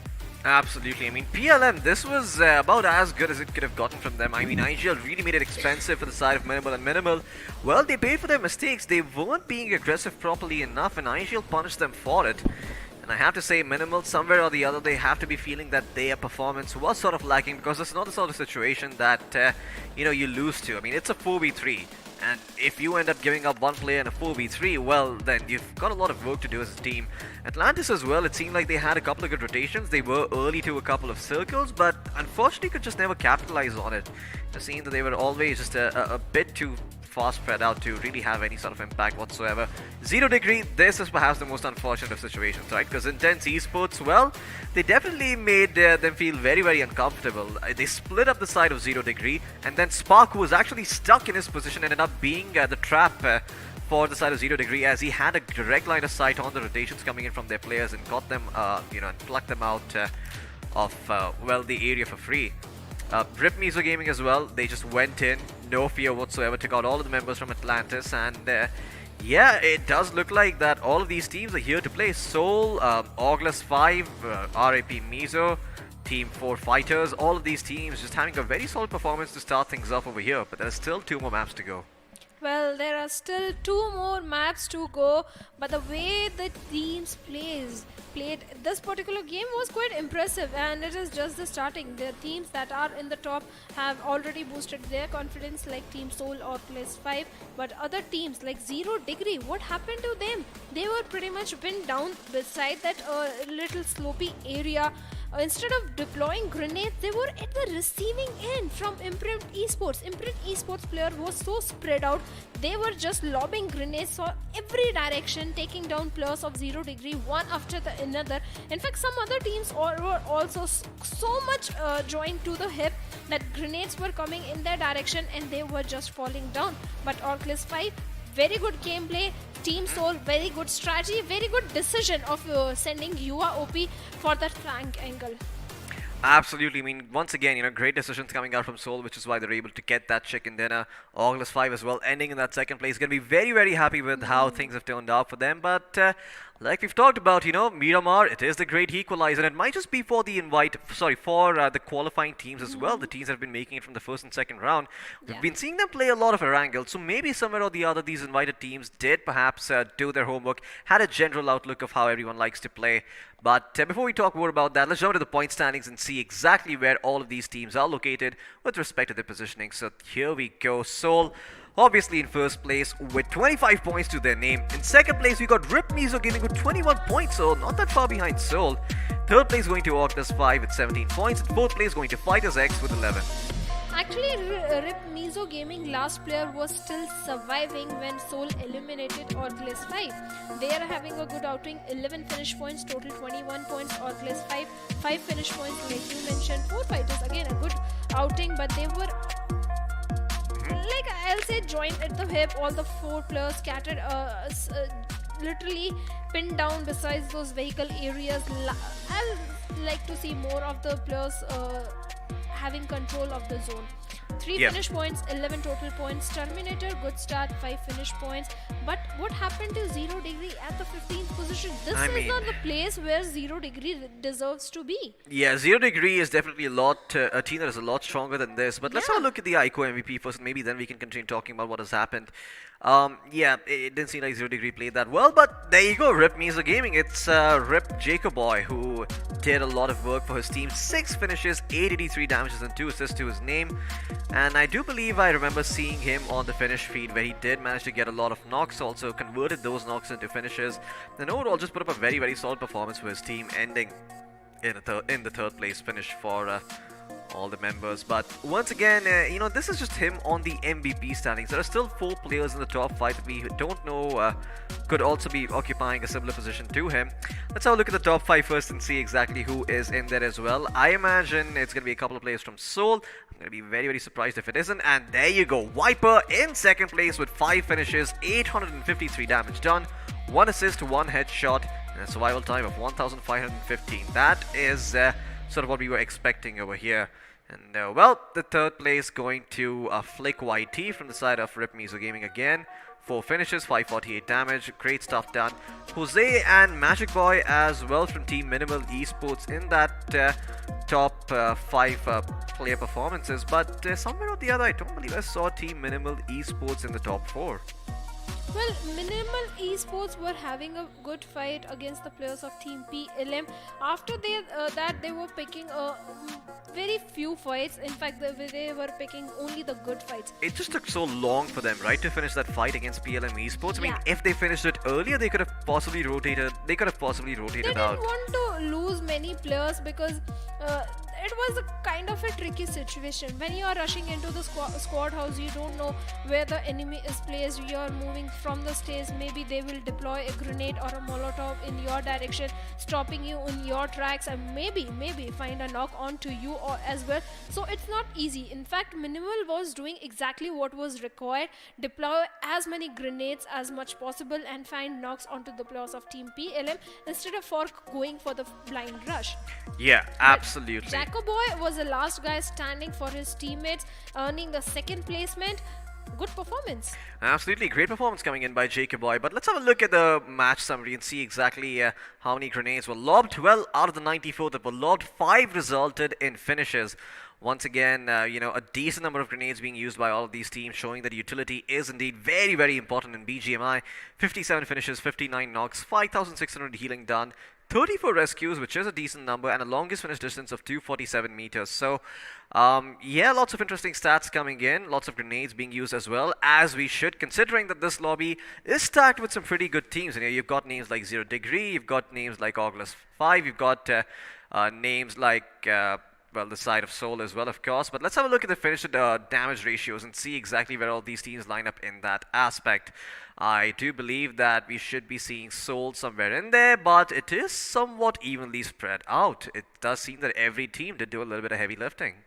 Well, the finishes are most definitely evenly spread out except for the 3 teams. Same goes for the damage.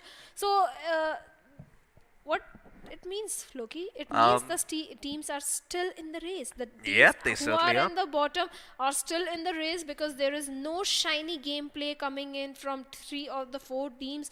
The teams, every single team is still having a chance in rest of the 2 matches to compete, come on the top and qualify for the next round. Yeah, this is definitely a very, very stacked lobby, right? I mean, all of these teams just doing so much damage over here. I mean, I think we saw Minimal, we saw, Zero Degree as well. We saw Team Intense Esports do a lot of work, 4 fighters as well, but there can only be 4 top 4 squads. And guess what? 4 fighters are actually in there. So first place goes to Soul, second place goes to Rip Mizo.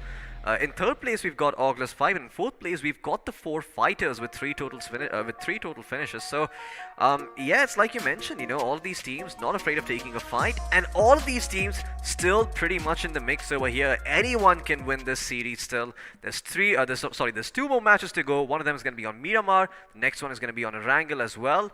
And yeah, well, if you don't perform now, you're never going to get to see any chunk of that 1 crore rupee prize pool. Well, I think match number 2 is going to be very crucial, because after that we can clearly distinguish between the teams which are still in the race and the teams which are out of the race for the next round. Absolutely, we most certainly can. But before we go on to that, let's have a look at the player spotlight and see which player outshined everyone else in this match, as I do believe one name comes to mind. A name that I'm quite sure you're going to all be familiar with. I believe it is Viper, but yep, it is going to be Viper himself. The man, the myth, the legend, 853 damage done with 5 finishes, 1 assist and 1 headshot. Well, good start coming in from Team Soul. Overall also, in Viper, we all know he is a veteran player. So much experience he has having in Battle Royale, and that shows in the gameplay also. The way idling was done, the way last call was made for the flank, the rotation also. 5 finishes, 853 damage. A very good outing from the single player Viper. Absolutely great stuff coming in from Viper, like you've mentioned, and yeah, I mean, the expectation is going to be on him, right? Because he's the most experienced player out of the lot, so everyone's going to look to him for guidance and for that stable source of leadership, making sure that someone who knows what's happening is giving the calls when things are going haywire for the team. And when you've got, your captain performing so well, when you've got someone like Viper who's so experienced doing all that well, it has to make all these other players feel confident as well. They take all those risks that they otherwise would not have, which they, might think could be a bit too much to take if you don't have someone like Viper at the helm. When you see them take those opportunities, when you see them take those fights, it sort of inspires you to sort of do the same and make sure that you take every opportunity that comes your way. But the thing is that this is just one match. They're gonna have to keep this performance going for 2 more games in a row, because that is only when they make it to the quarterfinals. Otherwise, we could potentially be saying goodbye to them early on, and nobody wants to see Seoul go away. Because the competitions is so neck to neck close. Every single point is going to matter. The teams are outperforming. Even the previous performance also of round 2, 0 Degree is somehow missing. Yep. Is it the nerves, the pressure? I don't know. But last time also in round 2, we saw 0 Degree having 1 bad game, but breaking all records in match number 2. I am hoping 0 Degree will do something similar in match number 2, also Miramar. Yep, absolutely. I mean, Miramar is going to be a little bit different. It's not as sunny as Erangel. There's not as much water around, but it's still just as fun. I mean, like we've talked about, vehicles, very, very important on that map. Those DMRs, those sniper rifles, they work over time because the angles are all visible. It is all flat land. Everything is fair game, and hopefully we get to see some of those long distance finishes. Hopefully we get to see some Car 98K action. Or AWM. Or AWM as well. Yep. Well, guess what? As soon as you spoke about AWM, the man himself, Angad Experiment Shell, walked into the room, and I'm quite sure soon enough when he's on, he's going to be very, very happy to see the ARM being in play on Miramar. But that is a big if. There's also, lots of other terms and conditions attached to that. If we do end up seeing an ARM, or if we see something else like a Winchester or a Car 98K in play, you never really know. But a man can dream, a man can pray. Let's give him his New Year gift. Yeah. AWM action in this Miramar. Well, I believe that the more we ask the BGMI gods to do something, the more likely it is they do the opposite. So, in fact, I'm not going to wish for anything. I'm going to let them come into the picture themselves and, do whatever the hell they want to do. Maybe they feel merciful today. Maybe they just want to mess with us. We'll find out soon enough, though, because for now, I do believe we are going to be cutting to a very teensy break, after which we will be back with matches number 2 and 3, because these players, they also need a little bit of a rest. Yeah, they do need a rest, and they need to rethink what went wrong. Before we do, though, let's have a look at Group 11 and see what they're all about because, while this match was going on, there was another match happening offline. So let's have a look at the point standings and see exactly where everyone is in Group 11. Only Glitch in first place with 15 position points and 15 finish points for a total of 30. Obey Esports in second place, Hell4 in third, Celsius in fourth, Team K9 in fifth, Empire in sixth, Hydra and Level in seventh and eighth. So, this is about as well as I expected, but seeing Level 4X in 8th place is a little weird. I do believe they're a better team than this. Well, in fact, Celsius Esports, I expected them to be on the tippity top of the leaderboard, considering an underdog completely over-dominating the toppest of the players. I think they will come up with a new something new in match 2 or match 3. They should be on the top, but 10 points, nothing to complain about. Top 4 position, still at a very good place. Yep. But we want something more from Celsius. Absolutely. Well, in the 9 to 16th place, the place that unfortunately nobody wants to be in, we've got Cartel Official, Rebel, Gemini Esports, WD Esports, Vision X, Exion, and Aura India and Team X Code. So, yeah, hopefully they can change their fate around when that second match comes through on Miramar, and maybe we see them play out of their minds and hopefully do all the work that is necessary to try and make sure that they make these couple of rounds a little bit more interesting as, there's only 2 matches remaining now, Shadow, so it's back to round 1 and round 2.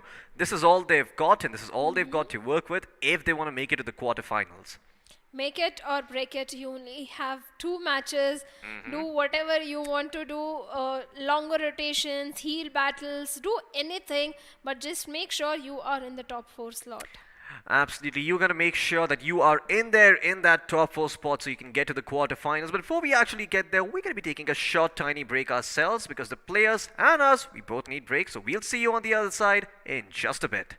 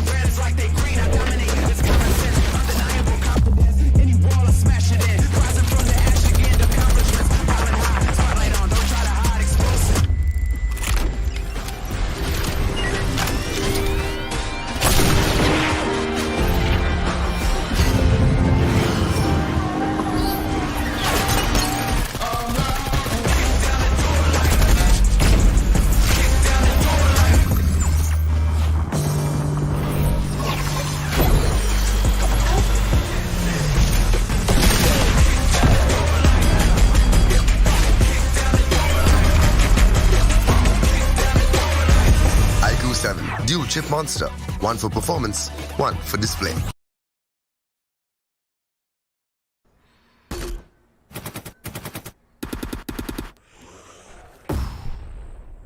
Enemies ahead.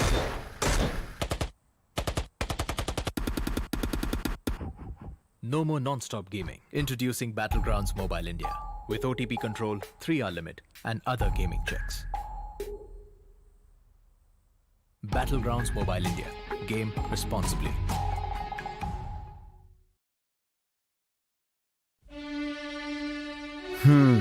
वो एक दोस्त game में फंसा, कोने में बसा, gang में अकेला, दिन का भूला.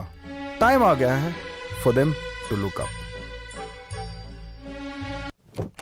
रुक रुक रुक, पिज्जा है यार. हाँ, ये बेटर है. ध्यान से. ओके ओके, फोकस कर. अरे ऑसम यार. कोई नई स्ट्रैटेजी ट्राई करें? क्या बात है. श्योर? एकदम श्योर? मतलब मान गए गुरु. तो जैसा मैं कह रहा था, जब ये हद से ज्यादा हो जाता है ना, तो फन, फ्रेंड्स और लाइफ से ध्यान हट जाता है. तो कुछ भी करो, पर कैसे भी मेक देम लुक अप. अरे वाह, जल्दी समझ गए. Well done boys.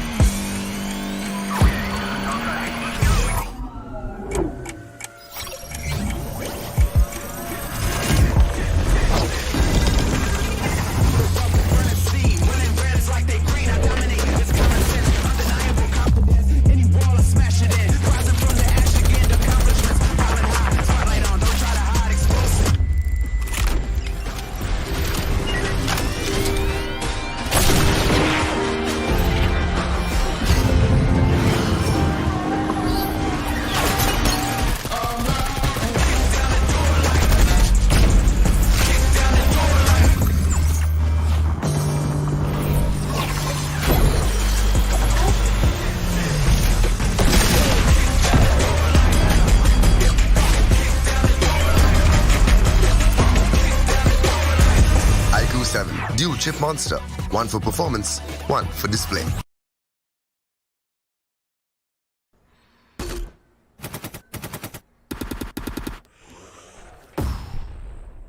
Enemies ahead.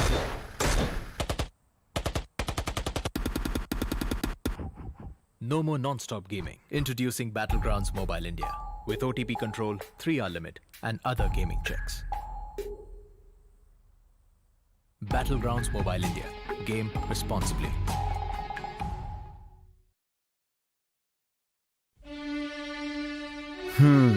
वो एक दोस्त गेम में फंसा, कोने में बसा, गैंग में अकेला, दिन का भूला. टाइम आ गया है for them to look up. रुक रुक रुक, पिज्जा है यार.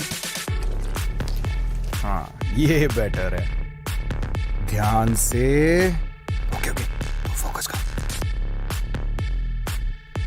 अरे ऑसम यार. कोई नई स्ट्रैटेजी ट्राई करें? क्या बात है. श्योर? एकदम श्योर? मतलब मान गए गुरु. तो जैसा मैं कह रहा था, जब ये हद से ज्यादा हो जाता है ना, तो फन, फ्रेंड्स और लाइफ से ध्यान हट जाता है. तो कुछ भी करो, पर कैसे भी मेक देम लुक अप. अरे वाह, जल्दी समझ गए. Well done boys.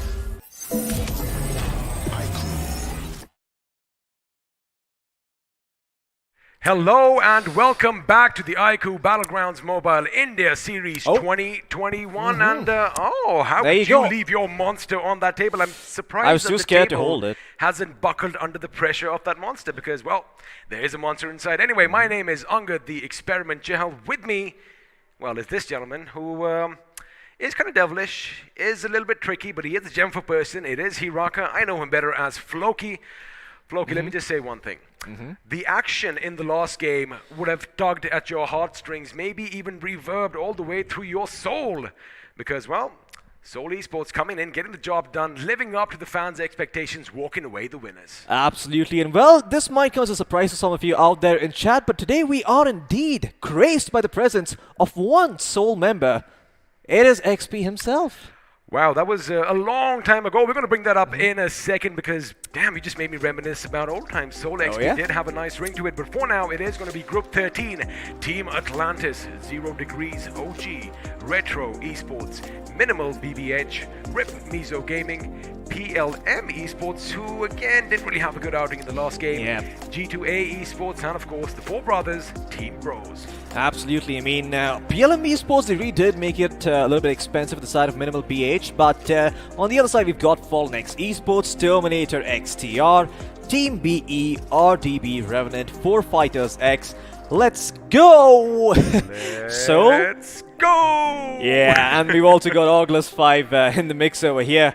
Hopefully they get themselves an AUG once this is all done with. If they qualify for the quarterfinals, maybe they're going to have, a couple of sponsors sliding in their DMs. I like the way you think, unless August 5 is the next big thing, because the last time I counted, I only saw 4 of them running about in the Battlegrounds. The 5th player is the coach. Oh, there you have it. That's always something that doesn't really get the limelight. But as far as the invited teams are concerned, August 5 and Seoul, well, Seoul getting the chicken dinner, August coming up in the second position, that is what you expect from these lobbies. I kind of felt, because I was a bystander, I was a viewer this time, when you have these big dogs coming, right? When you have names like Soul, when you have names like Aman from 0 Degrees floating around, the intimidation factor is turned down just a little bit. Oh yeah, I mean, when you see Viper on the same so as you, it's just very hard to not have your hands start shaking and you're missing those shots that you usually would connect, because let's be honest, Viper, the amount of patience he displayed in that very first engagement, that is the hallmark of an experienced player. He knew that he just has the advantage over here in close quarters, so he did not go out in the open with the shotgun and stuck there. Now what's going to happen is, of course, we are going to be switching to the beautiful map of Miramar, and this is where things get interesting. But before we jump into the action, let's just have a look and see what we are going to have a witness as a beautiful bird's eye view on a beautiful day nonetheless. Absolutely, it's a beautiful day. What can I say? And there's going to be a lot of blood in the mixture. Oh yeah, absolutely. I mean, look at these beautiful sights of Miramar. There's so many high grounds, so many elevations, so many places to worry about, and so many places where a Kar 98K or a Winchester or an arm can rattle off from and find you in the head. You know, I think one thing is for certain. First of all, point A, Shadow definitely has a connection with the BGMI gods, because whatever she says comes true. I like the fact that you kind of backed off, because you and I, we haven't been so lucky. The more we've asked for something, the fewer the chances that we are going to receive it. But now, what's going to be interesting is that, yes, Seoul did wonderful in Erangel.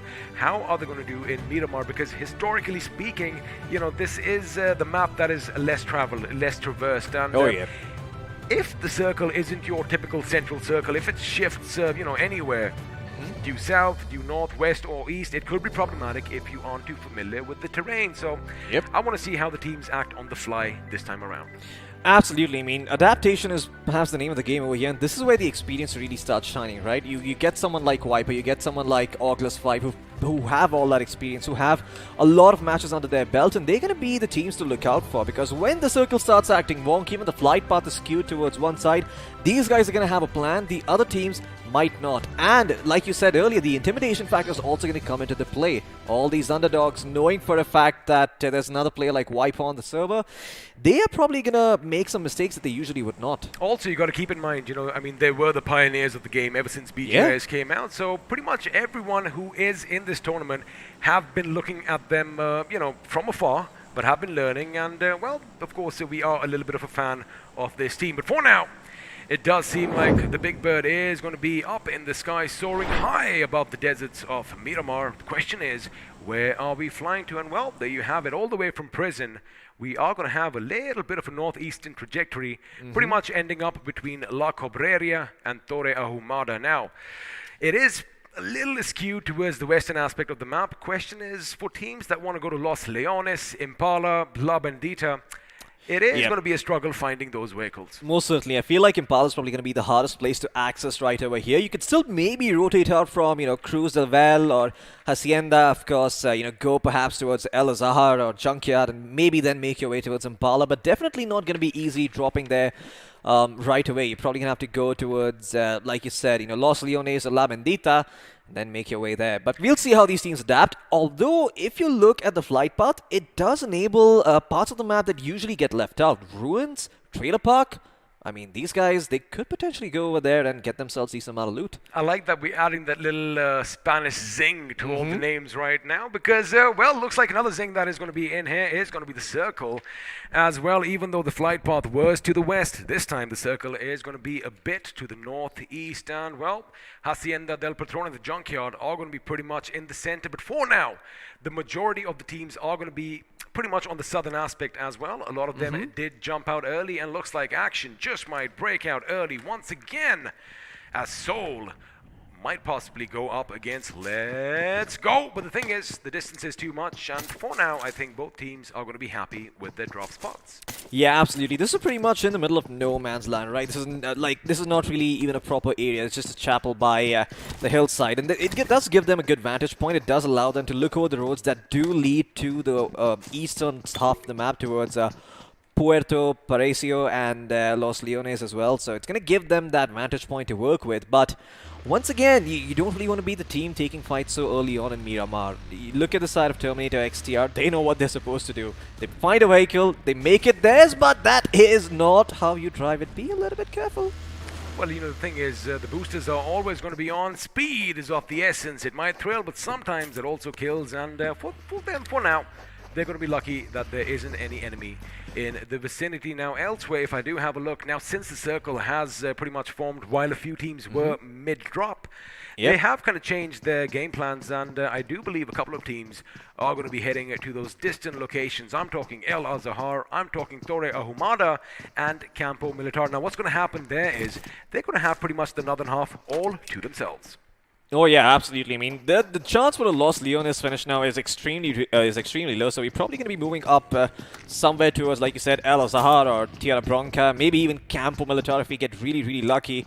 And yeah, it should be fun to see where all of these teams end up going in. Now, I do imagine that there's going to be some action coming in when the second circle forms on the western part of the map, because if you see, the density of teams over there is really high. However, like we talked about it earlier, Impala still free real estate, Junkyard relatively unoccupied, Tierra Bronca and Campo Militar still up for the taking. So lots of spaces where these teams can move in. Perhaps the teams from the western end could go towards the eastern part of the map, occupy those places, and make the circle a little bit more habitable for everyone involved. That is a possibility, and you know, talking about the map, talking about a circle, let's see if we can't conjure the spirits and have the map come up on our screens in due time, because something interesting is happening. You did kind of mention Puerto Paraiso, Impala. Looks like a couple of teams are taking those southern routes away from all the commotion, away from any signs of life.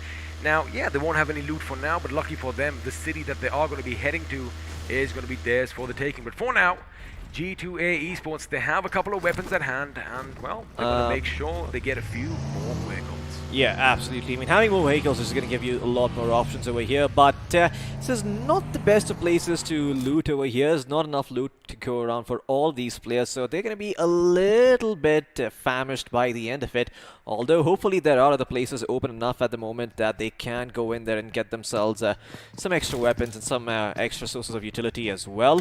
BLM Esports this time around with their entire 4-man roster. Last time around they were playing with 3, and despite that happening, BLM, they did put up a good fight. I saw IGL towards the end make it very expensive for Minimal. You know, they forced them to stay over here, and eventually Minimal, they got third party because of all the noise that was being made. So yeah, BLM Esports, they're certainly here to play, and now with all 4 members standing, they have a much better chance of taking this one, maybe even finding a chicken dinner. And it looks like action is going to break out a bit early elsewhere, as a couple of teams are going to be colliding with one another. Question is, are they going to confirm their knocks and convert them into finishes, or are the boys from RDB Revenant going to be at the receiving end of things? Well, they are going to be dishing out some damage, as Atlantis is going to come under fire. Question is Atlantis going to fall, or is it going to be up here? Because it looks like RDB is going to be taken out. One of them is down, of course, when we have Cholan with that M249 doing all the damage. He is going to make quick work of his opposition. Now, Revenant, they are a bit spread out far and wide. I wonder if this is the right call from Trexie, because yes, he does make noise. Yes, his teammate is behind him, but they are out in the open. Yeah, I mean, they were trying to go towards La Bendita instead, but one of the members stayed back and got themselves a knock. And the unfortunate part of it all is he didn't even have a vehicle to rotate out, so sort of was just stuck there in that situation. Maybe it made more sense not even firing that shot up. We didn't see a way out, but okay, zigging and zagging, moving around, making himself very hard to hit.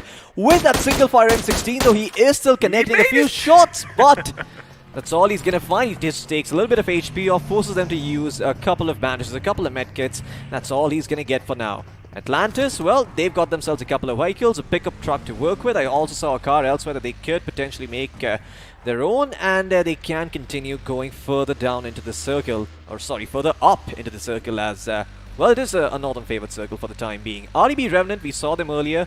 They were getting some loot for themselves, but unfortunately, there's just not enough of them to go around at this point. You know, normally when we talk about migrations, they always take place due south, but this time around with the circle being up towards the northeast, and yeah, you don't want to... for me, the ouch isn't about the HP, it's about the vehicle. When you have a Mirado, I mean, muscle cars at your disposal, you don't want to be driving them on this terrain. Get a buggy, get a UAZ, but at least he's getting out from harm, because again, I mean, the mountain itself, nature itself, could be his enemy if he topples all over and comes crashing down. Absolutely, the laws of physics very well respected in BGMI. If you have been watching for a long time, if you crash your car, you do end up getting hurt. So yeah, be a little bit careful. And I have to say, I really don't like it when teams start using boosts, you know, when they're going downhill instead on those slopes, and the slopes aren't exactly even. You know, they are a little bit topsy-turvy, so it can be very easy for your car to lose control and perhaps topple over here. And let's go. In the meantime, well, they cannot be able to take the main road into these cities if they would like, but it doesn't seem like that is on the menu just yet. Retro, they're going to be very, very happy just looting this part of the map over here, and yeah, no one to really contest them at this point, so they can move in towards Power Grid, as they are towards the western end of the current circle.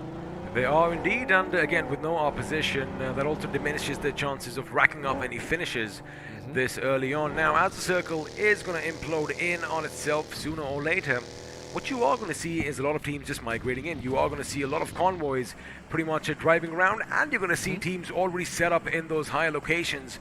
Basically, trying to get a good, you know, vantage point. You have a good lay of the land around you. You have a 360 vigil, and also, if the enemy gets a bit too close, they could potentially rain down death. But for now, the circle is taking its sweet time, but it is going to shift. I want something to the north here, Floki. I want something around Campo Militar, maybe Torre Ahumada, again, just to make things a bit more interesting. Oh yeah, I mean, give me a northern favorite finish on Miramar. I love seeing those, see how these teams react in those sorts of situations. But once again, the high ground being occupied by a couple of teams over here, and there's the first circle in case you missed it, followed by the second circle as well.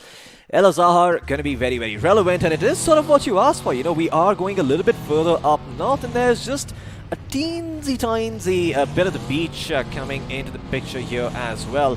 But, in case you're wondering, Minas Generale is going to be relevant. Junkyard El Azhar, Cruz de Val, and Tierra Bronca all still in the mix. Now let's talk about the winners from the last game. If you have a look to the bottom left of your screens, you are going to see the boys from Seoul trying to make their way in. But looks like Deadbolt could have spotted the enemy and expect a few shots coming down range from him. Question is, are Seoul going to be caught in the little firefight or not? Because another firefight is going to break out this time between Team BE and the gentlemen from Let's Go. For now, Let's Go are going to be at a disadvantage as one of their members are going to be brought down to their knees. And well, the revive should be coming in.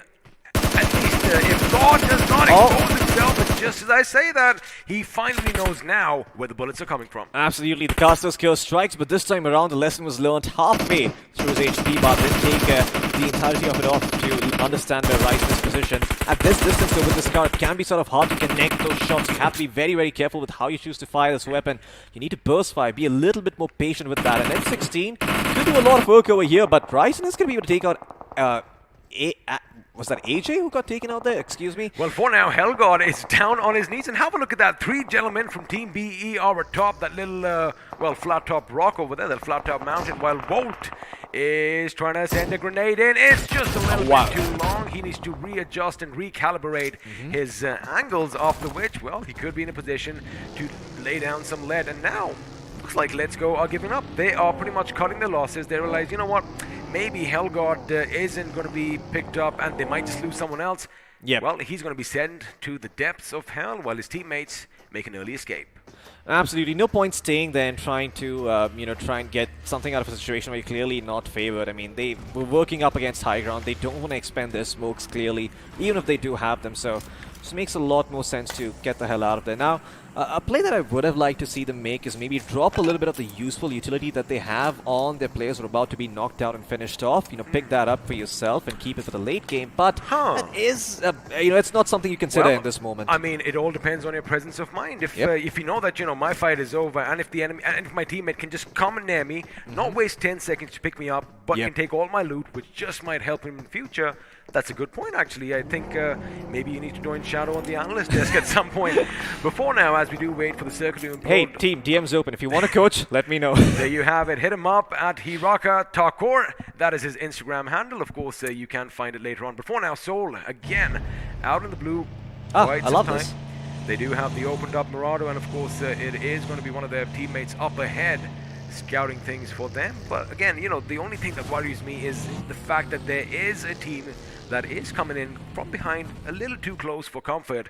And that team are the gentlemen from 4 Fighter Decks. Before now, looks like fighting is going to break out, and this time G2A are doing all the aggressing. Yeah, G2A somehow always finds themselves in this spot where they have to take some sort of uncomfortable fight in the early to mid game, and this time around as well, getting surrounded on multiple fronts, they are pretty much at the mercy and behest of the enemy team.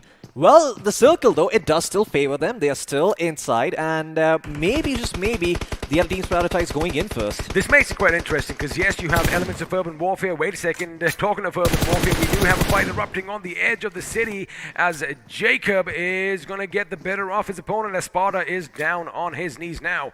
A couple of grenades has been lobbed. Chances are the second one is going to find its mark. Funnily enough, the first one was a smoke grenade. There you have it. Jacob Boy is going to connect with that grenade, and well, it looks like Retro Esports are going to be down one man. Absolutely. In G2A Esports, I'm not too sure what Matt Toy is up to. I believe he's out on a fact-finding mission, and well, he will find some facts. In fact, he finds the entirety of Team Let's Go over here. He's going to go into heavy fire from the other side. It's actually the members from Rip Miso Gaming who shoot him in the back over here. Matt Toy was not expecting this to happen. And look at that. The man responsible for this crime is Reverse himself. Well, looks like the tables have been reversed for Mad Toy, because I was just going to say something like, you know, he is a madman at the end of the day, so expect him to do something risky. Unfortunately, he did not weigh his options, and well, this is what Miramar is, Floki. Absolutely. You might think you are good at one front, but chances are someone from miles away is going to spot you. Before now, it's not going to be a distant fight, because it looks like Team Bros are taking the action straight to Terminator XTR, and now it does look like Terminators are going to be one man short. Well, I just said one man. They are going to lose yet another, as Fanta Boy from up top is going to try and provide some cover for his teammate. Before now, Draxon with that UMP in his hand. He knows exactly where the enemy is. He is just hit by that little bit of a sheet metal, and there you have it. Shots are going to be fired, and now he's going to switch to his M4, which means Spicy, I do believe, is going to have to come down. He is lost that standing for his team. And can he do something over here? No, he cannot. Looks like the Terminators are going to be terminated. And, well, the four brothers are going to be a happy bunch of lads. Absolutely. The Terminators might have been terminated, but they'll be back on Erangel, and hopefully they're able to have an impact. I got a chuckle out of you there. Back. Yes, sir. Well, there you go. I mean, Bros, they're able to take out the fight. They don't lose a lot for it, only losing one of the members down to a knock. Medkit can fix that, and that's no issue for them whatsoever. And the best part about this is that they've got some high ground to work with for now, so they have a couple of options. If they want to look further down towards the east, they can do that. If they want to try and make sure anyone coming in from the south has a harder time, they can do that too. And having options at this point basically means the decision making needs to be solid, and they need to understand which area to prioritize. Again, we don't know one thing where the next circle is going to shift. I mean, we do have a no. of an idea as that Murado is going to spin over. They're going to make sure they topple themselves up again. No, they haven't, but for now, it is going to be Rox first in the line of defense for his team. Well, the line of offense in this case, as his teammates, they did lose the vehicle. There you see it on the left, toppled over, but now they are going to have to come on foot. But the fact that Rox is still up them is keeping the enemy at bay, and well, RDB Revenant are going to have to bide their time now. The thing is, they're going to try and make the enemy make all the mistakes as they are deploying grenades, but defensively. Now, what Soul can do here is make sure they finish all their utilities. Once they're depleted, go in for the kill. Absolutely. Soul kind of need to be quick as well, though, because the circle has shifted once again, and if they're not quick enough, the blue zone is going to come and screw them all equally. It does not discriminate, it does not care who you are, it hates everyone in the game. They're going to have to take this fight right here and now. Yeah, they need to finish this off. They cannot be extending this any further, and this is difficult because the smoke grenades are blocking their lines of sight. I like what Rox is doing over here. Those those nades can be very, very crucial in flushing out some of these areas and even getting themselves some information even if they don't find those picks. Finally, Vero999 is going to join in this team, and maybe this is sort of the call for Rocks to maybe be a little bit more reckless and go in. I like what Vero is doing, though. Keep in mind, they are outside the circle. He's already gone up inside the circle. You know, he's going to have that high ground, that little bridge up top as Rocks is going to throw a Molotov. In fact, I do believe the Molotov might just have connected. Even if it didn't, it is going to just push them back in one corner. Yep. And there you have it. You know what? They realize that we don't really need to push their position because sooner or later, they are going to have to come out. And what they're going to do now is post up on the mountain up top. I would definitely ditch that buggy here, buddy. I mean, when it's already smoking, it's only a few seconds away from blowing up. Elsewhere, looks like Soul Rocks, talking of blowing up, he is going to be blown to smithereens. What? Absolutely. It's almost like, as you said, the Caster's Curse, right? Where there's smoke, there's fire, and there's also explosions, especially if that smoke is coming from a buggy. Elsewhere, 4 fighters, 1 member's knocked down, but Team Atlantis trying to take the fight to them. Soul, they're going to be hitting and licking from their wounds, but there's still other action on the map happening at this point.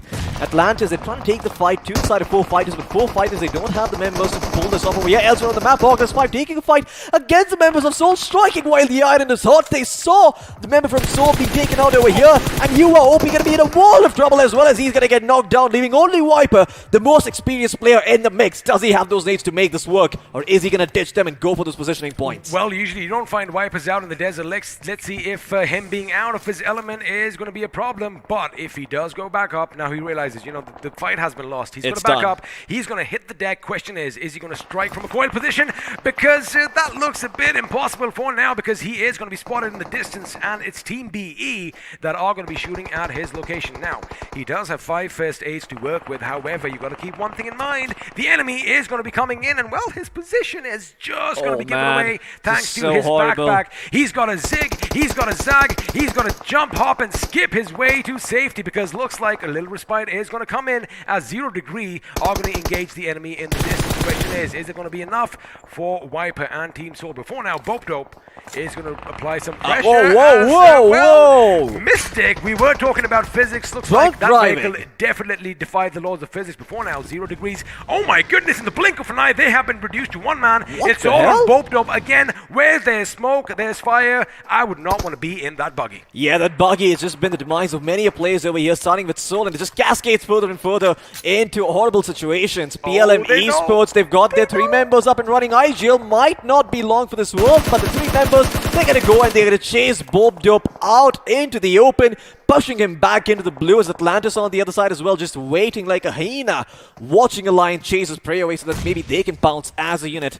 Share the scraps amongst themselves as Bope Dope. This is not the position he wanted to be in. Helmet completely shot. Any shot to the head at this point will be fatal.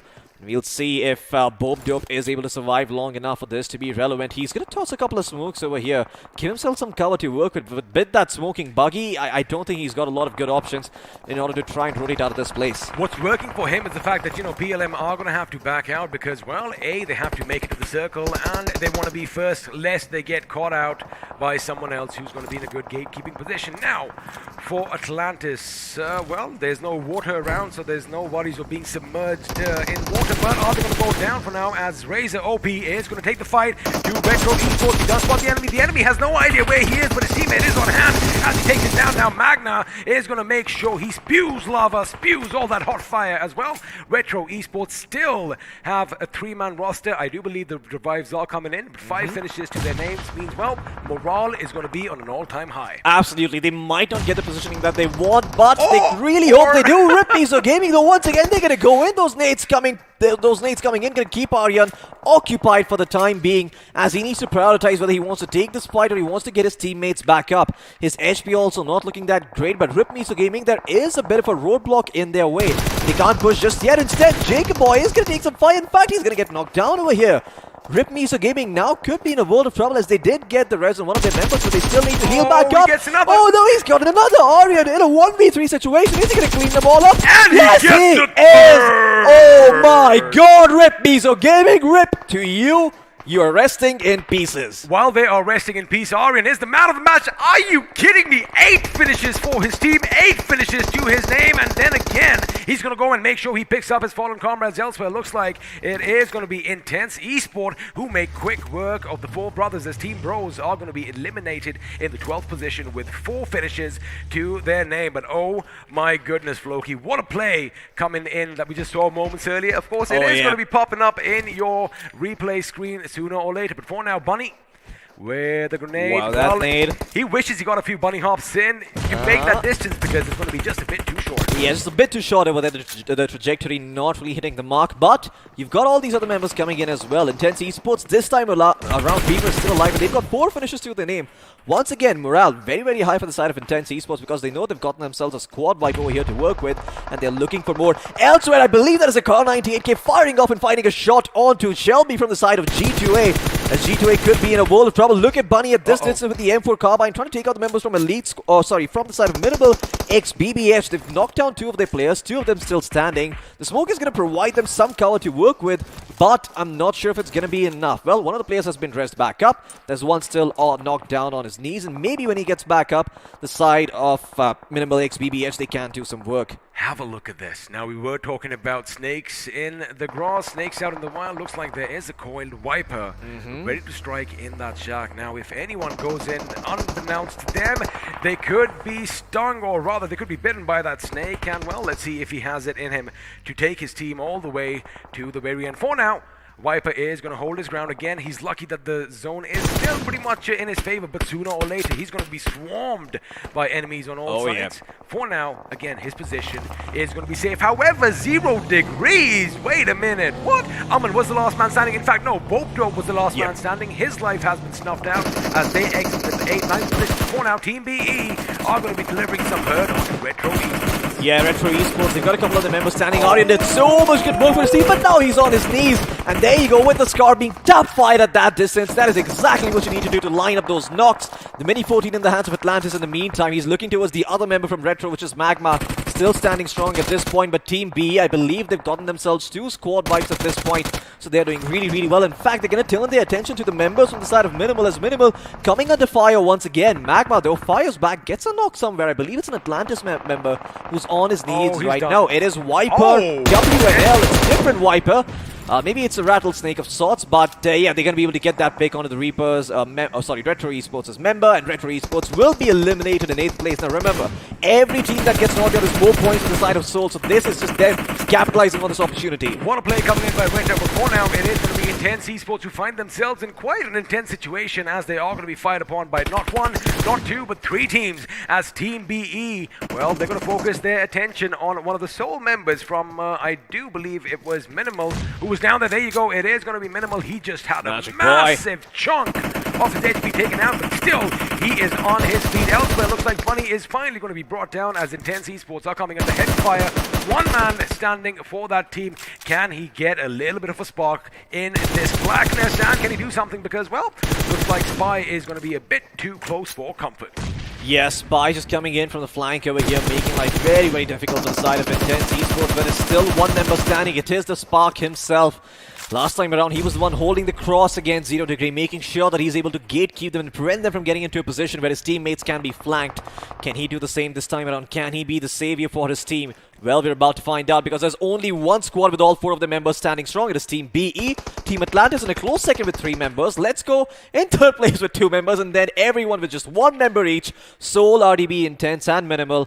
Gonna be in a rough spot, but you have to remember you need to get those stragglers first, otherwise they could be sneaking away with a lot of placement points for free. I mean, talk about placement points. Soul Viper, they have pretty much been written off. He's already got his team to a They might have just written off that location. They could have, because again, he did not make a single peek, he did not move a single muscle, he did not bat an eyelid. But what's happening over here is the other Viper is going to come under fire, and now Rage is going to be the last man standing for Let's Go. His teammate Spy is going to be bleeding pretty close to him, but again, it is going to be a bit risky getting that revive. Well, looking at things not so close indeed, because there is going to be an enemy between him and the Spy, and that enemy is Spark, I do believe, from LG. For now, Team BE, they have a good command of the land, right? They have these ridges to work with. They have 10 finish points. They have the morale. They have the momentum. However, there is still a coil wiper just behind them. Oh, Is he yeah. going to strike at some point as Ryzen gets the better of Piccolo?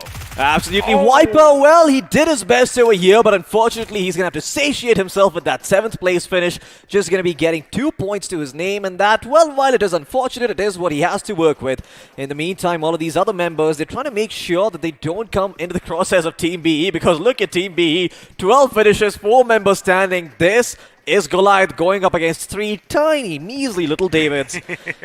Well, how the tables turn, Floki. How the tables turn. But again, you know, if they get a bit over complacent, again, it's all speculation. Nothing's going to happen. I do believe they are going to walk away the winners in this game. All it takes is a little mistake to basically, you know, start a chain of events, which, well, could topple you. Oh, like I see the dominoes. pan. The pan, it's the misfortune sign. I do not like this. Do not disrespect them. Respect the fans. Respect the enemies. Also, you got to keep one thing in mind. They have an idea of where the enemy is. Again, if they rush in that direction, well, Spark could do something.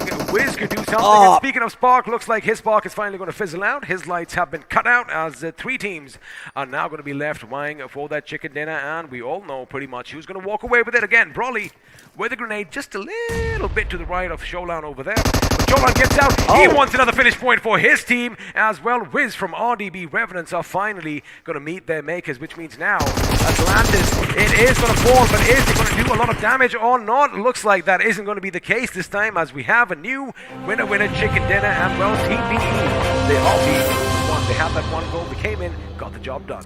Absolutely. I believe they found themselves around 13 finishes to their name. So once again, lots of heavy lifting being done by the side of Team BE.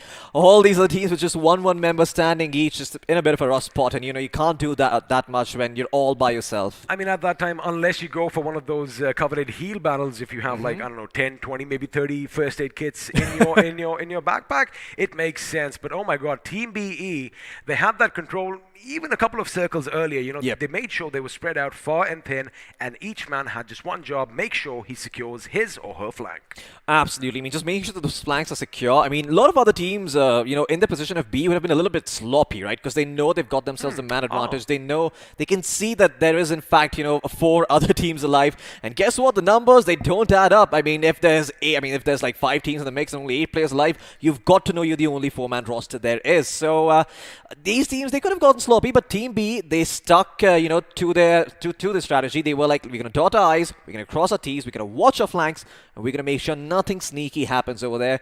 Wiper, you know, he did try moving out there when the blue zone damage got too much, but was eventually busted. Going to be a 7th place finish for the side of Seoul, but given the fact that they finished in 1st place on Erangel, I don't think they're going to be too displeased with this. Speaking of being sneaky, that's exactly what Wiper did, because again, you know, we expected them to be wiped out in the 12th, maybe 13th position, but he made sure he got his team those placement points. Now, I know you haven't missed any of the action, so let's just go back and have a look at some of the highlights from this game. And, well, action did take its time, but when it did break loose, oof, it was entertaining. Oh, yeah. I mean, I have to say lots. Once again, it just seems that the theme for Miramar for today, in general, just has been consistent action. There's never been a bit of a lull in the game or a point where you're just, like, snoozing off because there's nothing happening. No, a lot of interesting stuff going around here the entire time. When there weren't firefights happening, there were a couple of stunt drivers looking to, you know, expand their portfolio, maybe look to pursue a different profession if BGMI doesn't work out for them. But yeah, Rip Mizo Gaming, I believe they were the most surprising bunch out of everyone over here, because they had a lot of great finishes early on, but I'm not too sure if they managed to make it to that top 5 or top 6 spot. I like how, you know, when we just saw Retro Sparta go down moments ago at the edge of the city, I liked how the opponent first chucked a smoke grenade. Of course, it could have been a mistake, but it gave Sparta that moment of hope. It gave him some hope that, whoa, no, my teammates aren't here, they're going to help me out. But then again, a follow-up grenade came through, and boom went the grenade, and his life was snuffed out. Now, over here, Wiper, he still did think that, you know what, maybe I might come and help my teammate out. But at this moment, as soon as Beetle was wiped out, he realizes, you know what, it is going to be a lost battle, and rightly so, he does call that retreat. And, well, I wouldn't blame them. He did manage to get them to the 7th position. Despite the chicken dinner, I think they're going to be satisfied with the events that unfurled earlier. Absolutely. I mean, this is them trying to make the best out of a worse situation, all right? Wiper, he was not given the best cards to work with, and, well, whatever he was dealt, he played that hand, you know, he tried his best to survive. Sure, he only gets to that 7th place, but that's okay. You know, getting 1 extra point is better than none, so kudos to Wiper for being able to survive over there. Retro Esports, though, I have to commend Aryan and his effort. That 1v3 clutch against Rip Mizo. Again, the thing is, do you go for the revive? Because Rip Mizo did that, because because remember, they were chucking grenades, and well, Aryan was pretty much out of all utility. But boy, oh boy, he held his ground. He's like, you know what, let me do my thing, boys. I will pick you up. And he did not just wipe out the entire squad. He almost got, well, 8 finishes by the end of this game. One-man army. Absolutely. He took all those 1v1s, right? That's the most important part about this situation. He isolated the enemies. Exactly. When you drop that smoke, you got to make sure you bob and weave around there. You go around the edges, get those picks going. And that's exactly what he did. And even the way he dropped those smokes, it looked like he was probably going to go for the res. But he did not. He went in, had the element of surprise working with him, got that... It started off with a mistake from Rip Mizo Gaming. They were pushing a bit too aggressively. Then, after getting that first knock, he realized, oh, maybe I have a chance over here, because weren't they just rezzing one of their teammates over there? The second knock, indeed, was pretty weird, because the enemy had no idea where Aryan was. Again, you got to be, in these situations, you got to keep your sound sense on 100%. But again, it is what it is. They were taken out elsewhere, but Viper, again, he had to get out of that shack, right? So he had to make a little bit of noise, and well, if you hear a little bit of a rustle in the leaves, chances are you are going to throw a grenade in that direction. Absolutely. Might be a little bit too much for a Viper, but in this case it was a rattlesnake, so absolutely well worth it. Yeah, just surviving there towards the end, rattling off, but again, those were just empty threats. He just got eliminated in 7th place, but maybe on Erangel he can be the Viper that we know he is. You know, he did get the MVP last time around. He was on top with 5 finishes to his name. Maybe he can continue to be that in the next map of Erangel. But before we go there, I do believe we're going to be having a look at the point standings. Let's do that now. We already know that Team BE did win the chicken dinner. Let's have a look and see how all the other teams did. Well, 29 points for them, 15 from placements, 14 from finishes. Wow, Joining them in second, looks like Atlantis has not fallen, as they are going to be in the second position with a total of 19 points, 7 of which came from finishes. Absolutely intense esports with 13 points to their name. RDB rounded in 4th place as well with 11 total points, followed by Retro Esports, Minimal X, BBH, Let's Go and Orgless 5 from that 5th to 8th spot. And well, it's like I thought, Rip Mizo Gaming, they weren't able to do all that much, even though it looked like they had a fantastic start, coming in, getting that finish for themselves. They only find themselves in that 13th place with 1 finish point. The funny thing is, my eyes right now are glued on RDB for one reason. A, if you think about those 3 letters, you'd think Rang De Basanti maybe, right? A movie back in the day. For me, I don't know if you remember this. Well, I'm an old boy. I'm just going to expose my age. There was a band back in the day called RDB who came out with a very popular song, Ari Ari. Again, for me, from the Punjab, it is something that is close to my heart. Maybe they're related. But anyway, the Revenants, they did have a good job. Not so much from finishes, but when you do get 10 points from placements, it isn't a bad game. Now, we've seen how the teams have done. Which is that one man who is going to walk away the iQOO MVP in this game? Well, the answer is, of course, it has to be Aryan. Absolutely. He might not have gotten the top spot for his team, but he certainly has the top spot in our hearts after that match. Amen. Absolutely. I mean, it takes a certain level head in these sorts of situations to assess what's going on and to be able to accurately come up with solutions. It is not only that, I'm 100% sure this is a situation that Aryan has been in multiple times, because most people would go in for the res. They would not try and go for the risky option, which is going for those fights, but you have to remember, that is what the enemy expects. They expect you to go for the res. Also keep one thing in mind, something that, people don't notice, but I'm going to come to that point in 1 second, because let's have a look and see who else is going to be joining Aryan as we see the top 5 players from this game. And well, of course, when you do get that chicken dinner, chances are your players are going to be some of the best players in the game. Absolutely. I mean, they've got pretty much a monopoly on the top 5 players over here. I only see Cholan and Aryan from all these other teams still making their way. Cholan in that 4th spot, of course, with 4 finishes and 776 damage, and Aryan in that 1st place spot, rightfully so, with 8 finishes and 803 damage done. That is a lot coming in from this man, but I am quite sure that Blink Esports, these guys are definitely on top over here. Look at the amount of damage done. Collectively, they've already exceeded 2,000 damage between those 3 members. I'm just glad that Aquaman was there to defend Atlantis, because even though, they did have a few problematic situations, they did manage to get those placement points, as we did mention, and of course, those finishes coming in do tend to help as well. But Aryan is going to be that name that I'm sure a lot of you viewers out there are going to be remembering, because again, getting a squad wipe, well done. Yep. Getting 2 squad wipes in the matter of a minute or so is just phenomenal. But now let's have a look at some other facts and figures, as we do have the match summary coming up on our screens.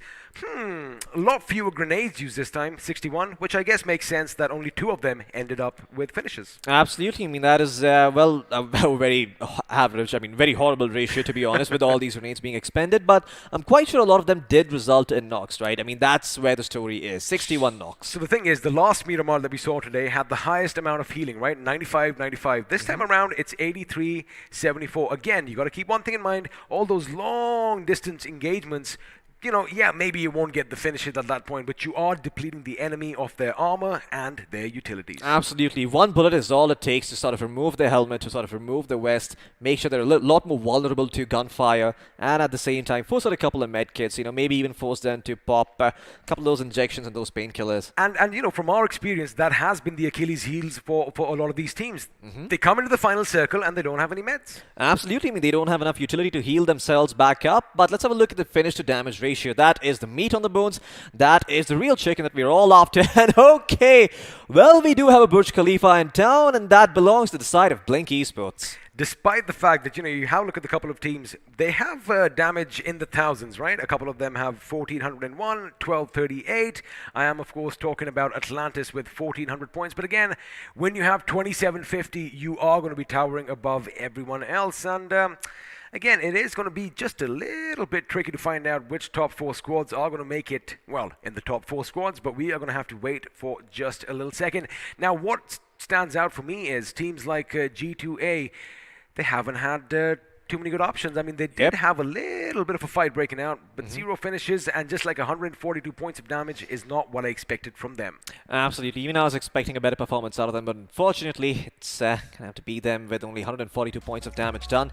Top 4 squads, geez, what a surprise. B on top, followed by Atlantis and Intense Esports and RDB Revenant. Kind of wish I saw Retro Esports in there. You know, if Aryan somehow managed to get as lucky as Viper did and survived long enough, maybe he could have been over here, but yeah, it's unfortunate. Though, there is still one more game to be had, and the very fact that he's finished with 8 points is going to give them that sort of breathing room to work with in the next game, that if they pull out a brilliant performance, they might find themselves in the top 4. Oh, he's feeling good right now. I mean, he knows that he is the man about town, and everyone is going to be talking about him. But again, I love the fact that Revenant this time around, not a hard-hitting team, they only finished with that 1 finish. But again, one of their members made sure they got those placement points, 10 to be exact, if I'm not wrong. But again, you know, all this aside, I mean, we are going to be speculating a bit more as to what's going to happen in the next round. But they still have another game. You know, a few teams, maybe they might have etched a position for themselves in the next round. But again, the fact is that, you know, the first game in Erangel, we saw a few teams do good. In the second game, the other teams did good. So the fact is, the competition is still razor thin, and it is going to come down to the last match. Alright, this is something that actually Shadow pointed out in the first game itself. When we actually looked at the FD chart from the first game, it was dead even. A lot of those teams, they were very, very close in terms of damage done. So, yeah, that's why maybe Miramar was, you know, a little lopsided affair for the other teams that didn't do so well on the Erangel. Let's have a look at the point standings for the offline matches, though, that have been happening in the meantime, that we haven't had the opportunity to watch on stream itself. In case you want to know, well, there it is. Well, it looks like Team K9 officials are going to be coming up with that podium position. 25 points for them, 10 of which came via finishes. And Hell4 in second with 17. Celsius Esports, we've been following this squad for quite some time now. They are going to be happy with a third place finish. Consistency, but of course, knowing them, they're going to want to outdo themselves. Now, in fourth, we have the Rebels themselves from Rebel Esports with 12 points, sharing it with Kemen Esports, who are going to be a bit further back, pretty much based on the position points. Yeah, but they've got a lot of finishes to their name, right? So, I mean, this is sort of what's going to keep them happy. And, well, it's like that caveman DNA stuff. The only thing that is guaranteed in the world is finish points. Just to remind all of you watching, in case there is a tie, well, first of all, precedence is going to be given to the chicken dinners. Then come the placement points. Then come the finishes. So there you go. So those placement points going to come into play over here if they do end up tying the score. Well, from 9 to 16th place, a place that nobody wants to be in, we have you know, Cartel, Hydra, Xeon. Only Glitch, Vision X, Empire Esports, WD, and Xcode. So maybe they can put up a better performance this time around. But the good thing is, I do see them having at least a couple of finish points. So they tried. They tried fighting. Maybe they didn't have the best of positions to do so, but at least they went down swinging, and that is honorable. I mean, that's what it's all about. Like you mentioned earlier, it's not about the size of the dog, but the size of the fight in him. And, you gain respect, you win hearts just by some actions which you might not think are a big deal. But again, people like us, people like you are going to pick out on things like that. I mean, had they tucked tail and run at that position, you would have said something different. Most certainly. I mean, I'm very, very glad to see, even the teams in the bottom 8 have some semblance of points, right? Because it represents a story. It represents them trying to take a fight. It represents them making sure that, even if they go down, they give it their all, they give it their best, so they know for sure that there is some place that they can improve on. Again, you just said it, and you just brought it up at the perfect time. Give it their all, give it their best, because you only get this one moment, this one opportunity that iQOO has pretty much provided us with the whole Battlegrounds Mobile India Series 2021. They are shining that spotlight on, all these diamonds in the rough, all this untapped potential in our country. And well, that is what this tournament is all about. And again, all of this is brought to you by the iQOO 7 Legend. Let's just have a quick look at a word from our sponsors.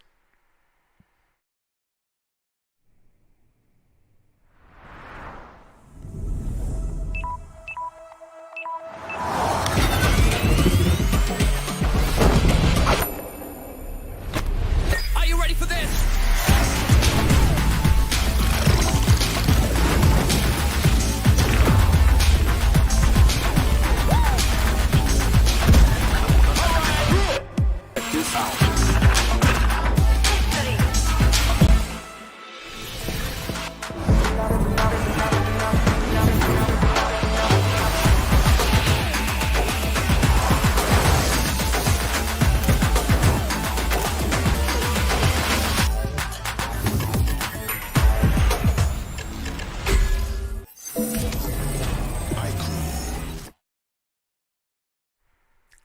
Snapdragon 888, 66 watts of energy to charge you up from 0 to 100 in 22 minutes, and of course that multi-touch monster touch display. Everything is just so easy. Go and grab yourself this monster. You aren't gonna be, dissatisfied. Now the thing is, talking about satisfaction. Now we have a lot of, I think it's safe to say, we have a lot of fans out there, a lot of Soul fans out there, and game 1, they must have been elated. Game 2, take some solace. Viper did his best. He did get those placement points for his team.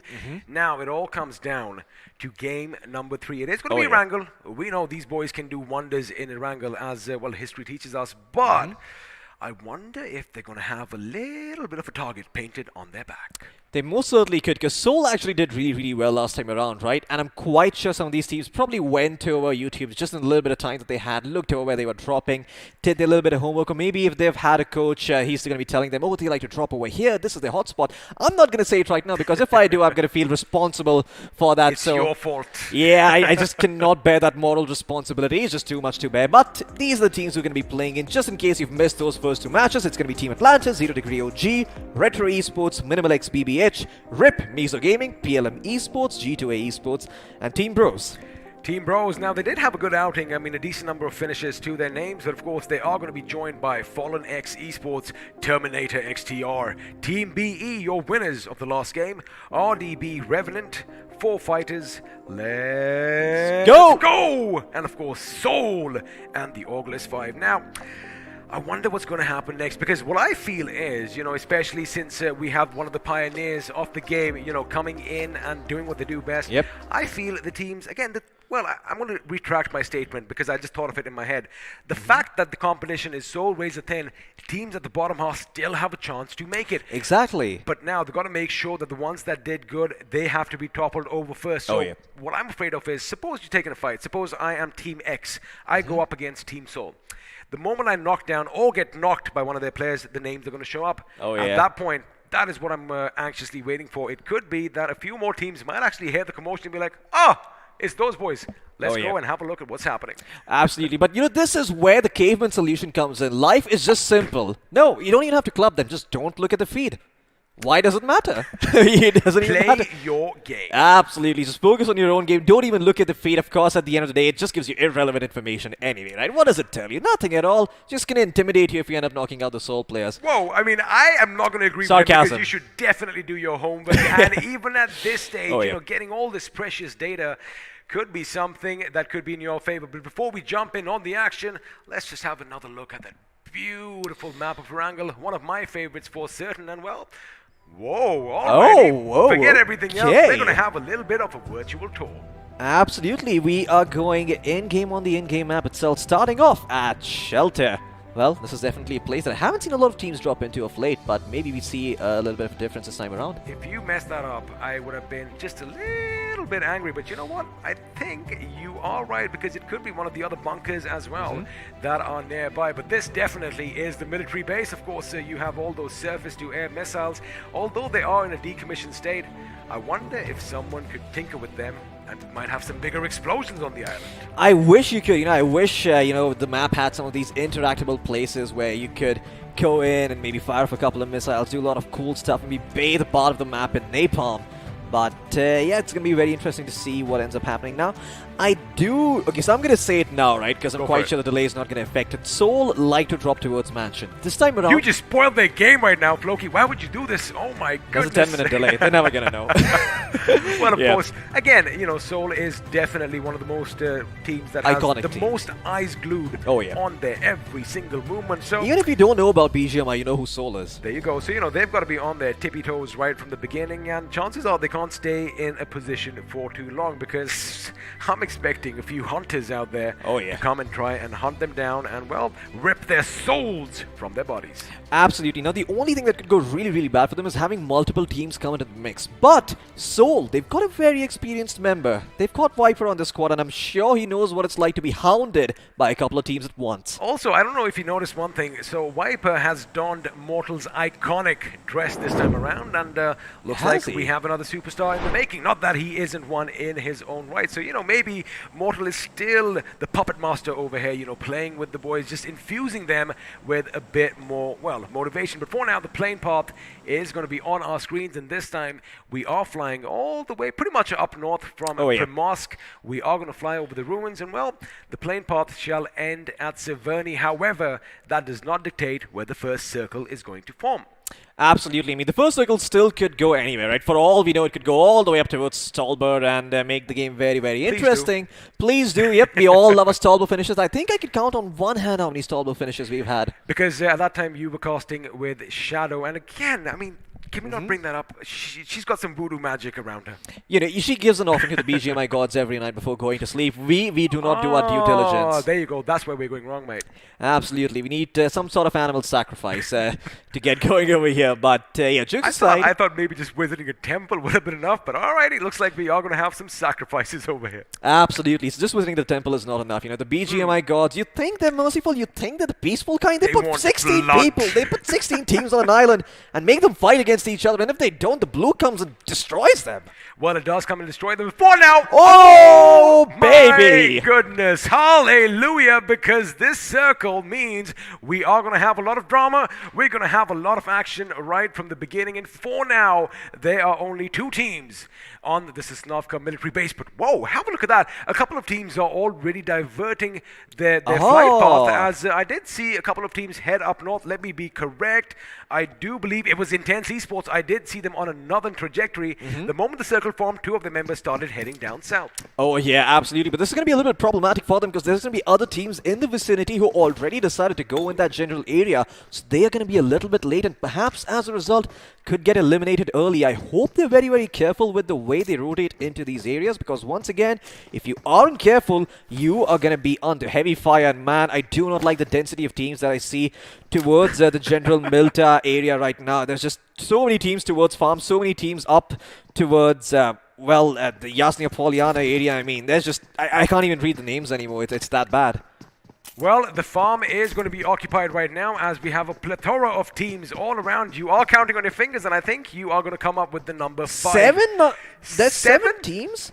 I think there are 7 teams if I count the ones that are coming in as well. This is, oh boy, there's not enough real estate to work with over here. We wanted some action early on. We're going to get some action. The gods heard our request. Miramar was sort of boring, but this is not going to be. This is not going to be, ooh, this could be a bit precarious for Seoul. Now, they are out in the open. Lucky for them, no enemies close by just yet. Again, because the circle shifted down south, all these teams, oh, no, they pretty much change their game plan. Viru is still good for now, but looks like Bunny is going to get the first pick on the enemy. The problem is they have nothing inside as well. RDB are going to lose yet another member as Bunny. Damn, he is one killer Bunny, isn't he? Yeah, I mean, I love the outputs coming in from the gangsters. Completely gangster stuff right here. On the buggy, on the backseat with an Uzi, knocking out all of these members. And it doesn't look like Revenant. This is a good day for them. Mind you, this isn't a replay. This is real time right now. He's already picked up 3 finishes for himself. Oh yeah, he most certainly has. Alright then, Intense Esports. Guess they're doing justice to their name. Thank goodness you cannot drive over your teammates, but elsewhere on the map it looks like the side of 4 fighters is going to be in trouble as one of their fighters is fighting. He's going to try and take the 1v2 but does not succeed. Will be taken out, will bite the dust, and all the loot that he had is now going to go over to the side of PLM. Guess what? I think they also found an extra vehicle because that buggy and the sports car seem to have collided. Maybe it is time to ditch the sports car. I do not want to sit in that coupe. It is already smoking, and again, all it's going to take is a little gust of wind to pretty much blow it to smithereens. But PLM, again, they do make their great escape as they are going to find themselves on the Sosnovka military base. However, Respite is going to be cut short for them because the enemies are going to be chasing them closely. But looks like the 4 fighters made the right call.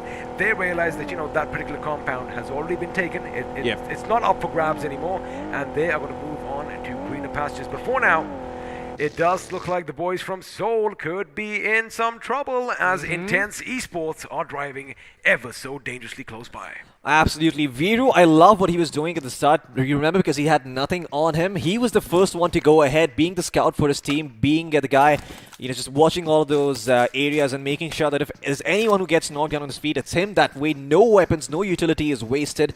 None of that is out of commission, and at least they have a set of eyes to work with.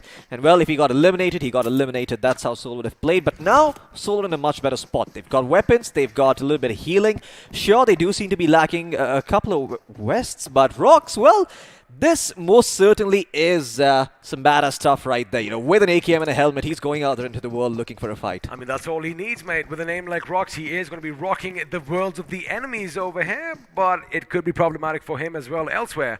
It does look like finally we might see some bridge action, but be quiet. I do not want to jinx it. Hellgod, he has a good position. Let the enemies come towards you, let them drive past, and then unleash all hell on them. But looks like it is going to be Rage who spots the enemy. He does let loose a few shots with that M16. Unfortunately for him, it isn't going to hit, but looks like Intense had an idea that, you know, wait a second, the bridge could be blocked, and they actually took their vehicle down in the waters below. But Let's Go are going to be on point, and the moment they surface here, Floki, they are going to be met with a barrage of bullets. Absolutely, the Bison with one of the highest fire rates in the game is the perfect weapon to deal with this sort of situations. Just, just rattle them off one after the other in Intense Esports. Now they're in a world of trouble. They're going to have to swim all the way around, potentially even tank a little bit of that blue zone damage if they actually want to make it up. But no, Let's Go prioritize getting out of here instead.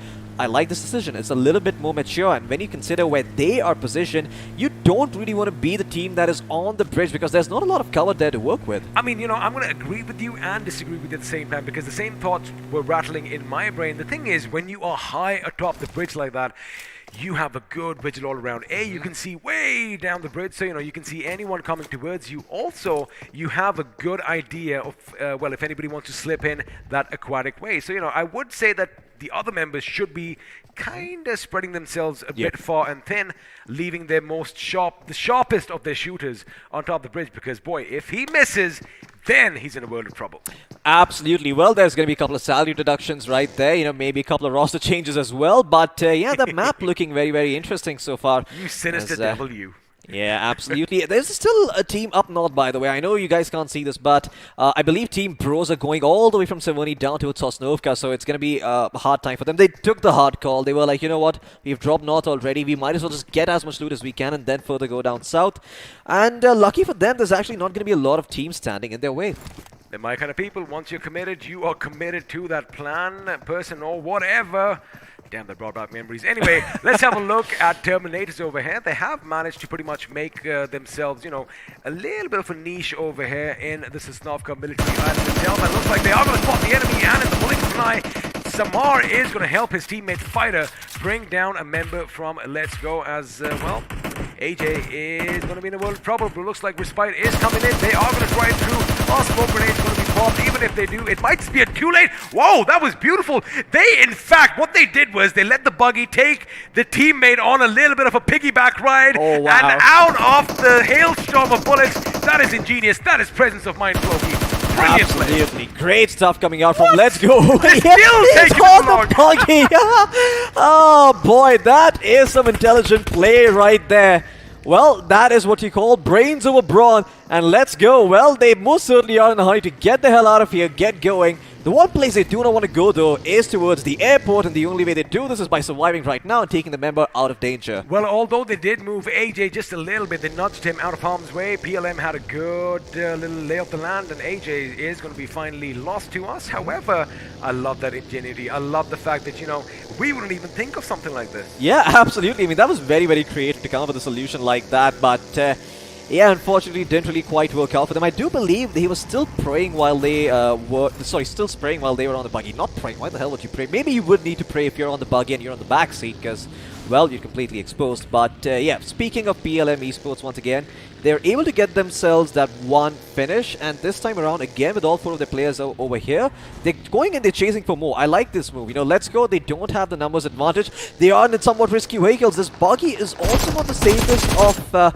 vehicles to have in this sort of situation. Nigel is going to go for it. He's going to be able to get that knock, convert that into a finish. PLM in a world of trouble. Well, they are taking the fight to Let's Go, and now all that separates the two teams is that long and winding narrow road. Looks like Let's Go are going to cut their losses. They are going to try and make their escape, but only so because Spy is going to be taken down. Meanwhile, on the other side, looks like we have some action breaking out, this time between 0 degrees. But you know what? We're going to hold on to that position for now as the drive-by comes in, and PLM are going to secure another finish to their names. Now, they know there's only one man standing. Are they going to go chase that man down and make sure from 3 they go to 4 finishes, because they pretty much wiped out his entire squad except the one lone ranger who's left, well, all by his lonesome. Elsewhere, it does seem like Retro Esports are going to be joining the party as they take the fight to 4 Fighters X. Absolutely. Well, let's see what sort of action is going to transpire over here at this moment, though. Retro Esports, they're sort of just weighing all their options and seeing what approach is sort of the best. Well, this is the best possible duo I could have asked for. An Uzi for those close range scenarios, and you've also got yourself a DP28 for those mid to long range answers. Well, let's see if I can put them to use. Last time around, he was the clutch master for his team. This time around, he's got 3 more members to help him out, so maybe they stand a chance against a side of 4 fighters who have been whittled down to 3 earlier. Aman did bite the dust, which means that this could be their very end. Now, the only thing is, Deadbolt's position could come in handy for the team of 4 fighters. Now, he is a bit on the left flank for them as another fight is going to erupt elsewhere. We're going to hold on to that thought, and looks like Hamady is going to be brought down. Now, this is going to give Retro that little chance that they wanted, that little bit of a burst to push in further. And looks like shots are going to be fired as Aryan is going to go up on the flank. He is going to see the enemy. He is going to shoot. He is going to bring him down. Absolutely. The Uzi with hip fire is just one of the strongest weapons you have up close. And look at that. Looks like it's going to be the end for the side of 4 fighters. They are going in elsewhere on the map, though. It looks like Seoul are going to be making their presence felt. Who the hell was on the receiving end of that? I didn't quite catch it. But in the meantime, 4 fighters have been reduced to no fighters as they've all been eliminated over here. Wait, no, there's still 16 teams in the mix. There's still 1 player standing. There's still 1 player standing. It looks like Seoul pretty much annihilated G2A Esports except 1 man, and that man is the madman himself. Of course, I'm talking about Mad Toy. Let's see if that is going to come and bite them in the backsides later on. For now, Icy Picey is going to be spotted by the IGL for PLM, as he does lay down a few shots, some precision shots in fact coming in. Wait a second, that grenade was too close for comfort as PLM have the enemy a bit surrounded. But looks like Longclaw has the same idea. Icy Picey is going to be brought down, and it looks like they are going to exchange a couple of knocks over here as Longclaw tastes some blood for himself as well. The question is, Fighter, is he going to go in for the drive? It's not going to come in. He's going to have to hold his ground and let the enemy make the move. Yeah, well, we said the Terminators were going to be back, but this is not the way they imagined themselves coming back in this game. On the receiving end of the aggression from the side of PLM, and PLM not looking to slow down just yet. Long Clock going to be taking now, but they will exchange knocks.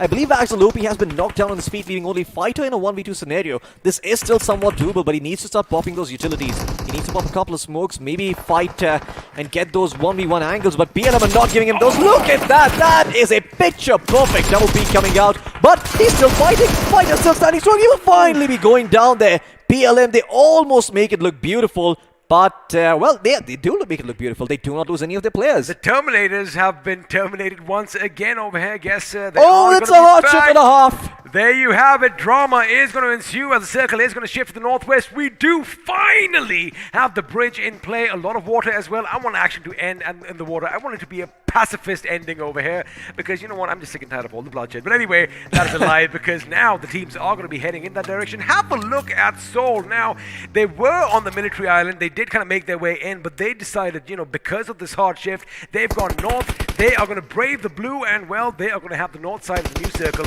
all to themselves. Before now, Retro Esports do spot the enemy as Deadbolt tries to make his escape. Question is, can he? Yeah, 4 fighters with just 1 fighter still standing strong. Fighters. Yeah, doesn't it? Right? Yeah, it does. It does. The first time I saw it, I was almost like for some reason I almost said like Foo Fighters, but it wasn't, and I realized it was 4 fighters, and I probably should call them that. Don't want angry DMs in my Instagram, of course. But Retro Esports in the meantime, well, they can be quite happy with what they've got, right? 2 finishes to their name. They managed to chase away the 1 play from 4 fighters who had sort of a good position. Thankfully, he has a couple, so the rotations are quick, but in the meantime, elsewhere on the map, Seoul looks like their rotations are not going to be so easy. Look at the side of Minimal x BBH. They're going to be here. Looks like Minimal, well, they are playing with maximum potential right now because they had a similar idea as to what Seoul did, and, well, judging by the look of things, Herr Floki, they might just beat them to the finish line. Elsewhere, Spark is going to fizzle out, as I do believe the first team is going to be biting the dust. But for now, Minimal and his teammates, Exotic, I beg your pardon, they do have a decent amount of utilities now. I only see 1 first aid kit.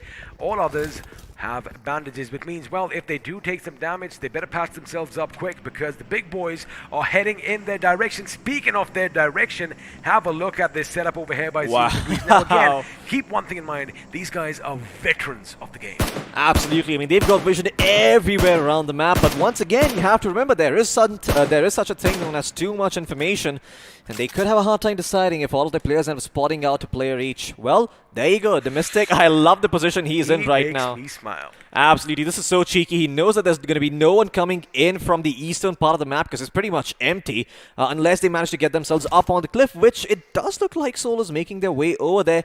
You know, he should be all right for the most part, but the circle is going to be changing soon enough, and we should be seeing where it shifts. In the meantime, August 5, also with all 4 players still standing, fully kitted up, level 3 vest, level 3 helmets. They've got everything, the whole kit caboodle to work with. Let's see when is it that they're going to put it to use. G2A on the other side. You can see Mad Toy just making the life of Let's Go a little bit harder, and the only place Helgod is going to be going at this rate is probably going to be the airport if Mad Toy continues to just irritate him with all this utility that he's throwing his way. Now the thing is, Helgod, well, I do believe he's going to be sent down below once again because, again, the blue is going to do damage. Now elsewhere, we did talk about 0 degrees. Looks like they are going to be pushed up by Minimal. BBH as Minimal are coming in. Looks like 0 degrees are going to be driving around as well. Alman is going to rattle off with that AK, but he's taken down by a grenade. In fact, 2 members from 0 degrees are going to be brought down, which means Mystic and his teammate now have their work cut out. But forget that! Looks like PLM are going to be joining the party as well, as Bob Dope is going to be the only man left on this side of the road. Remember,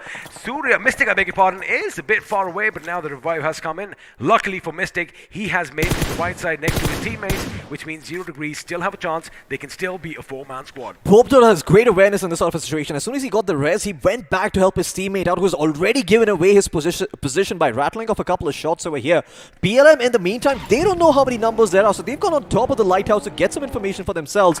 But once again, you have to remember 0 degree, they cannot spread out their forces too thin. They cannot take a fight on multiple fronts. And now with Surya actually leading the charge, this could be devastating. He's going to leave the car for now. A wise decision being made by him. He's going to slowly go on foot, maybe try to get a flank going of sorts. Even if PLM hears him down below, they aren't going to extend themselves over the horizon and become silhouettes for the remaining members of 0 degrees because then, well, they're going to get shot at. But for now, who is going to get shot at is going to be Reaper. Not Reaper, I beg your pardon. It is going to be, Exoic. well, Exoic. There you have it. And Bope Bope Dope is going to make sure he puts a few bullets right between his eyes. But now Leo wants the enemy in the distance, and Team Bros, who have been pretty quiet this game, are finally going to come under fire. And again, it's going to be exciting. This is what I've wanted for a long time, and the BGIS the bridge gods finish. are finally listening to me. Absolutely. Well, they just wanted to make it a little bit more sweet. You know, it is round 3, so the longer you wait, the sweeter the fruit gets.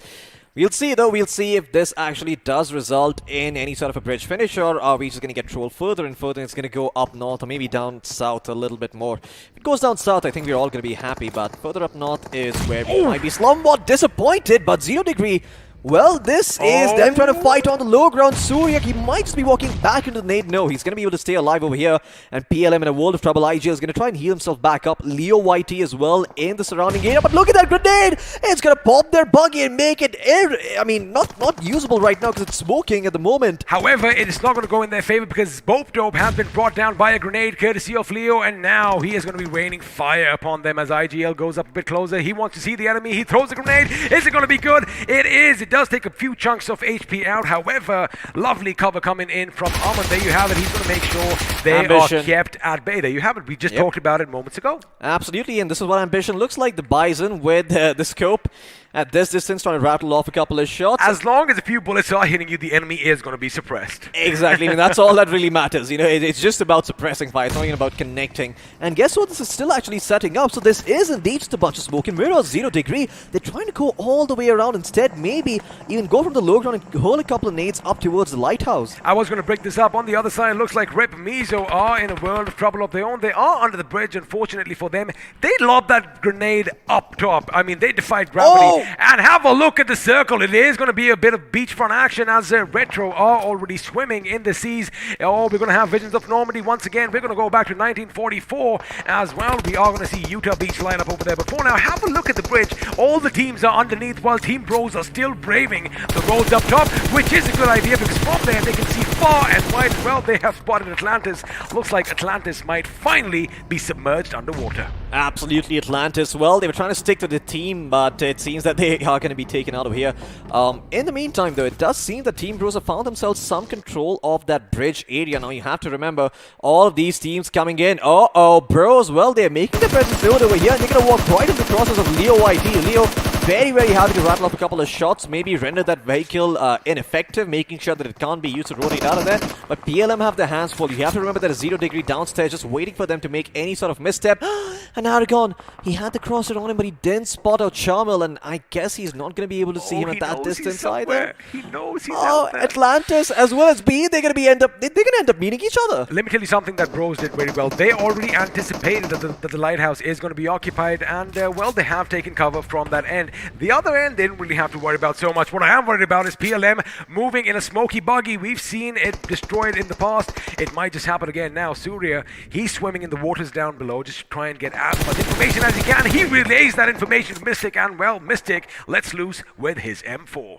Absolutely. I mean, this is not the situation you want to be in. With 4 members in your team, Surya is trying to go in the water and get some information for his team, sure, but once again, you have to remember, this could be problematic for him. I love the move he's making. He's actually gone down into the buggy that was submerged earlier, and he's going to heal himself back up instead, but I do see a fight breaking out on the bridge over here. Viper does manage to take a 1 minute from August 5. It's Jigsaw who ends up getting knocked. Now, although one of their members is going to be down on his knees, looks like Soul are going to get back up, but they are going to have to deal with the team at hand, and that team, of course, is August 5 now. They are all 4 of them on their feet. There you have it. They are going to be replying with firefights of their own as Bomber makes sure he patches himself up while his teammates are going to be suppressing the enemy. Now, I do believe that Revive has come in. Well, just as I say that, the play zone wants to play as well as Yuba is going to come to him, and right after that, Viper is going to fall down to the blue as well, which means Viru is now the last man standing. Correction, Rox is still alive, but on the other side, if Viru spotted over here, it could be problematic. Soul could be reduced to a one-man squad. Question is it going to be August 5, or is it going to be the play zone that gets the finish point? Well, it looks like the play zone might just make themselves a part of the BGIS 2021 at this point. Soul once again finding themselves in a similar situation that they did on Miramar.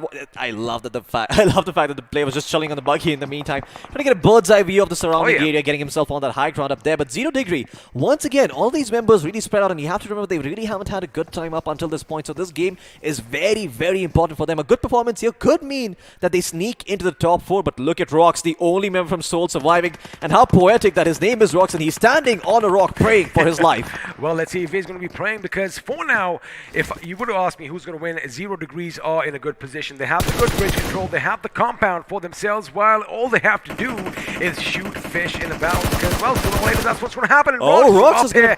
He is not one back off from a fight, as Surya is going to be brought down, which means, well, 0 Degrees might have lost a man. He needs healing. He needs healing. Not for too long, because he is going to come it's a bison! No but wonder! He is nifty. He is quick on his feet. He is, well, good with his reaction. And for now, he is out of harm's way. The question is for how much longer, as Bope is going to contend with August 5, making them move on his position. Absolutely. Now Bope is going to have his work cut out for him over here. It's just going to be him shooting fish in a battle like you mentioned, tapping away, trying to take out Aragon. Aragon is going to end up biting the dust. And you have Flick YT to thank for that from another angle. Mystic is also on top of the rock, so there's actually 2 players looking in the same direction. It's Soul have been eliminated by Rip Mizo Gaming. Well, as Fellowship of the Ring have lost 1 member, looks like Rox is going to be losing his life as well, which means Soul is out of this game. But for now, it is going to be Intense Esports again. The first one to hit ground, the first one to land a foot is going to be the guy on top. The question is, are August 5 going to let them do them? Because again, this is what World War II was like.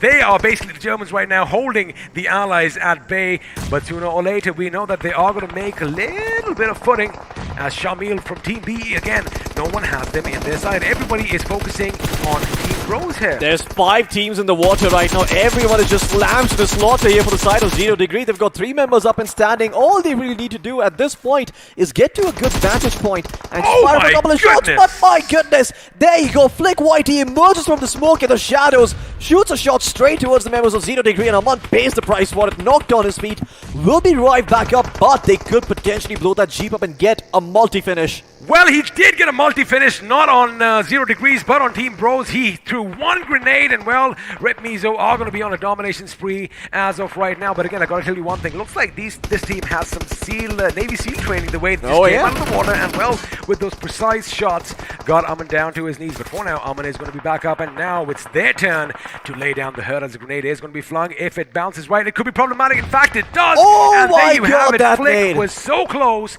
to be knocked out. However, he manages to get out of harm in the nick of time. Yeah, but that nade still deals so much damage, and once again rendering those vehicles ineffective. Although that might just be what you want. It could provide you with some source of cover over here that is reliable. But look at Rip Mizo Gaming. Flick YT once again with the nade. There's an enemy right next to him in the vehicle, Rip Mizo. I wonder if he knows that if he just turns his back to the enemy, he could be shot at. I wonder if some shots are going to come in, because have a look at that. IGL from BLM is right amidst them in a submerged buggy. Absolutely, he's just standing next to them, not even revealing his general area to the members of Rip Mizo Gaming, and Rip Mizo Gaming think he's a part of their own team. Grenade. And Flick, okay, he's gonna get knocked by IGL. IGL straight up lines up his dome, cracks his skull, and now August 5, they are now out on the beach. They are gonna be the ones gatekeeping everyone from coming into the mix over here.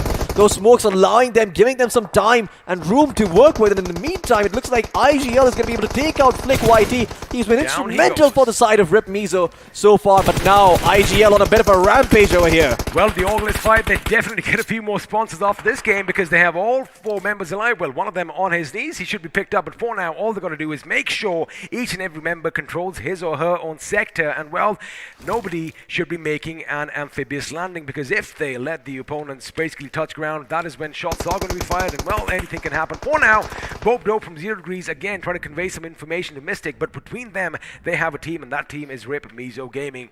Can they pinch them in? Can they pinch them in? Because have a look at Kylo from August. The revive is going to come in, and just as I say that, Bomber is going to be taken down, courtesy Rip Mizo's RIP. There you go. Well, he is just hammering all of them home, and my goodness, that is the perfect airdrop to have in this sort of a situation right at the show.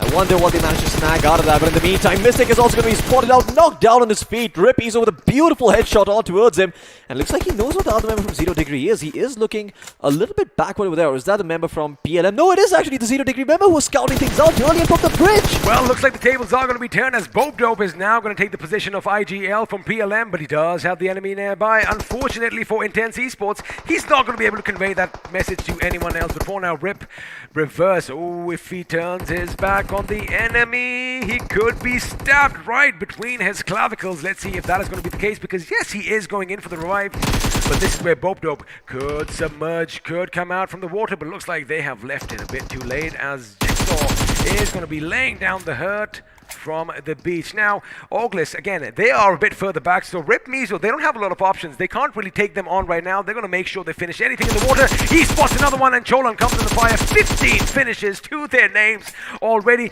ORG should be pushing in at this point. Yeah, ORG should be pushing in at this point, but it doesn't seem like they're too confident about this push coming in. They're a little bit too scared of Rip Mizo. Oh my god. There's 16 finishes for the side of Rip Mizo. Oh, he's going to go double digits right now. Again, Auglis, they are playing it safe. They want to make sure that the enemies are doing all the fighting. Look at that. He just has a little bit of ridge for support as the water is going to come up. And now Bopdove and the members from Atlantis are just surviving all their lives. Revoke over here being taken down. That is going to be instrumental now if the gentleman makes it to the waters. He could, in fact, lay down some shots. Looks like a reverse is going to be capitalizing on that position as well. Again, this team is playing phenomenally. Rest in peace to all their enemies. Absolutely. Rip Mizo Gaming, well, certainly justifying the name at this point. And there you go. Now they're going to be gatekeeping everyone in the water. You have to remember there is still a one member from...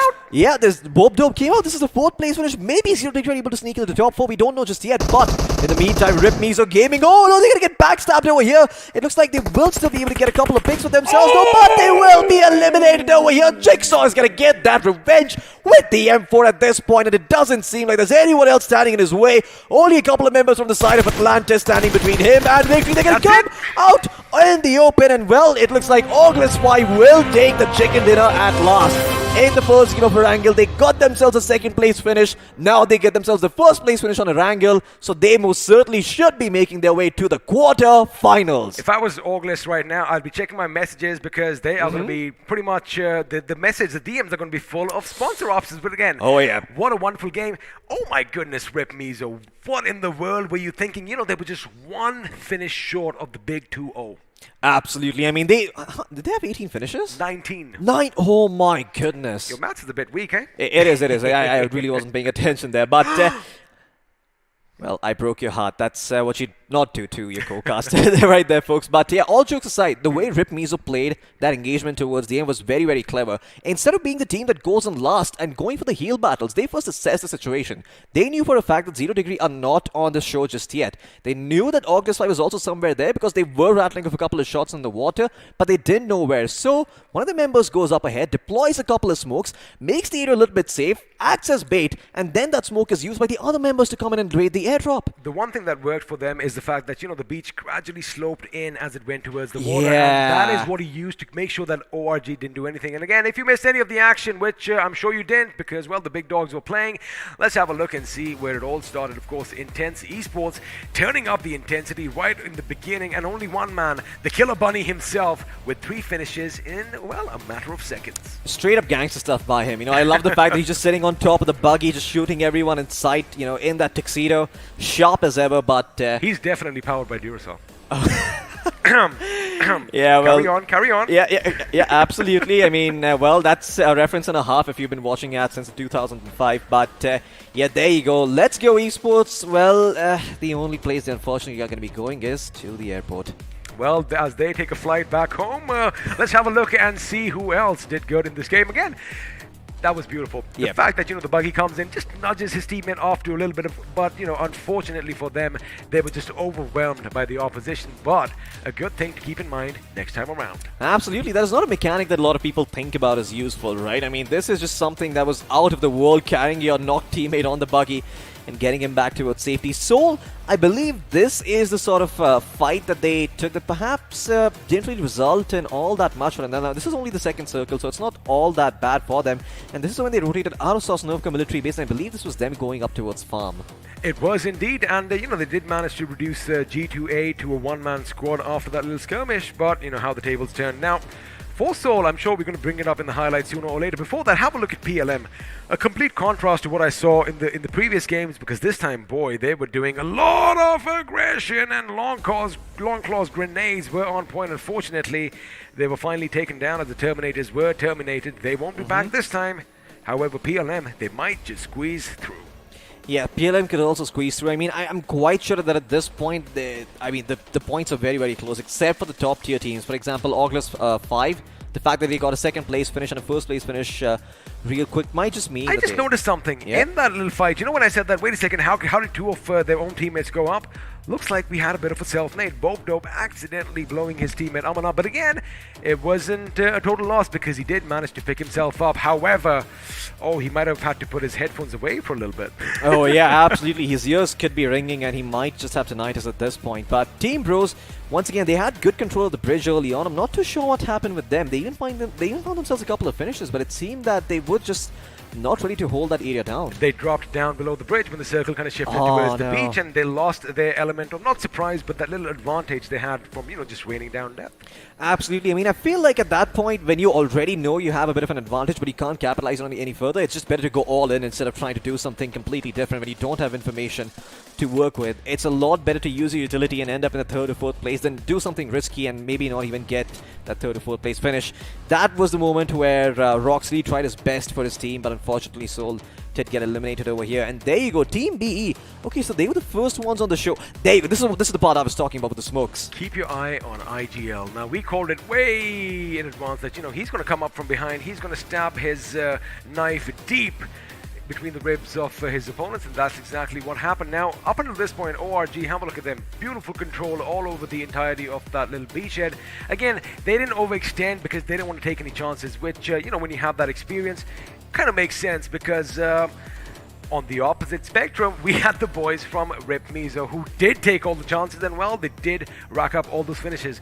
I believe they might just topple the chicken dinner winners. Absolutely, they most certainly could, but once again, you have to remember, Rip Mizo Gaming, it's not just this performance that counts, it's also previous performances which also have been very, very strong up until this point. So as someone who watched Seoul win their first game, and you sort of was like, oh yeah, Seoul is back, it kind of makes me a little bit scared if you're a Seoul fan at this point, because they might not make it to the top 4. There you go. Now that's what I wanted to bring up, because, even we thrive in the suspense, and I'm enjoying it. Let me tell you one thing. I just hope that, we hold those overall standings tonight and just, let people guessing. Oh, yeah. But again, there are those quick brains out there, the smart ones, who are probably already spamming the text chats, with all the information as to who has gone through. But again, officially, we are going to find out in due time. But, the boys from Orgles, Bomber, Zigzor, Kylo, and Evoke did a wonderful job, made sure that they had that number advantage in the end, and well, this time the numerical advantage did win out. Absolutely great stuff coming out by them, but once again, just getting yourself one chicken dinner compared to someone who's gotten consistently that top 4 spot, who's going to be edging the other one out. It's probably going to be at the side of Rip Mizo. Let's have a look at the point standings though and see for ourselves. There you go. We have no idea what's going to be coming up on our screens, but this is going to be the point standing for this game. Okay, Rip Mizo on top. Holy moly. Called it. I mean, when you have 19 finish points and, filthy. 10 from positions, it's going to be easy. It is filthy. It is disgusting. It is dirty. 29 points, while the chicken dinner winners are going to be in the 2nd position with 22. Yeah, I mean, imagine being August 5 at this point. You've got yourself that 1st place finish and you're like, oh, we're still behind by 7 points. And, like I said, they could have come in and racked up a few more finishes, but again, they kept their position, which again, you can't blame them. Absolutely. I mean, consistency is key, right? It doesn't even matter how many chicken dinners you get per se if you don't even make it to the top 4 to start things off. The chicken dinners, sure, they're counted, but only if your points are tied. So,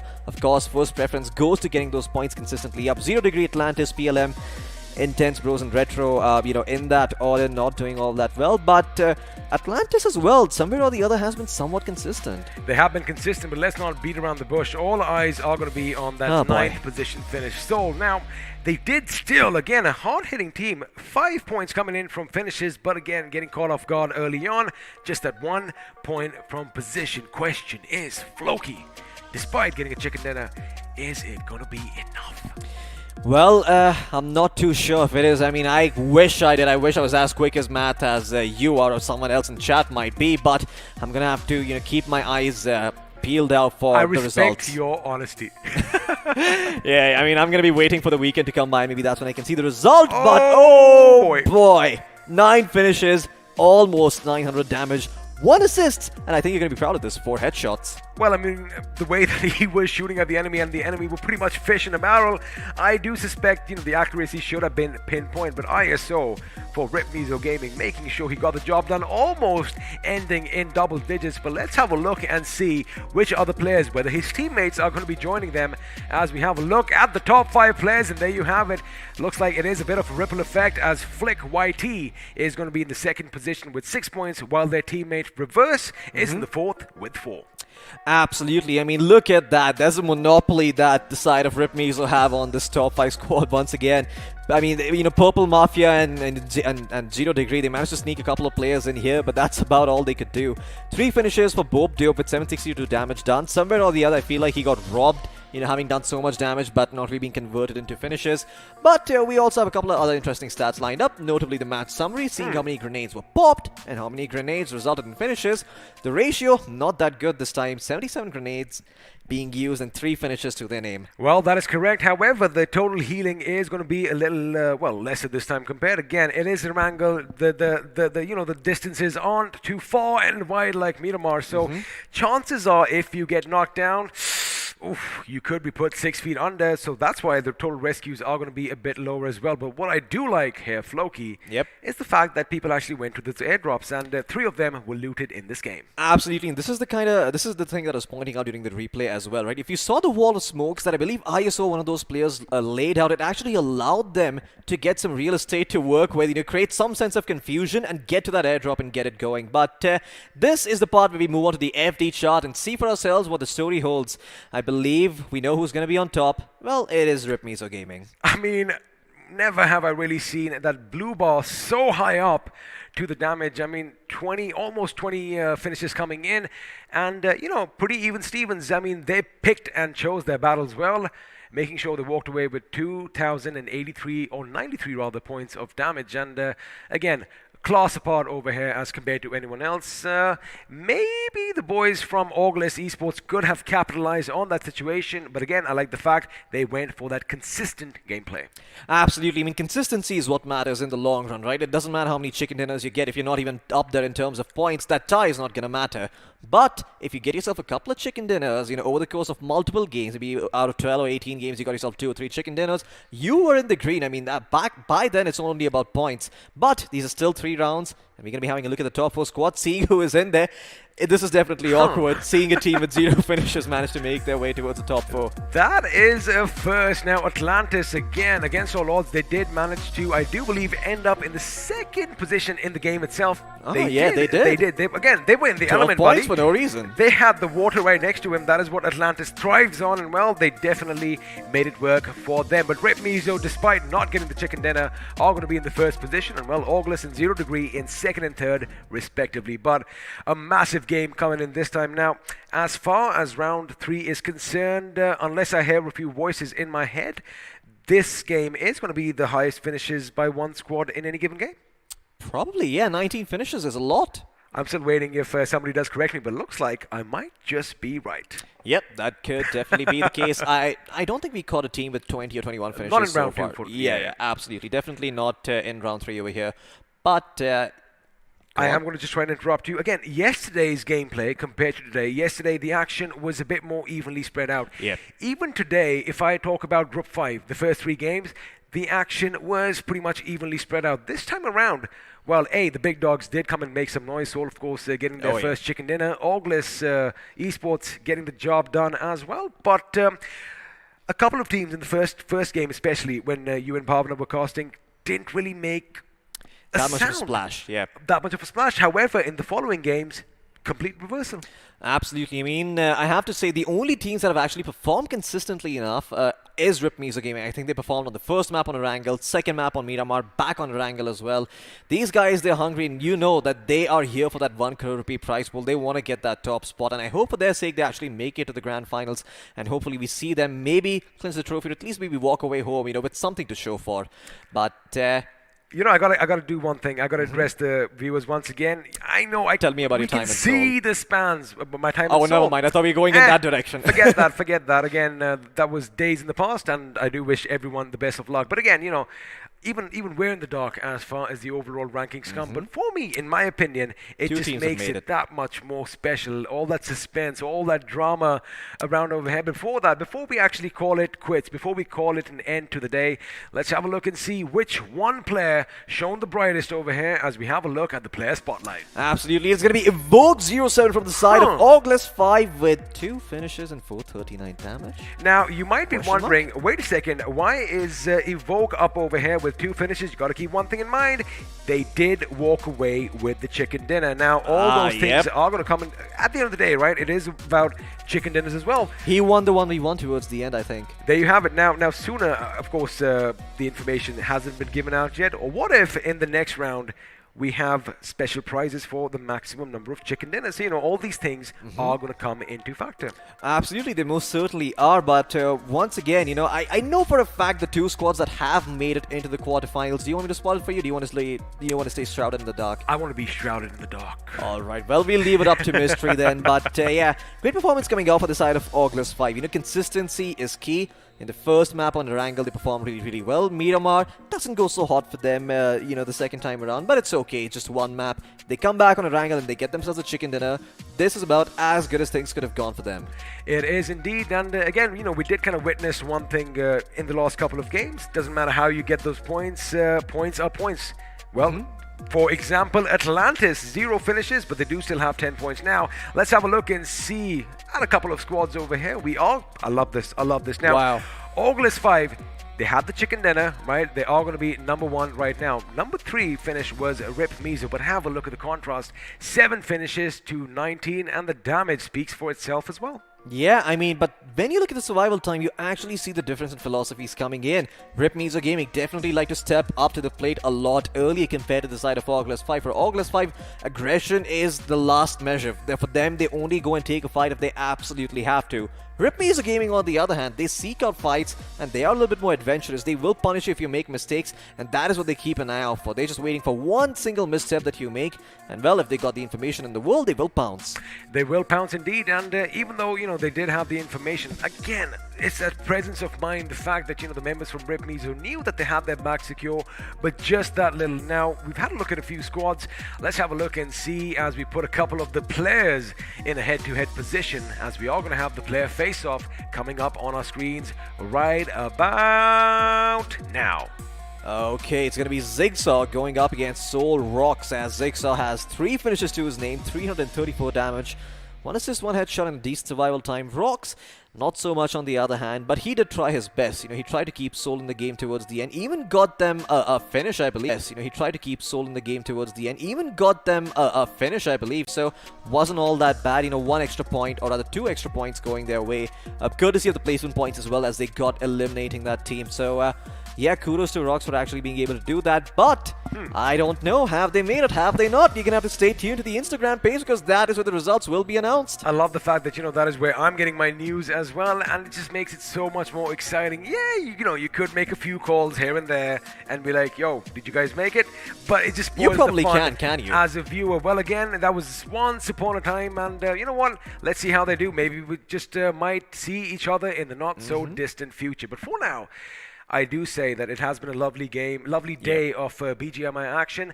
A few ups, a few downs, but I think most of the viewers are going to be a satisfied bunch of people. Absolutely. They got to see all of their favorite teams perform today, right? That's the most important part over here. We didn't see disappointing runs by any of the invited teams today. Augless 5 and Soul, they both came in, they both played out of their minds very, very well.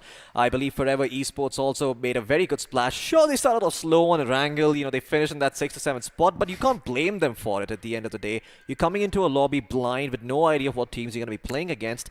It can be sort of hard in that situation to thrive. I don't think that was the case. I believe that, these teams, especially the invited teams that did do good, especially Team Forever, they definitely did their homework, because it was on display for us, just the way that they were picking fights with the opposition. They knew when to back down, they knew when to press. Yeah, I think they practiced their strats a lot more than doing homework compared to other teams, because that's going to pay more dividends at this point. You can't reach those 256 teams. It can't all just be theoretical. You got to have those practical engagements as well. You got to put yourselves in those situations. There you go. that is why scrimmaging is so very important. Absolutely. I mean, just refining and making sure that none of the mistakes that you make in the scrims are made in the actual games itself. That is what those scrims are for. But, well, the offline matches, we've got the results for those too. Of course, so let's since have a look at that. the matches are being played, let's have a look at those points. We're not going to bring up anything that you've seen online because looks like finally we were talking about it. Celsius Esports coming in second earlier, third earlier. Now they are going to be walking away with the chicken dinner with a decent 8 finish points, which means they walk away with a total of 23. Yeah, there we go. I mean, this is finally what the fans wanted to see, right? The side of Celsius Esports doing really well. 23 points to their name. Obey Esports in second place with 19, and in third place we got only Glitch. Gemini Esports as well, they started off a little bit weak, but they have ended in that top 5 spot for 2 rounds in a row now. Sorry, 2 matches in a row. I'm not sure if that pushes them forward to that 4th spot. It might just be enough, but I'm not entirely sure. You're going to have to wait and see on the Instagram page. Well, we are going to have to wait and see, but let's have a look and see what's happening on the other side of this page as, well, looks like the Empire has fallen as Empire Esports are going to be ending things with 0 points in Game 3. But maybe the Empire strikes back in the future. Maybe they come back. Maybe they come back in the future. I mean, when you put 2 nerds together, expect these zingers flying off against one another. But if you quickly have a look and see anything that stands out for you here. Not in particular. I do wish Aura India did a little bit better, but unfortunately, they got themselves 4 finishes.